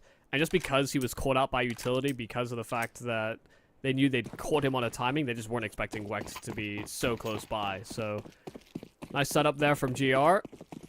Played 2 and 2 to each bomb site, but we're still very conscious of a potential mid play. And now it's Myth just down to pistols. Couple of rounds back to back here for GR has opened the door for them to get themselves up to double digits. Wecht not missing a beat. And QQ as well there to make up for maybe some lost territory while Wecht is rebolting that AWP. But that's a pretty costly miss. QQ losing his life, but Ariukul gets nothing done on his lurk. So Mediocrity simply sweeping up all the scraps inside of main. 9th round for GR.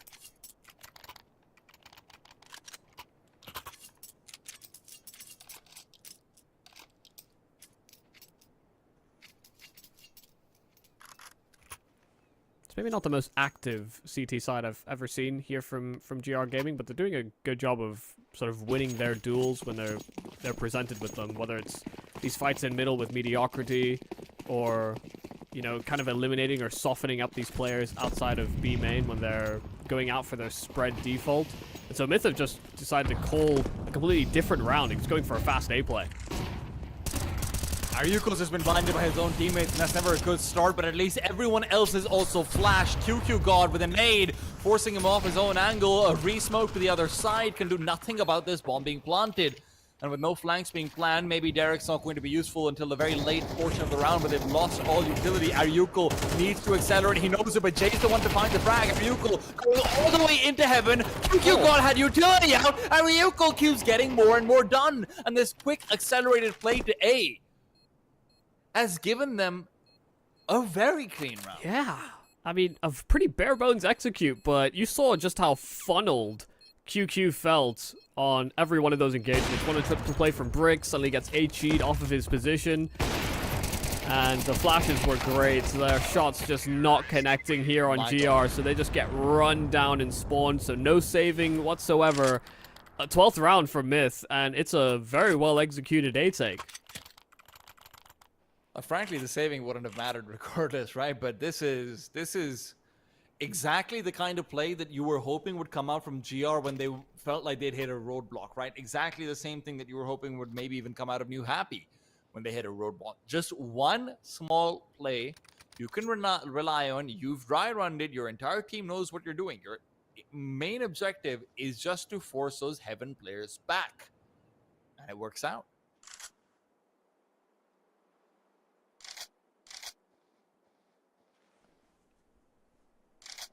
Timeout call for GR, but once again, reminder out of the server, so maybe a little perplexing why they feel compelled to have these timeouts.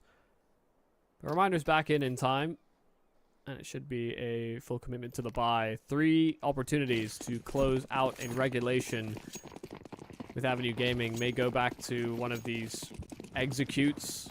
Wouldn't be surprised to see them throw some of that utility to maybe feign that kind of play. So this time a very well-placed Molotov in through middle. QQ springing a trap inside of A main as well. Tugu unsuspecting. So they'll find a man advantage right off the jump here for GR. Thing is, do they maintain this 3-2 split?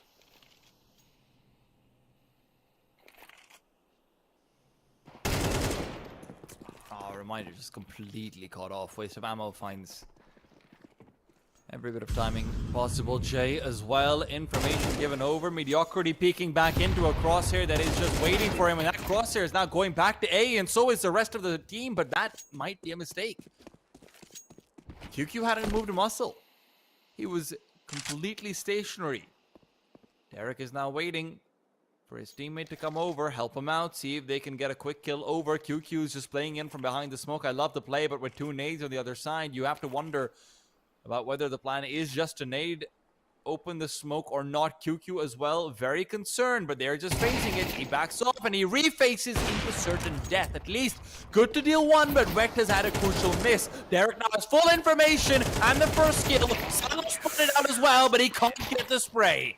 Oh, so very close. Derek played that perfect as well. Gave a little jiggle, revealed the player at camera, and found the isolated fight onto Bricks. Had a chance to cross into the bomb site with the sanctuary of that smoke, but wanted to take the challenge and just couldn't control his spray in time. Salo keeping it under wraps there for GR.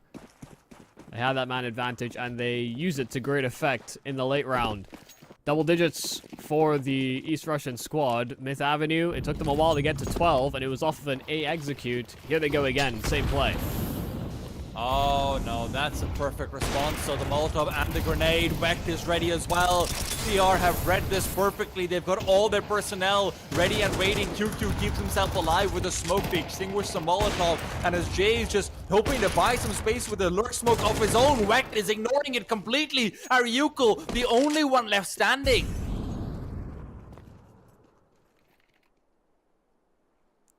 Can get past the brick wall once with a sledgehammer. The second time, it's reinforced steel.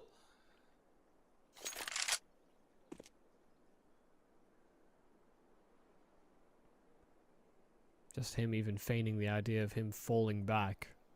Does give him a better chance at this, but off angle by QQ.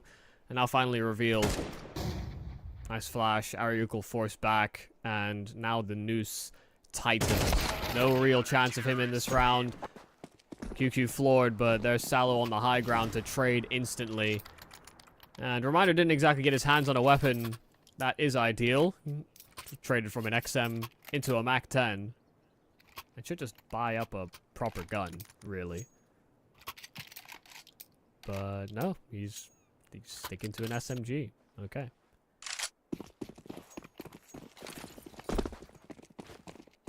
It'd be very troubling if Reminder's given a real chance at a couple of kills and all he has is a MAC-10, but it's a niche circumstance. Imagine he'll make use of this, and yeah, challenging through the smoke might be a way in which he can.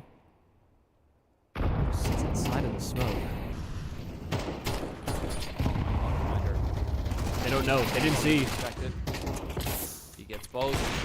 Moving back to the Molotov. Will not care at all. MythAvenue are falling apart one by one. Ariukul again, the last man standing. And GR, they love 6-6s so much they've gone and found another one of them.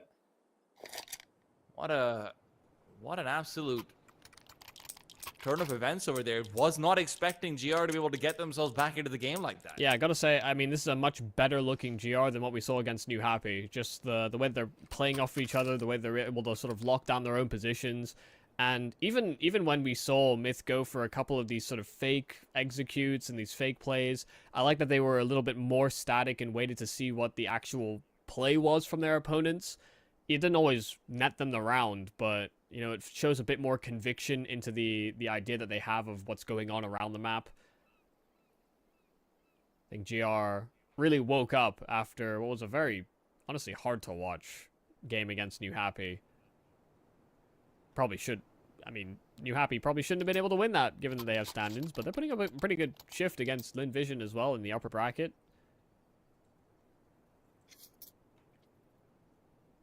It's been an interesting day at the office for both of these squads. Myth getting stomped in their opening game, and GR losing, albeit in a tight manner, to a team that's only 2/5 of what it should be.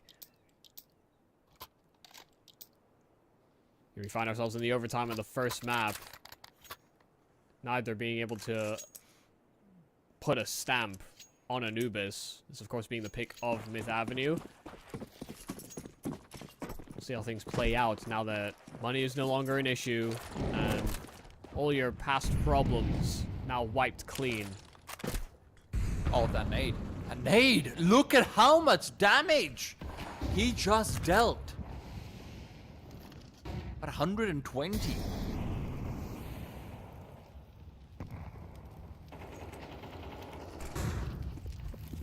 Uncomfortable start to the round, and it's not going to be helped out at all by the fact that QQ just got full information, but Waste of Ammo at least has found a kill in return. Reminder taken down, the menace of dark that he was.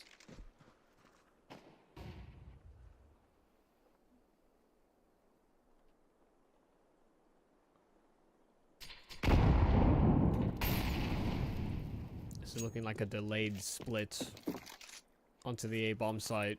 After they lose that player at dark, they split 2 and 2 a pop, but Salo may be reading ahead of this. They're starting to reconverge and maybe even try and re-challenge in through middle. You can see how uncomfortable QQ is. And Salo finds perfect timing. Derek floored and found in the back. Molotov actually masking Jay and able to turn around. Jay getting the double, but there's mediocrity as the reinforcements. QQ last man on the bomb site. But Tugu playing the pillar, 30 seconds, and that bomb dropped at the feet of QQ. He may decide to push the limits. Tugu, another chance, another missed opportunity, and now Feet showing it. They're just getting glances of each other, constantly giving each other terrible engagements. And Tugu's going to start to run out of ammo, and that's a miss too many. QQ will feast on your remains. A critical double and a massive swing in favor of GR. Man, I've got to say, mediocrity has been such a difference maker in a few of these rounds. The ability to rotate back into the A-bomb set and just make such a difference. It's a stark contrast to him getting aggressive early on in middle that we saw earlier. But this late round presence from him is everything. It is the adaptation that GR needed. And he just keeps swinging in to prevent plants, to make these retakes easier, to make these rounds possible. Oh, very aggressive line there from Wecht, but it's a swing and a miss. won't stick around to find out whether or not they can find a trade. Reminder toying with the idea of playing around that smoke, but he got shot through it the round prior, so things better. Just contact. Wex here with the AWP, but he misses. Baited out by the shoulder, and QQ at least able to keep hold of the A bomb site, but now forced away by a Molotov. Derek's even found his kill in through middle, but QQ challenging round the smoke with a USP. Jay was supposed to be the space taker. Instead, he's met his maker. Yeah, QQ was mollied off, so he ends up smoking it from the back of heaven. That gives him a small gap to work around as well. So he starts off with the M4, runs out of bullets, and he just had to seal the deal. Jay taken down, and that gives them a 3v3, but QQ is oft very slow to rotate. He doesn't like moving those feet away unless there's certainty. And it is required. Reminder, like the off angle, spots out the one. Tugu loses the duel despite being given some time to turn around and give himself a chance. Now, a smoke back to Temple is good. It blocks out rotations. They know where Reminder is as well. And they might have an idea that QQ will be very, very late. So if they want to get this party going, this might be the time. Waste of ammo playing inside the smoke next to Temple. What's a util situation like? Derek's got a molly and a nade. Neither one of those will be particularly helpful to allow for a quick peek over. As Derek is holding down the angle, will miss the first opportunity. The second swing gets him a piece of ammo. Almost brings it all together. Oh, such a chance. Had Derek stayed alive, I mean, the fact that Waste is able to get both kills from those players emerging out from spawn, you know, a trade from Dark was always lined up. That's what they were waiting for. That's why they didn't emerge from Ivy so quickly. But as soon as Waste gets those couple of kills, you have to think if Derek just doesn't reveal, there is such a chance to play out that 1v1. They were always going to be fighting from behind. Somebody had to make a play, and Waste almost delivers enough for Myth, but it's still a GR gaming round. Doing a great job of locking down these bomb sites. Myth have been fairly stumped on the T side.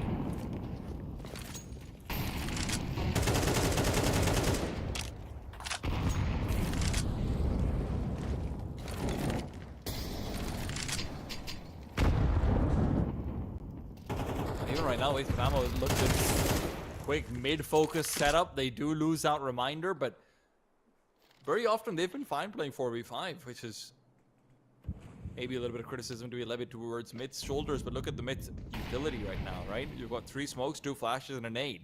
No mollies to clear out Ninja. No mollies to clear out backside if you're hitting over towards A.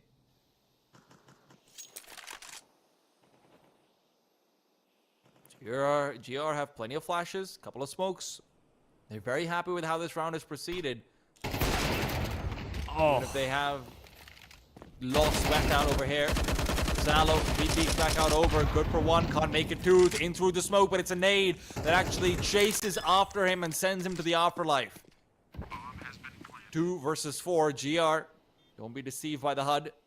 We'll do that, and as Q2 God will also be eliminated, it's only mediocrity left. Around he has no choice but to attempt, but one where he's unlikely to get any saving grace. yeah, his chances are not high. Such a bold peak from Wex, and it does send the rest of the team tumbling down. They did a great job of locking out so many hits. Stopped Myth from getting much of a look in that T side, even in the overtime, but finally there is a crack, a chink in the armor. And so a little bit of leeway levied to Myth moving into their CT side. And this game has been tight. The fact that there is 2 rounds accrued there by GR on CT, I don't know that I'd read too much into it. Both teams have been able to have some pretty successful holds, some not so great performances as well on both sides of the map. That's why we find ourselves here in the overtime.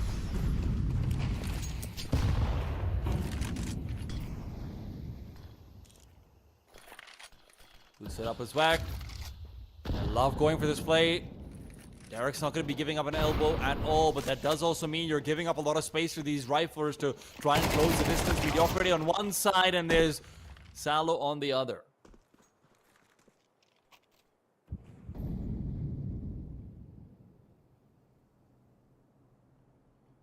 Just such a different way to holding compared to GR. They wanted to challenge in front of the smoke so frequently, and that's a great way to sort of counteract that exact kind of play. This is going to make things very uncomfortable here for Myth, just knowing that there's that ever-lingering presence in middle.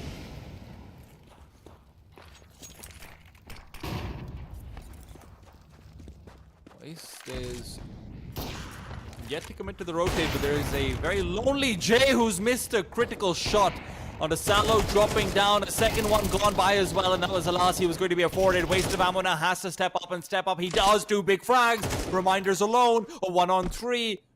And as he does hear steps coming in closer to him, Waste of ammo's the one looking for the full triple. Can't find it. And with 30 seconds, Reminder realizes it's time to go back to the A site. He heard a player in mid. He knows what that means. That means it's a flank to come through towards the B site. And over here, with Tugu making this much noise, Reminder could have even found a kill, but Tugu takes a better route and going back in from heaven. Reminder still looking for the frag, looking for the fight, knows he needs this, but the time is ticking down low. Tugu gets a dink as well, but 5 HP is all he needs to get this bomb planted.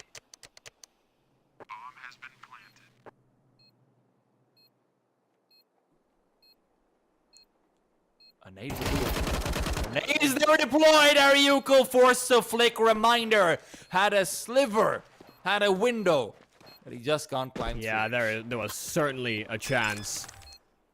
If Ariuko had simply deployed the nade, it probably would have done most of the work for him, but pulling out utility in a 1v1 when that is that smoke down, and at any point you could have been peeked, it is such a risk.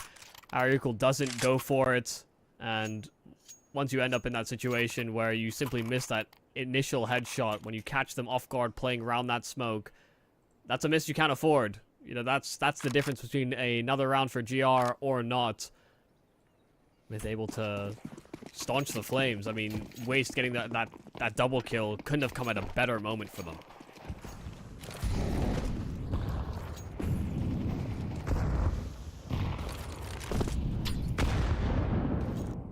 God, these names are doing no favors. Look at what Jay is up to, though. Trying to get in behind the smoke. Mediocrity is low, and Mediocrity is now dead. A very crucial member, and it feels like Waste of Ammo is making up for Jay, or rather Derek's previous mistake. Salo found dropping down. The audible's all he receives, and he's decided that's more than enough to get the kill. My God, they just keep pushing. Yeah. They've got the ball as well. So different to everything we've seen in regulation from Myth, and you can see it catches GR completely off guard. Jay getting aggressive around that smoke in B main, pushing in through spawn. The fact that Waste is able to get a kill through the smoke in canals as well. Nothing going well for GR on that default. They just get picked to pieces. Can't even think about what the next move is going to be because there's another player fighting one of the few you have remaining on GR.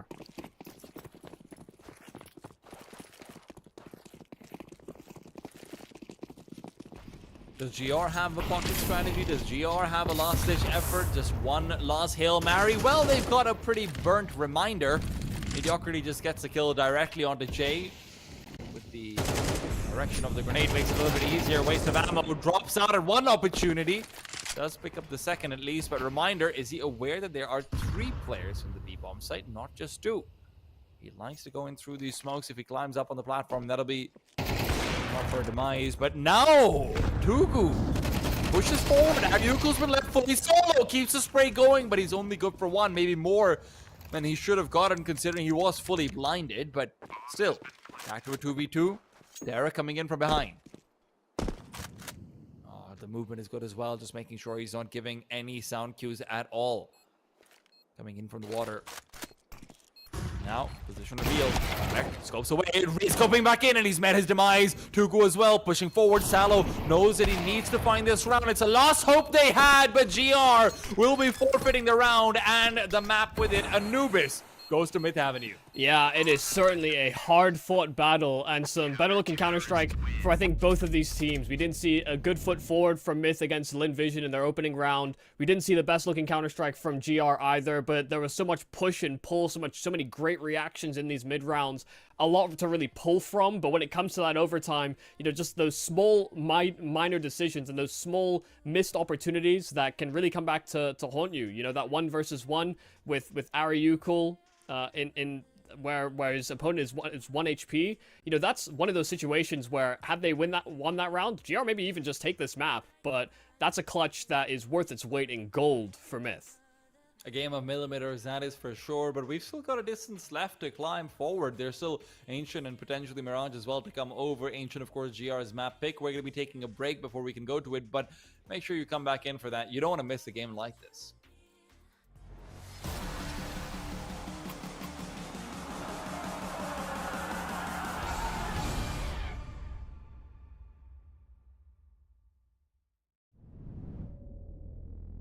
The one you keep, I'll be right here through the hot and cold. But I'll be loyal to you.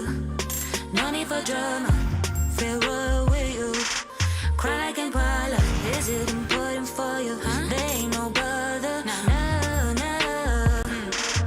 Hey, 1, 2, 3, just get over here.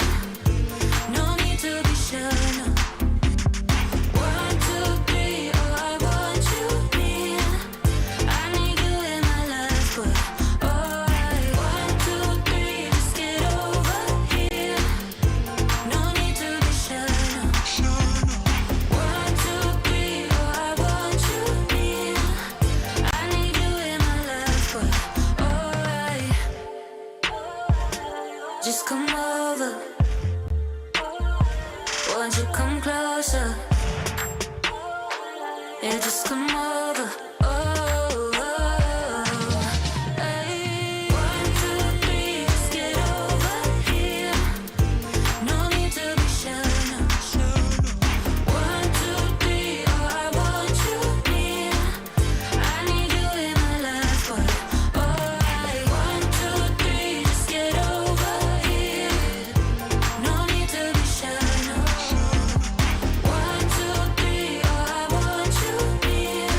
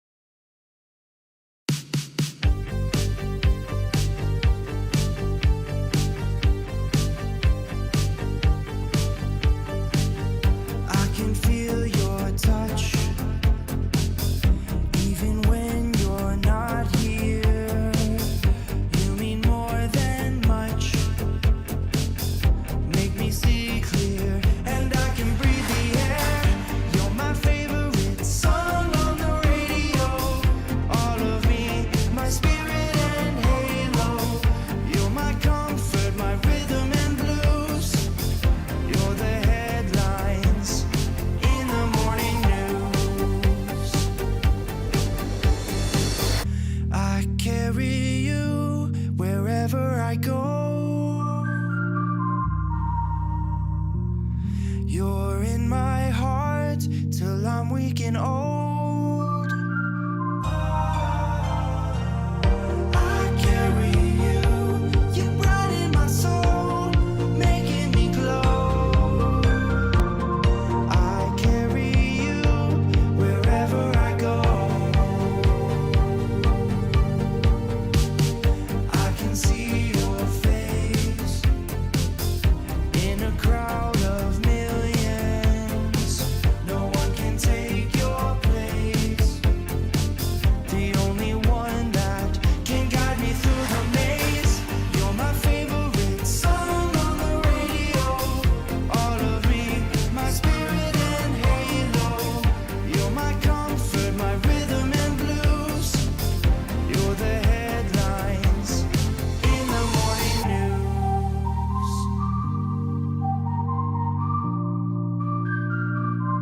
I carry you.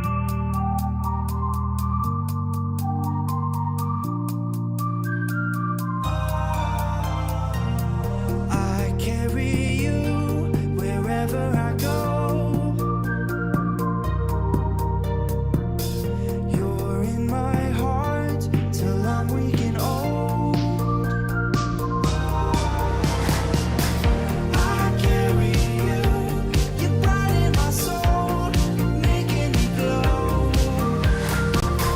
I carry you wherever I go. I carry you till I'm weak and old. I carry you wherever I go.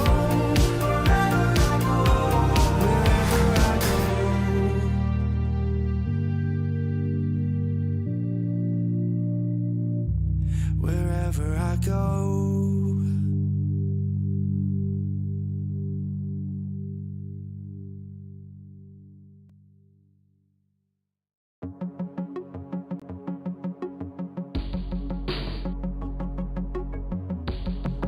It's when the morning glows. I cannot hide myself from you.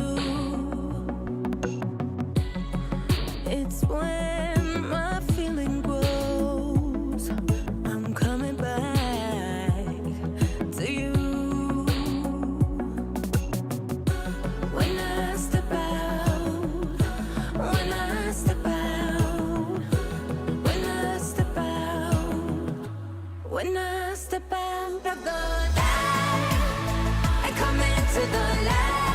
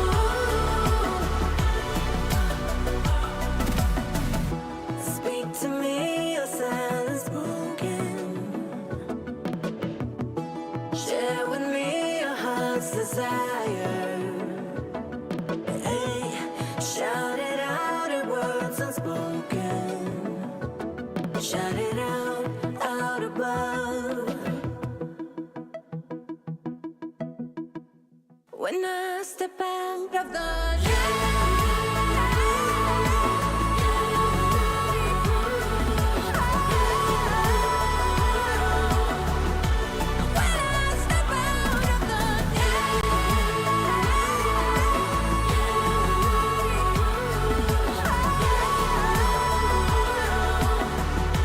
when I step out of the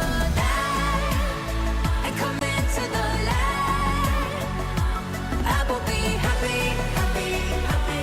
How could I not be, not be, not be?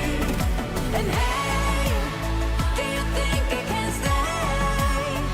'Cause I will be happy, happy, happy. How could I not be, not be, not be when I'm with you?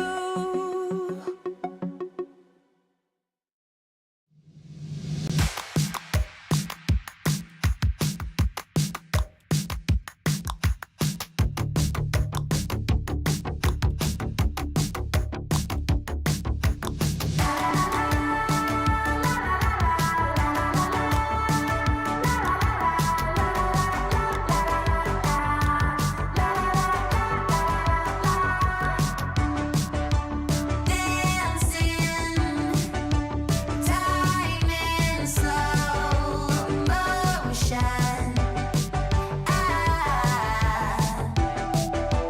Perfect summer heat burning. We're tired of thinking, running like kids in the street light. We don't give a but the grapevine out of our minds. We're out of our minds. Living it up while the sun's out. Losing in the sky with the wrong crowd. Out of our minds. We're out of our minds.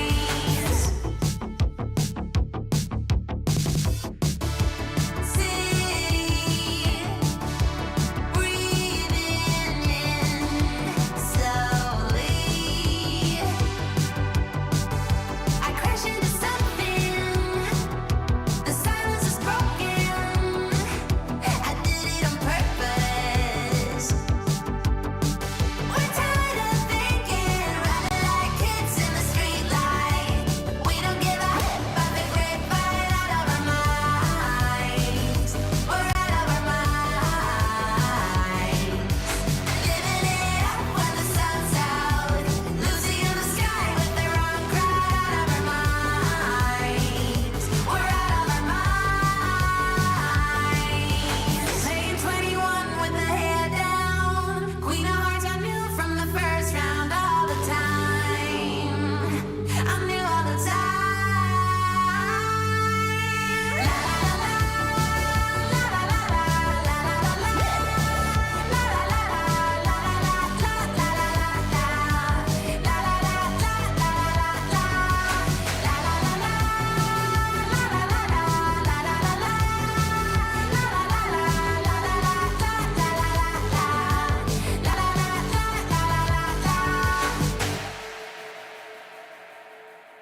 La la la la la la la la la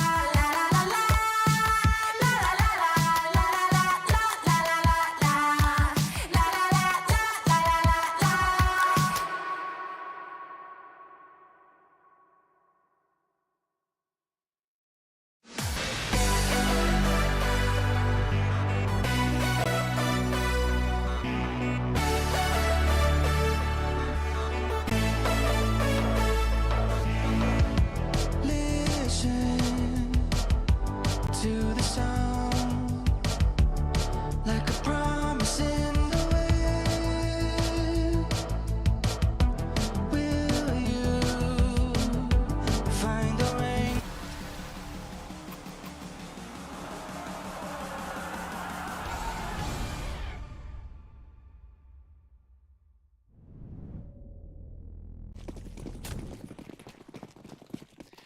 Right into Ancient we go. MythAvenue Gaming bringing out the upset in map number 1, but can they do it on GR's pick? Well, the pistol round seems to say yes.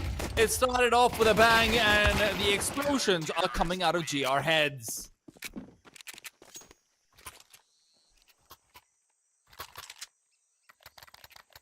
That is certainly one way to assert yourself.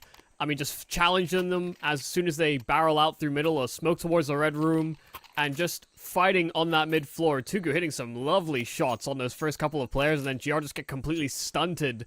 MythAvenueG Gaming having a good read after that initial aggression. They just flood mid. Pistols over in the blink of an eye. And GR didn't even get a look in, not even a prospect of breaching a bomb site. So in with pistols. Mediocrity with a Deeg. Reminder with a Zeus. Again, I don't know that Zeuses are that great on T side, but we're experimenting. This is a new dawn in Counter-Strike.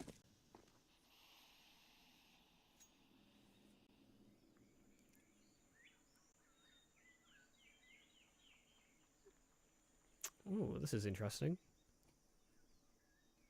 Oh, they're both free.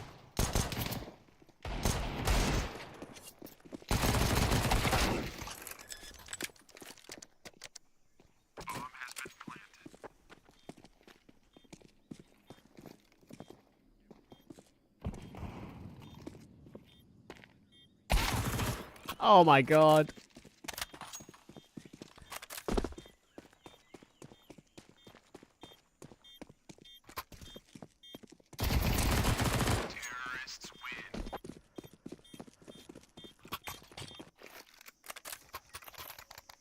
Just the fact that Salo was able to slip himself through red into the back of B and nobody had any idea that that was even a possibility is pretty outrageous. Somebody should have communicated that. Someone should have had a look, a gander. They had a player in from long that could have picked it up and still contributed to any sort of B-sided hold. But because Salo gets that kill, it distracts enough. I mean, they get a guaranteed frag, and it just cracks the B bomb site wide open. Yeah, but I mean, I'm sorry for knocking the Zeus. I guess he was thinking so far ahead. Thinking chess, I'm thinking checkers. Still a reinvestment in for Myth, and it goes 1 for 1 at the start. This is not exactly a comfortable buy in for Myth, and lovely shots being hit by QQ. Just a deep challenge onto Tugu, but not a whole lot that you can clamor back here if you're Myth, and QQ's still holding in position to keep tabs on the weapon that was dropped earlier on. No problems dealing with this following round. GR, after getting demolished in the pistol round, reasserting themselves after answering right back in the follow-up.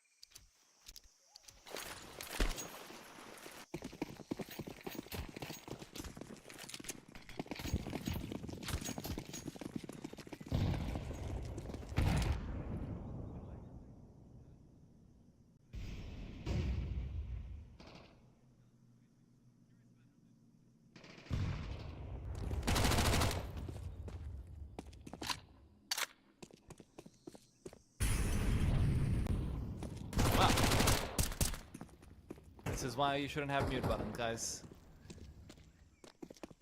I didn't miss you. Aye, they didn't either.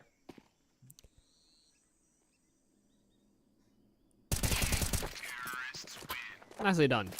Here from GR. There was a chance for Ariukul inside of A main, but he ended up getting sussed out. Nice thorough clearing in from GR Gaming. But that was against pistols, so nothing to really scoff at. Nothing to really feel too proud about. I guess maybe if you're GR, you could be, given the way things went against New Happy, losing to some of those low buys. But now they have all guns ahead of them. This time, a much more concerted start to the A side of things. Going to go for a fast execute. I wonder if Myth are going to be ready. Derek doesn't need to get the double kill when he's got Mediocrity to help him out. Line can't. Mediocrity rather taken down by Reminder, not himself the one who's actually dealing the deaths out. Wecht and QQ still fighting forward. They are unmarred by their teammates' betrayal. And with both players being in CT, this will be a bit of an awkward retake for them to go through. Wecht has also moved past. He's burned as well, so position given up. But where there was a 2v2, now it's a 1-on-1. Bomb still not recovered by QQ. He's getting concerned, and Waste has gone for the full loop-de-loop. Will be getting information on that bomb very soon as well, so should be aware of the possibilities of a secondary person flanking in from Temple the same way he had that idea. Love the angle, but he will make it work regardless. Waste of ammo. Shutting it down, and second for MythAvenue. Yeah, really nice read there from Waste of Ammo. QQ thought that it was just going to be a sound bait, that Waste wouldn't continue pushing in through Temple, and so while he was chasing ghosts, Waste was taking up a better position, an advantageous spot. Could have even slipped himself inside of A main if he desired, but had the fight and caught QQ off guard. Nice round win there for Myth, and it's a little fortunate that there's a team kill in and amongst it. That extra player could have made a massive difference for GR in that situation.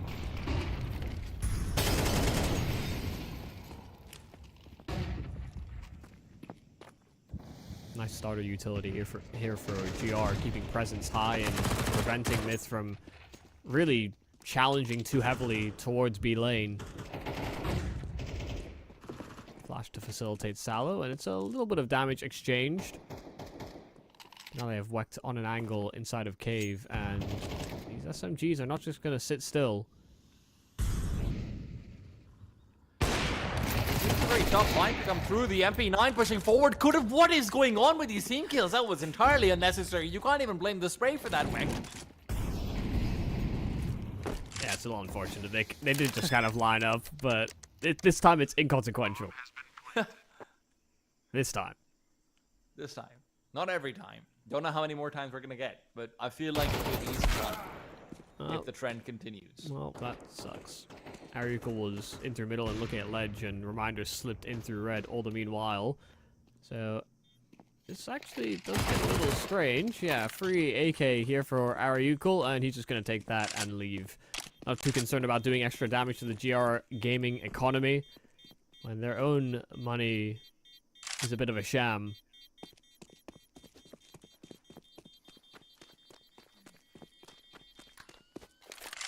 That's just really well sort of orchestrated by GR. Forced away the Cave player, got that AWP primed in location, and just allowing Wecht to work a pick. And he's somebody that doesn't typically find, you know, a lot of opening duels or a lot of moments where he can sort of create opportunities for the rest of his squad. So I like that they're trying to get him more engaged in the action and having him lead the way in some of these peaks.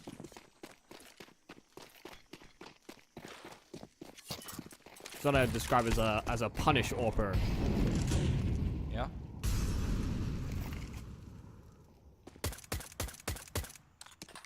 There's more than a few ways in which you can deal punishment. That's the thing about punishment. Sometimes it's best when it's preemptive. I know you're going to do something wrong sometimes. That's how Ariuka has done something wrong already. Mediocrity believes in trades. Has come through with them.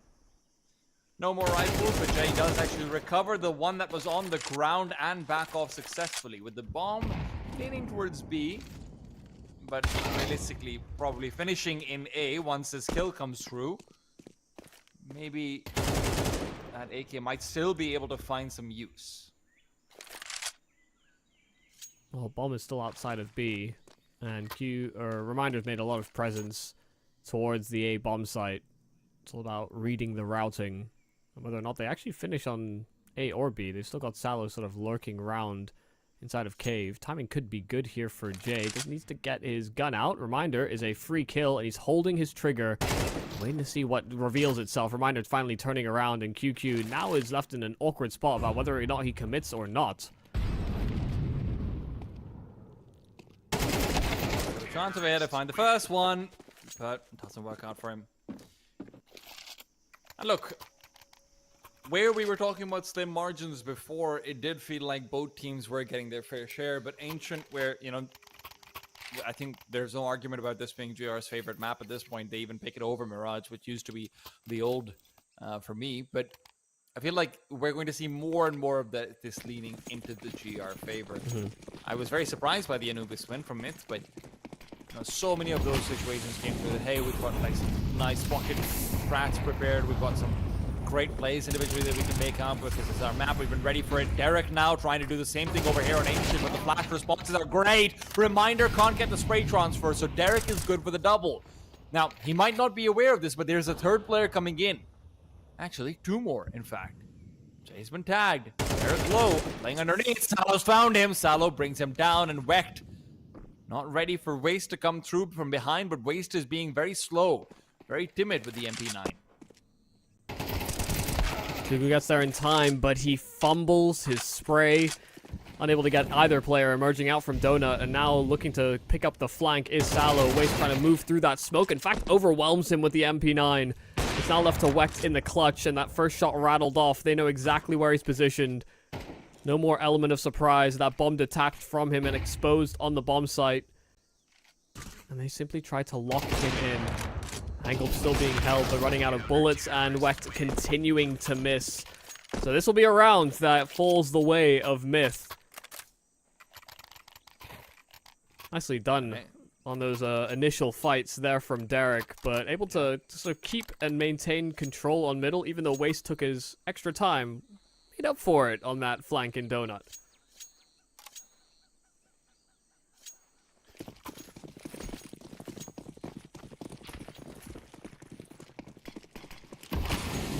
Is that going to be sort of the idea for MythAvenue now? Then are we going to see maybe some early aggression to come repeatedly? You could see Waste going for it over here, but a deep Molotov means that he had no options to explore. In the meanwhile, as the cubby cross from Derek is interrupted by a Molotov, he's forced to smoke himself off. Won't be too involved, but Tugu's there to give assistance. Ariuko as well should be looking for a trade, but despite him being blind, QQ God just fires him down. Comes out that A-side hit, but it's quickly going to be turned back to a 3v3, but not for long. QQ God in pursuit of just making sure. No, wait, hold the point of QQ. It's all about Salo here.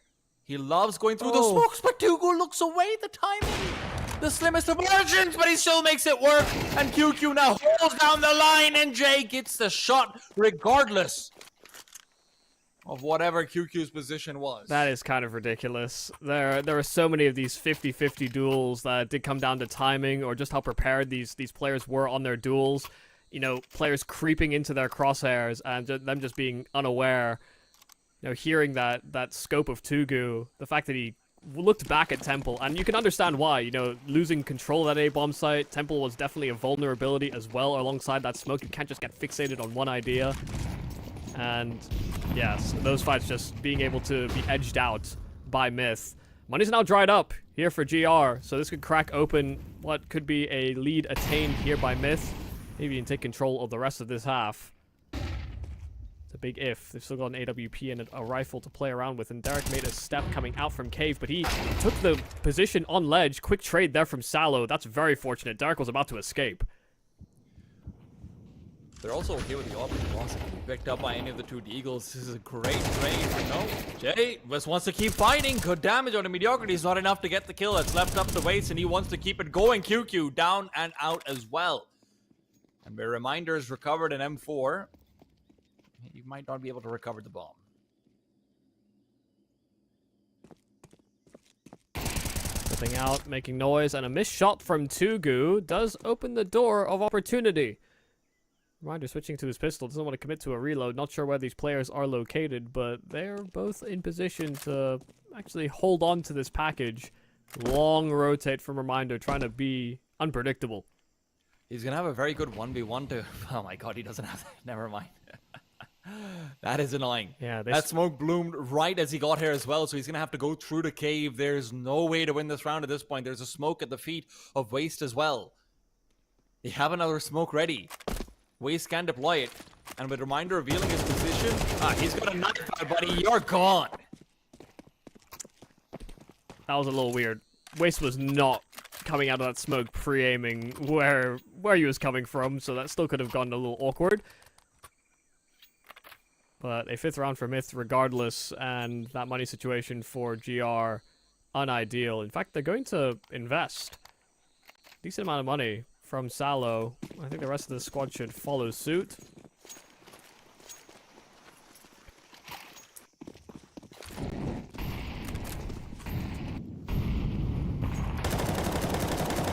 More than I would have committed, but if they get a bomb plant, it would certainly go a long way in this round.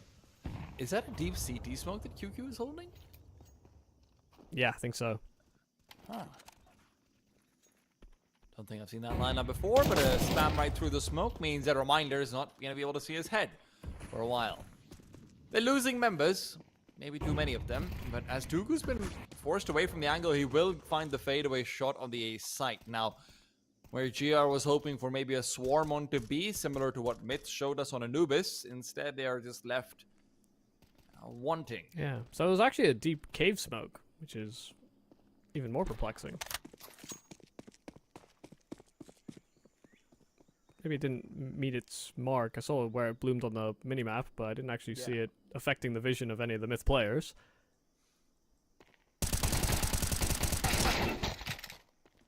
I don't know, how would you even throw it? Yeah, I don't no, get it. that's why I thought Totally it was on quite top of it, perplexing. yeah. So I think it just landed on the roof of the cave, which is Yeah. even more awkward that it's a miss. But by the time that smoke even bloomed, they were in a 2 versus 5. So don't think it would have made a difference. Yeah, of course not.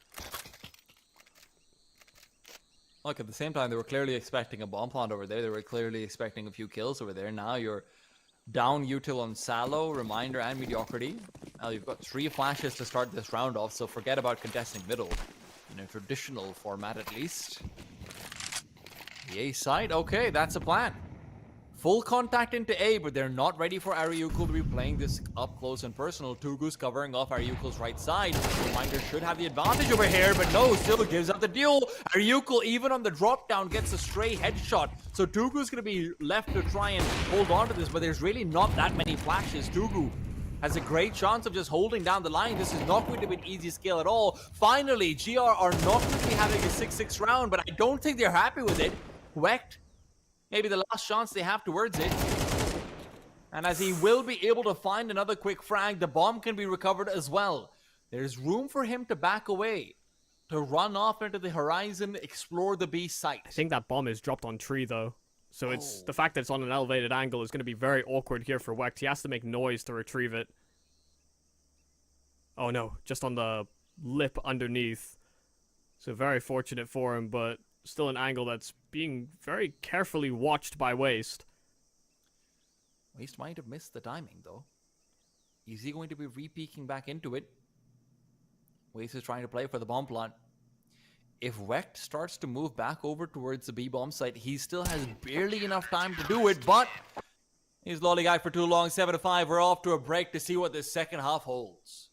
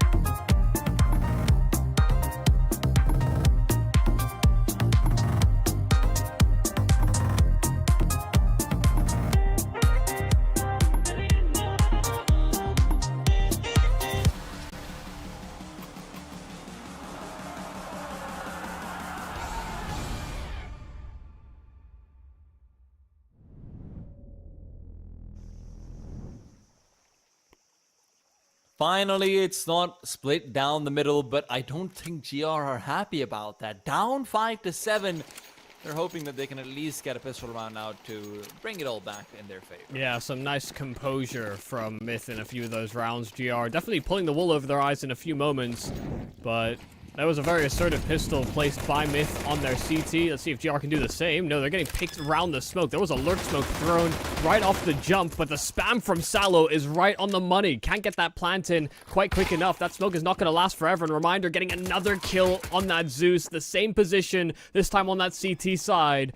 Ariukul started off with an entry and has to now clutch back. Has to finish off with a full ace, and he won't get anything for his troubles. Reminder floors him.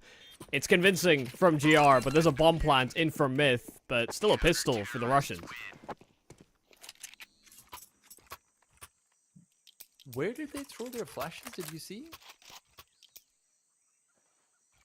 I think just over the site. I think it actually did blind the players that long. Yeah. So the thing with that lurk smoke is that it does feel like you have to throw the flashes slightly later on because of how unlikely it is that there's someone actually playing ahead of it, except for maybe Cubby, especially in a pistol round like that. So to try and get some space in from behind it, maybe that should be the plan. But no, it just walk into a spam dualies, your bomb can't be planted, you can't recover it, you've been Zeused, you've been killed, you've been slain. Sort of sums up the round. But you did get the bomb plant. So Galil's galore. And Wecht is perhaps in for a rude awakening. Will be able to get that first shot onto waist, but Duku's been boosted up earlier on. QQ in position to get so much done. Finally traded, but Ariukul also almost losing his life for it. Yeah, Wecht finishing off the job onto Derek. Finding much success on the scout, the tags, and finishing off frags as well. In fact, he'll finish off another onto Tugu. They can upgrade away into that Galil, so thank you for the weapon. Tying round for GR, closing that gap very quickly based off of that pistol and dealing with the anti-force buy.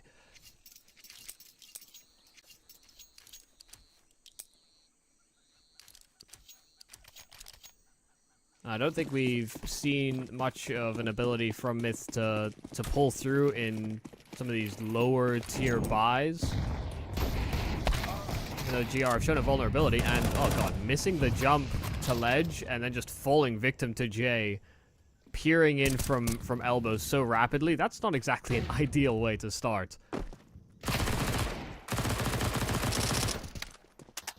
Nice jumping clear there from Reminder. So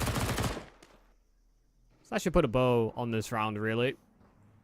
A lot of deep presence towards B. These players in middle can start to float back over towards the A bomb site, especially with Ariukul ending up empty-handed. Prospects of this round are fizzling up. Ariukul was able to find that shot with the Deagle. Maybe there was a world where you get a bomb plant. Maybe you can progress forward. Wecht is taken down as well. But no, all of those worlds come crashing down with his demise. Maybe one more kill for Tugu? Yeah. Okay. Just destroying mediocrity. He could make this work, actually. Wecht has given up his position. If Tugu gets aware of the fact that he could be flanked right now, Reminder's also not got the best weapon to flank him with, to be frank. And Tugu down those positions for both these players. Wecht spotted out as well. Time ticking down low, but the CTs feel like they're under pressure.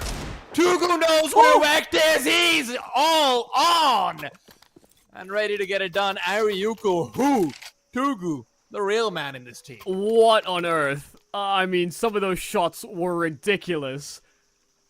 The flank from A-Main you thought for sure was going to be his undoing. He peeked out so wide, and the man is barely on his screen. He's just pre-fired based on where he anticipates him to be, and that shot connects. That is ridiculous from Tugu.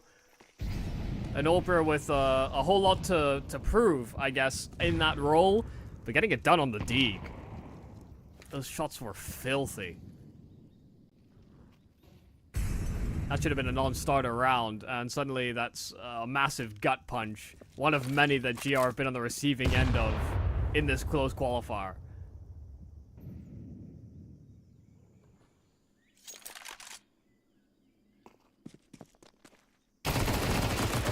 Trying to accelerate forward. Waste of ammo is taken down by the flying MP9, but meanwhile, Wecht loses his life, and mediocrity wasn't looking too healthy either.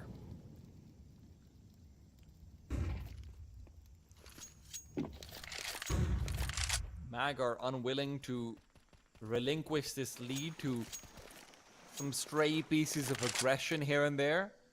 The B bomb site is unoccupied by the CT side at least. That is their destination. And it is completely vacant.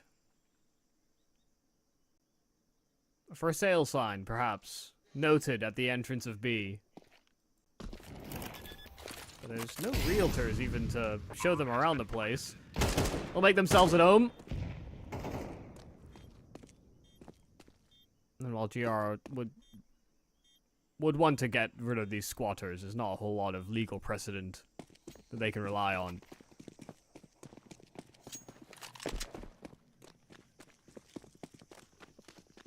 Yeah, not much you can do. Being a man down, they hedged their bets and thought it might be an A-sided finish, but Myth were pretty dead set on finishing towards that B bomb site.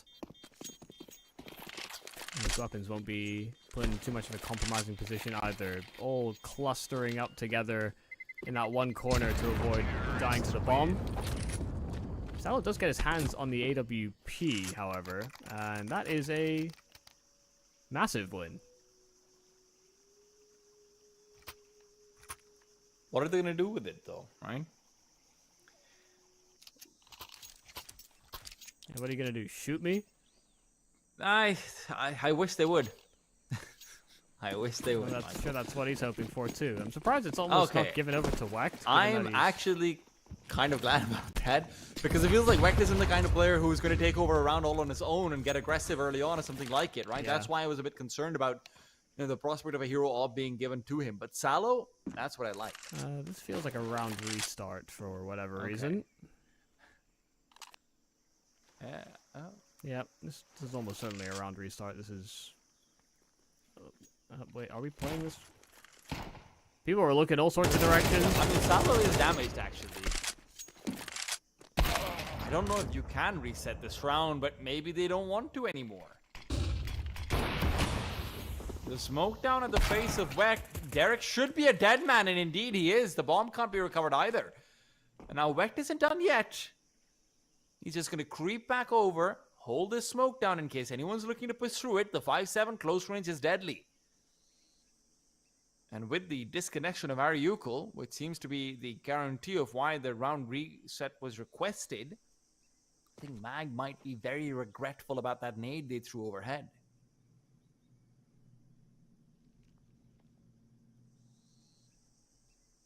Yeah, it must be Tugu, actually. Because our equal is still on field. Or rather, it's J. Yeah, it's J. Okay.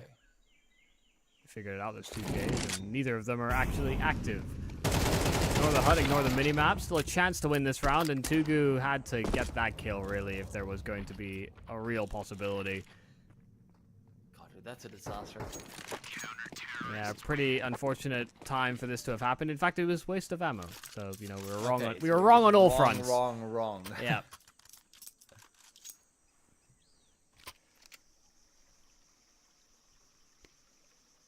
Yeah, that kind of sucks. That's one of those positions where even GR looked like they were kind of ready for the Yeah. round reset. They were not really fighting for middle properly. They were looking all sorts of directions, but I guess the decision came out from above. But now all five are back in the server, back and active on the Myth Avenue gaming side. It's not a round that they'll be too pleased with. But it's the bitter pill they're gonna have to swallow. Gotta suck, man. That's an anti-half-buy, force-buy, whatever you'd call it, with the saved op round that you're expecting to close out and get yourself up to 10-7. Instead, now GR is knocking on your doors. You're the one with the Tech 9. Well, you can't find any frags so far, even if you're making contact. Hugo's the one who takes more damage than not.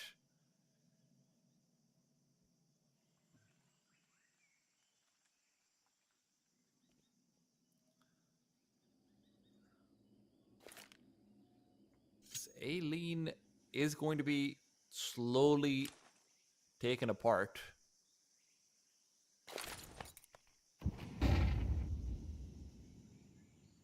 General flash overhead just to make sure if anyone's speaking out close, they can be blinded out. But that does look like a deep CT smoke to be lined up, perhaps. No, it's just a standard right side smoke instead.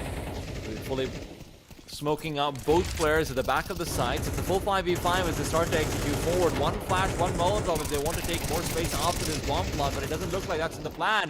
Flash is good. Reminder, not taken down. There's 4 players back in CT. Wait, you want to fight this? You better fight it hard. Very low on these players. They're taken down by the flames. Wet cheats forward with the op. It's Derek, however, to punish Reminder in the meanwhile. 3 players still available for the CTs to continue this retake attempt. They are fighting it out and winning the first. The boost up to Jay. He's low and he'll die to the nade. Tugu now fighting forward. They're going to take the fight before they go for the defuse, and that's exactly what they needed. GR. 9-9. Yeah, they just swarm. They don't let up. They play behind those smokes and they spam so many different positions. They don't land up on that planter. But with the aggression that Myth Avenue throw through those smokes, the fact that they end up empty-handed, they don't get away with any of those kills, that makes a massive difference. GR can just simply trade out from there, and those smokes weren't going to last forever. They didn't have any ability to re-smoke those angles, nor Molotov them. So GR can continue to take space and make things awkward. You know, they still had utility themselves, and they use it to great effect. Faster play here from Myth now over towards the A bomb site, this time on pistols, and Wecht with his AWP, a swing and a miss, but he'll find waste of ammo. That third man in, blowing open the smoke, trying to cancel that bomb, and QQ will succeed and get away with absolute murder. 3 players inside Donut, and they're losing members on the mag side. They're pushing through the smoke to try and find a player on the reload. 2 big kills, bring it back to a 2v3. Off recovered for Tugu, might be his weapon of choice, but not the weapon that's gonna do much. No, I'm lying through my teeth. Bomb is still not planted. Remember that. So the T's have to be the one to make a play, but the CTs still feel the pressure. And that pressure means QQ is gone. Salo turns around. Jay has done it all with a push through, starting it up with the Tech 9 and ending with a stolen weapon. Oh, dear. That's a 2 versus 5. They get away with free kill after free kill, and it's pushing through Temple and Deep Spawn that come back to bite them. The fact that weapons were relinquished and given over to the Myth Avenue side. That round looked like it was already done. GR had so much in their control, and they let it slip. Quick jump. So are they. Gone. Oh no! Actually going to be still chased down by Reminder almost taken down. Derek can't get the spray together. Nevermore around the mediocrity had given him some assistance, but look at this. Meanwhile, look at what's going on over here. Mediocrity's not ready for this at all. He's a dead man. What is this round? He's got the bomb. He's getting a shot from CT. Oh my god. Missed chance for Jay. And Wecht has everything to do, but he misses on the AWP. Oh, this is going each and every way. It keeps taking its twists and turns. Reminder playing inside of the smoke, and as it fades, Waste is already honed in on it. This round was all over the place. I mean, nobody could control their aim. The fights were awkward. The timings were so unusual. It's, I mean, nobody won. time. Nobody won in that round, but Myth still got the round. Start to finish, that was just action, action, action. But now, it might be time to call cut on GR. Force buying into this. Should you lose here, you're not going to have a better buy in the next one either. Full flash to Salo. 5-7 not brought out in time. The smoke might actually end up helping his opponents instead. They're losing members. None of these 4-spot weapons are giving them anything. QQ is resigned to his fate. They will be knocked out of the bracket at this rate. Well, the flash was so good it caught Ariukal too, so QQ does get one right back, but this round is so done. QQ flanked out as well. That's I mean, these past couple rounds have been a tilting one. If not for all the scrappy Counter-Strike that's been played for GR today, you would say they'd have to show some incredible mental resilience to have fought past all of it. But this feels like the final breaking point. A 12-9, and Myth with some absolute stealers within this series. Salo eats the nade. Mediocrity's not able to get too much done when he's been shot in the leg. Waste of Ammo is happy to finish it off later on. Wecht, the late jump up position does give them a quick kill, but are they ready for Tugu to be covering it off? No, they just jump off the op. Second shot missed as well. And now as Salo's trying to recover the op, Jay isn't safeguarding him. Salo's gonna push forward. Jay was spotted, but at least he's holding down the angle, so it's back to a 3v1. Not converted to the 2v2. GR Gaming, their only hope is an MP9 right now. QQ peeks out, good for the first, but with his position reveal, it's a safe blunt. That should be guaranteed. Are they going to A? Yeah, he can just run to A. Knowing that QQ was last positioned in this location, Ariukal just locking him into cave, and now has to consider the fact that he could reroute through mid. This is a free plant. No kit available here for QQ either. Yeah, that's sort of the deal breaker. But listen, they're both in A main, but one of them boosts it up. If you molly out, smoke down, I don't know. There's a formula. I don't know if QQ has it. Whatever it is, it needs to have some headshots, and it doesn't look like QQ seems to be looking to contest over here. He's spotted out. He's gone. Almost had a chance, but at the end of the day, QQ, even he can't save it. Yeah, this was, I mean, towards the tail end of this Ancient, it was all over the place. Some crazy rounds being played out by both these squads. And unfortunately for GR, they weren't able to get the better of any of these weird engagements. So, I mean, not the prettiest Counter-Strikes. Definitely some nice shots being hit by the mag side.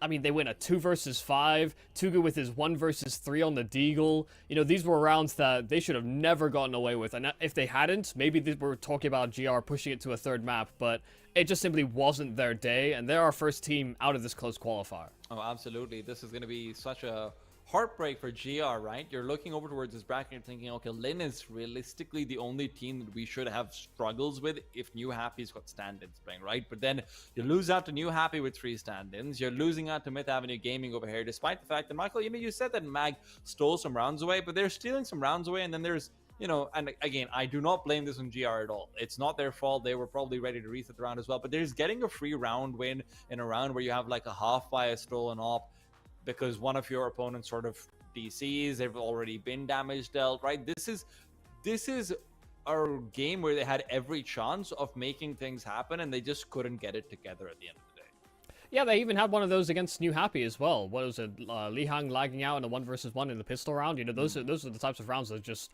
they're not going to happen very often. And you know, if you're given chances like that, you just have to be able to take them with both hands, and they failed in both regards. So yeah, it's kind of a surprise that it ends up in the way that it does. I thought GR maybe even come in as sort of the secondary favorites, given that the roster that we have out from New Happy, but. Yeah, no, I think it's just a poor day at the office. I think there's a lot that they're going to reflect on in a lot of rounds that they know that they shouldn't be losing. It took a lot for them to sort of get engaged in today's play, I think, as well. And they did improve. I felt like they were a lot more active. You were getting more production out of the players you wanted. But, yeah, just some pretty devastating lost rounds. Oh, listen, at the end of the day, they've got no one but themselves to blame. Unfortunately, there'll be a lot to go back and prep up on, but they won't be going forward to Melbourne. MythAvenue Gaming might still have a chance. They're going to be going up against a loser of Lin Vision and New Happy tomorrow. So make sure you guys are finding out who's winning on the other side of the bracket over in the upper bracket. That's twitch.tv/ESLCS, Twitch TV/ESLCS. For now, we're going to be heading off. We're going to hopefully see you guys again at another time, at another show, in another Twitch chat. Peace out. See you guys in the upper bracket.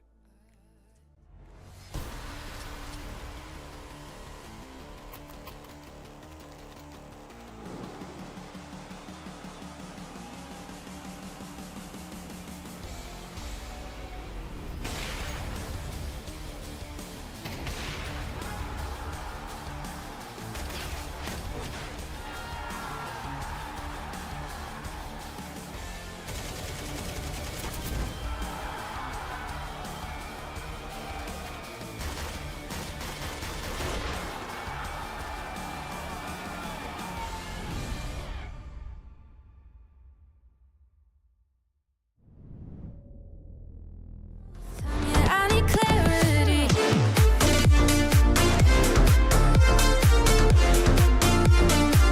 Give me some clarity.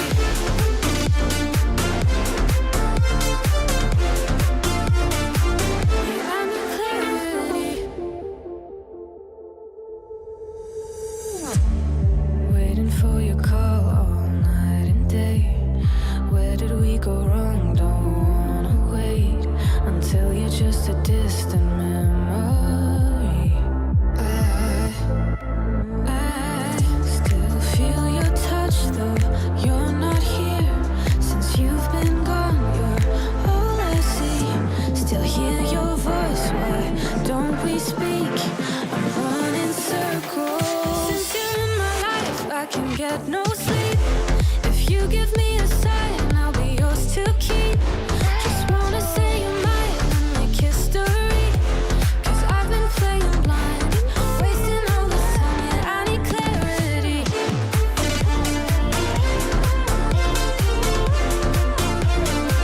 Give me some clarity.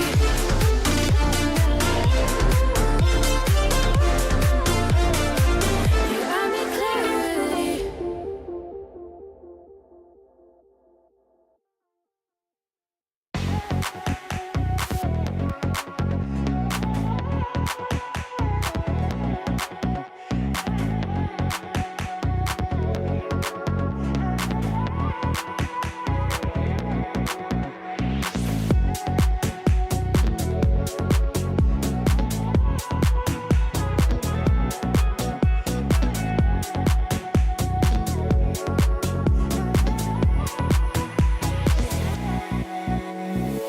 My eyes are closed, I'm feeling. I hear the silence speaking, and every nerve vibrating.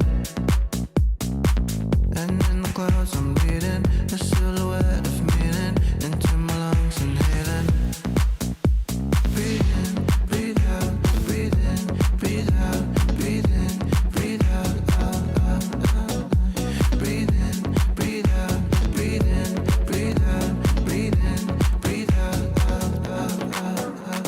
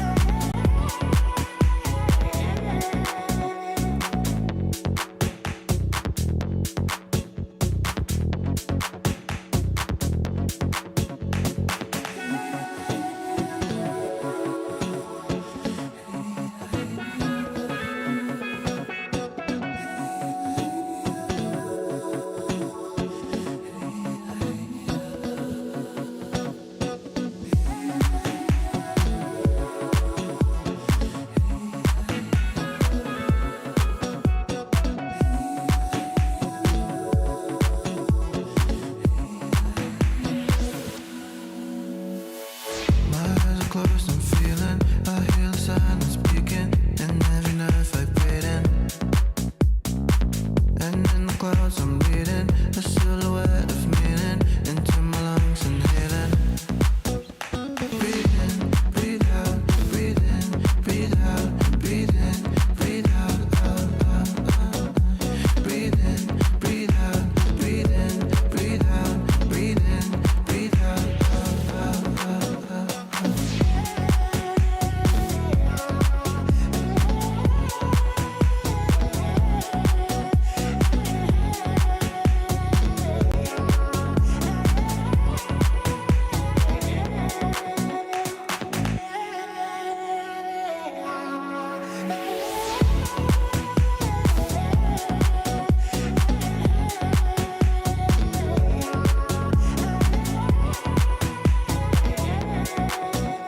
Breathe in, breathe out, breathe in, breathe out, breathe in, breathe out, out, out, out, out, out.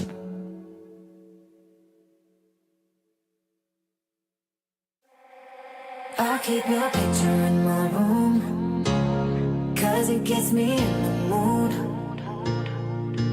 You still live free in my head. You got me so confused. My mind is full of you. Still want you in my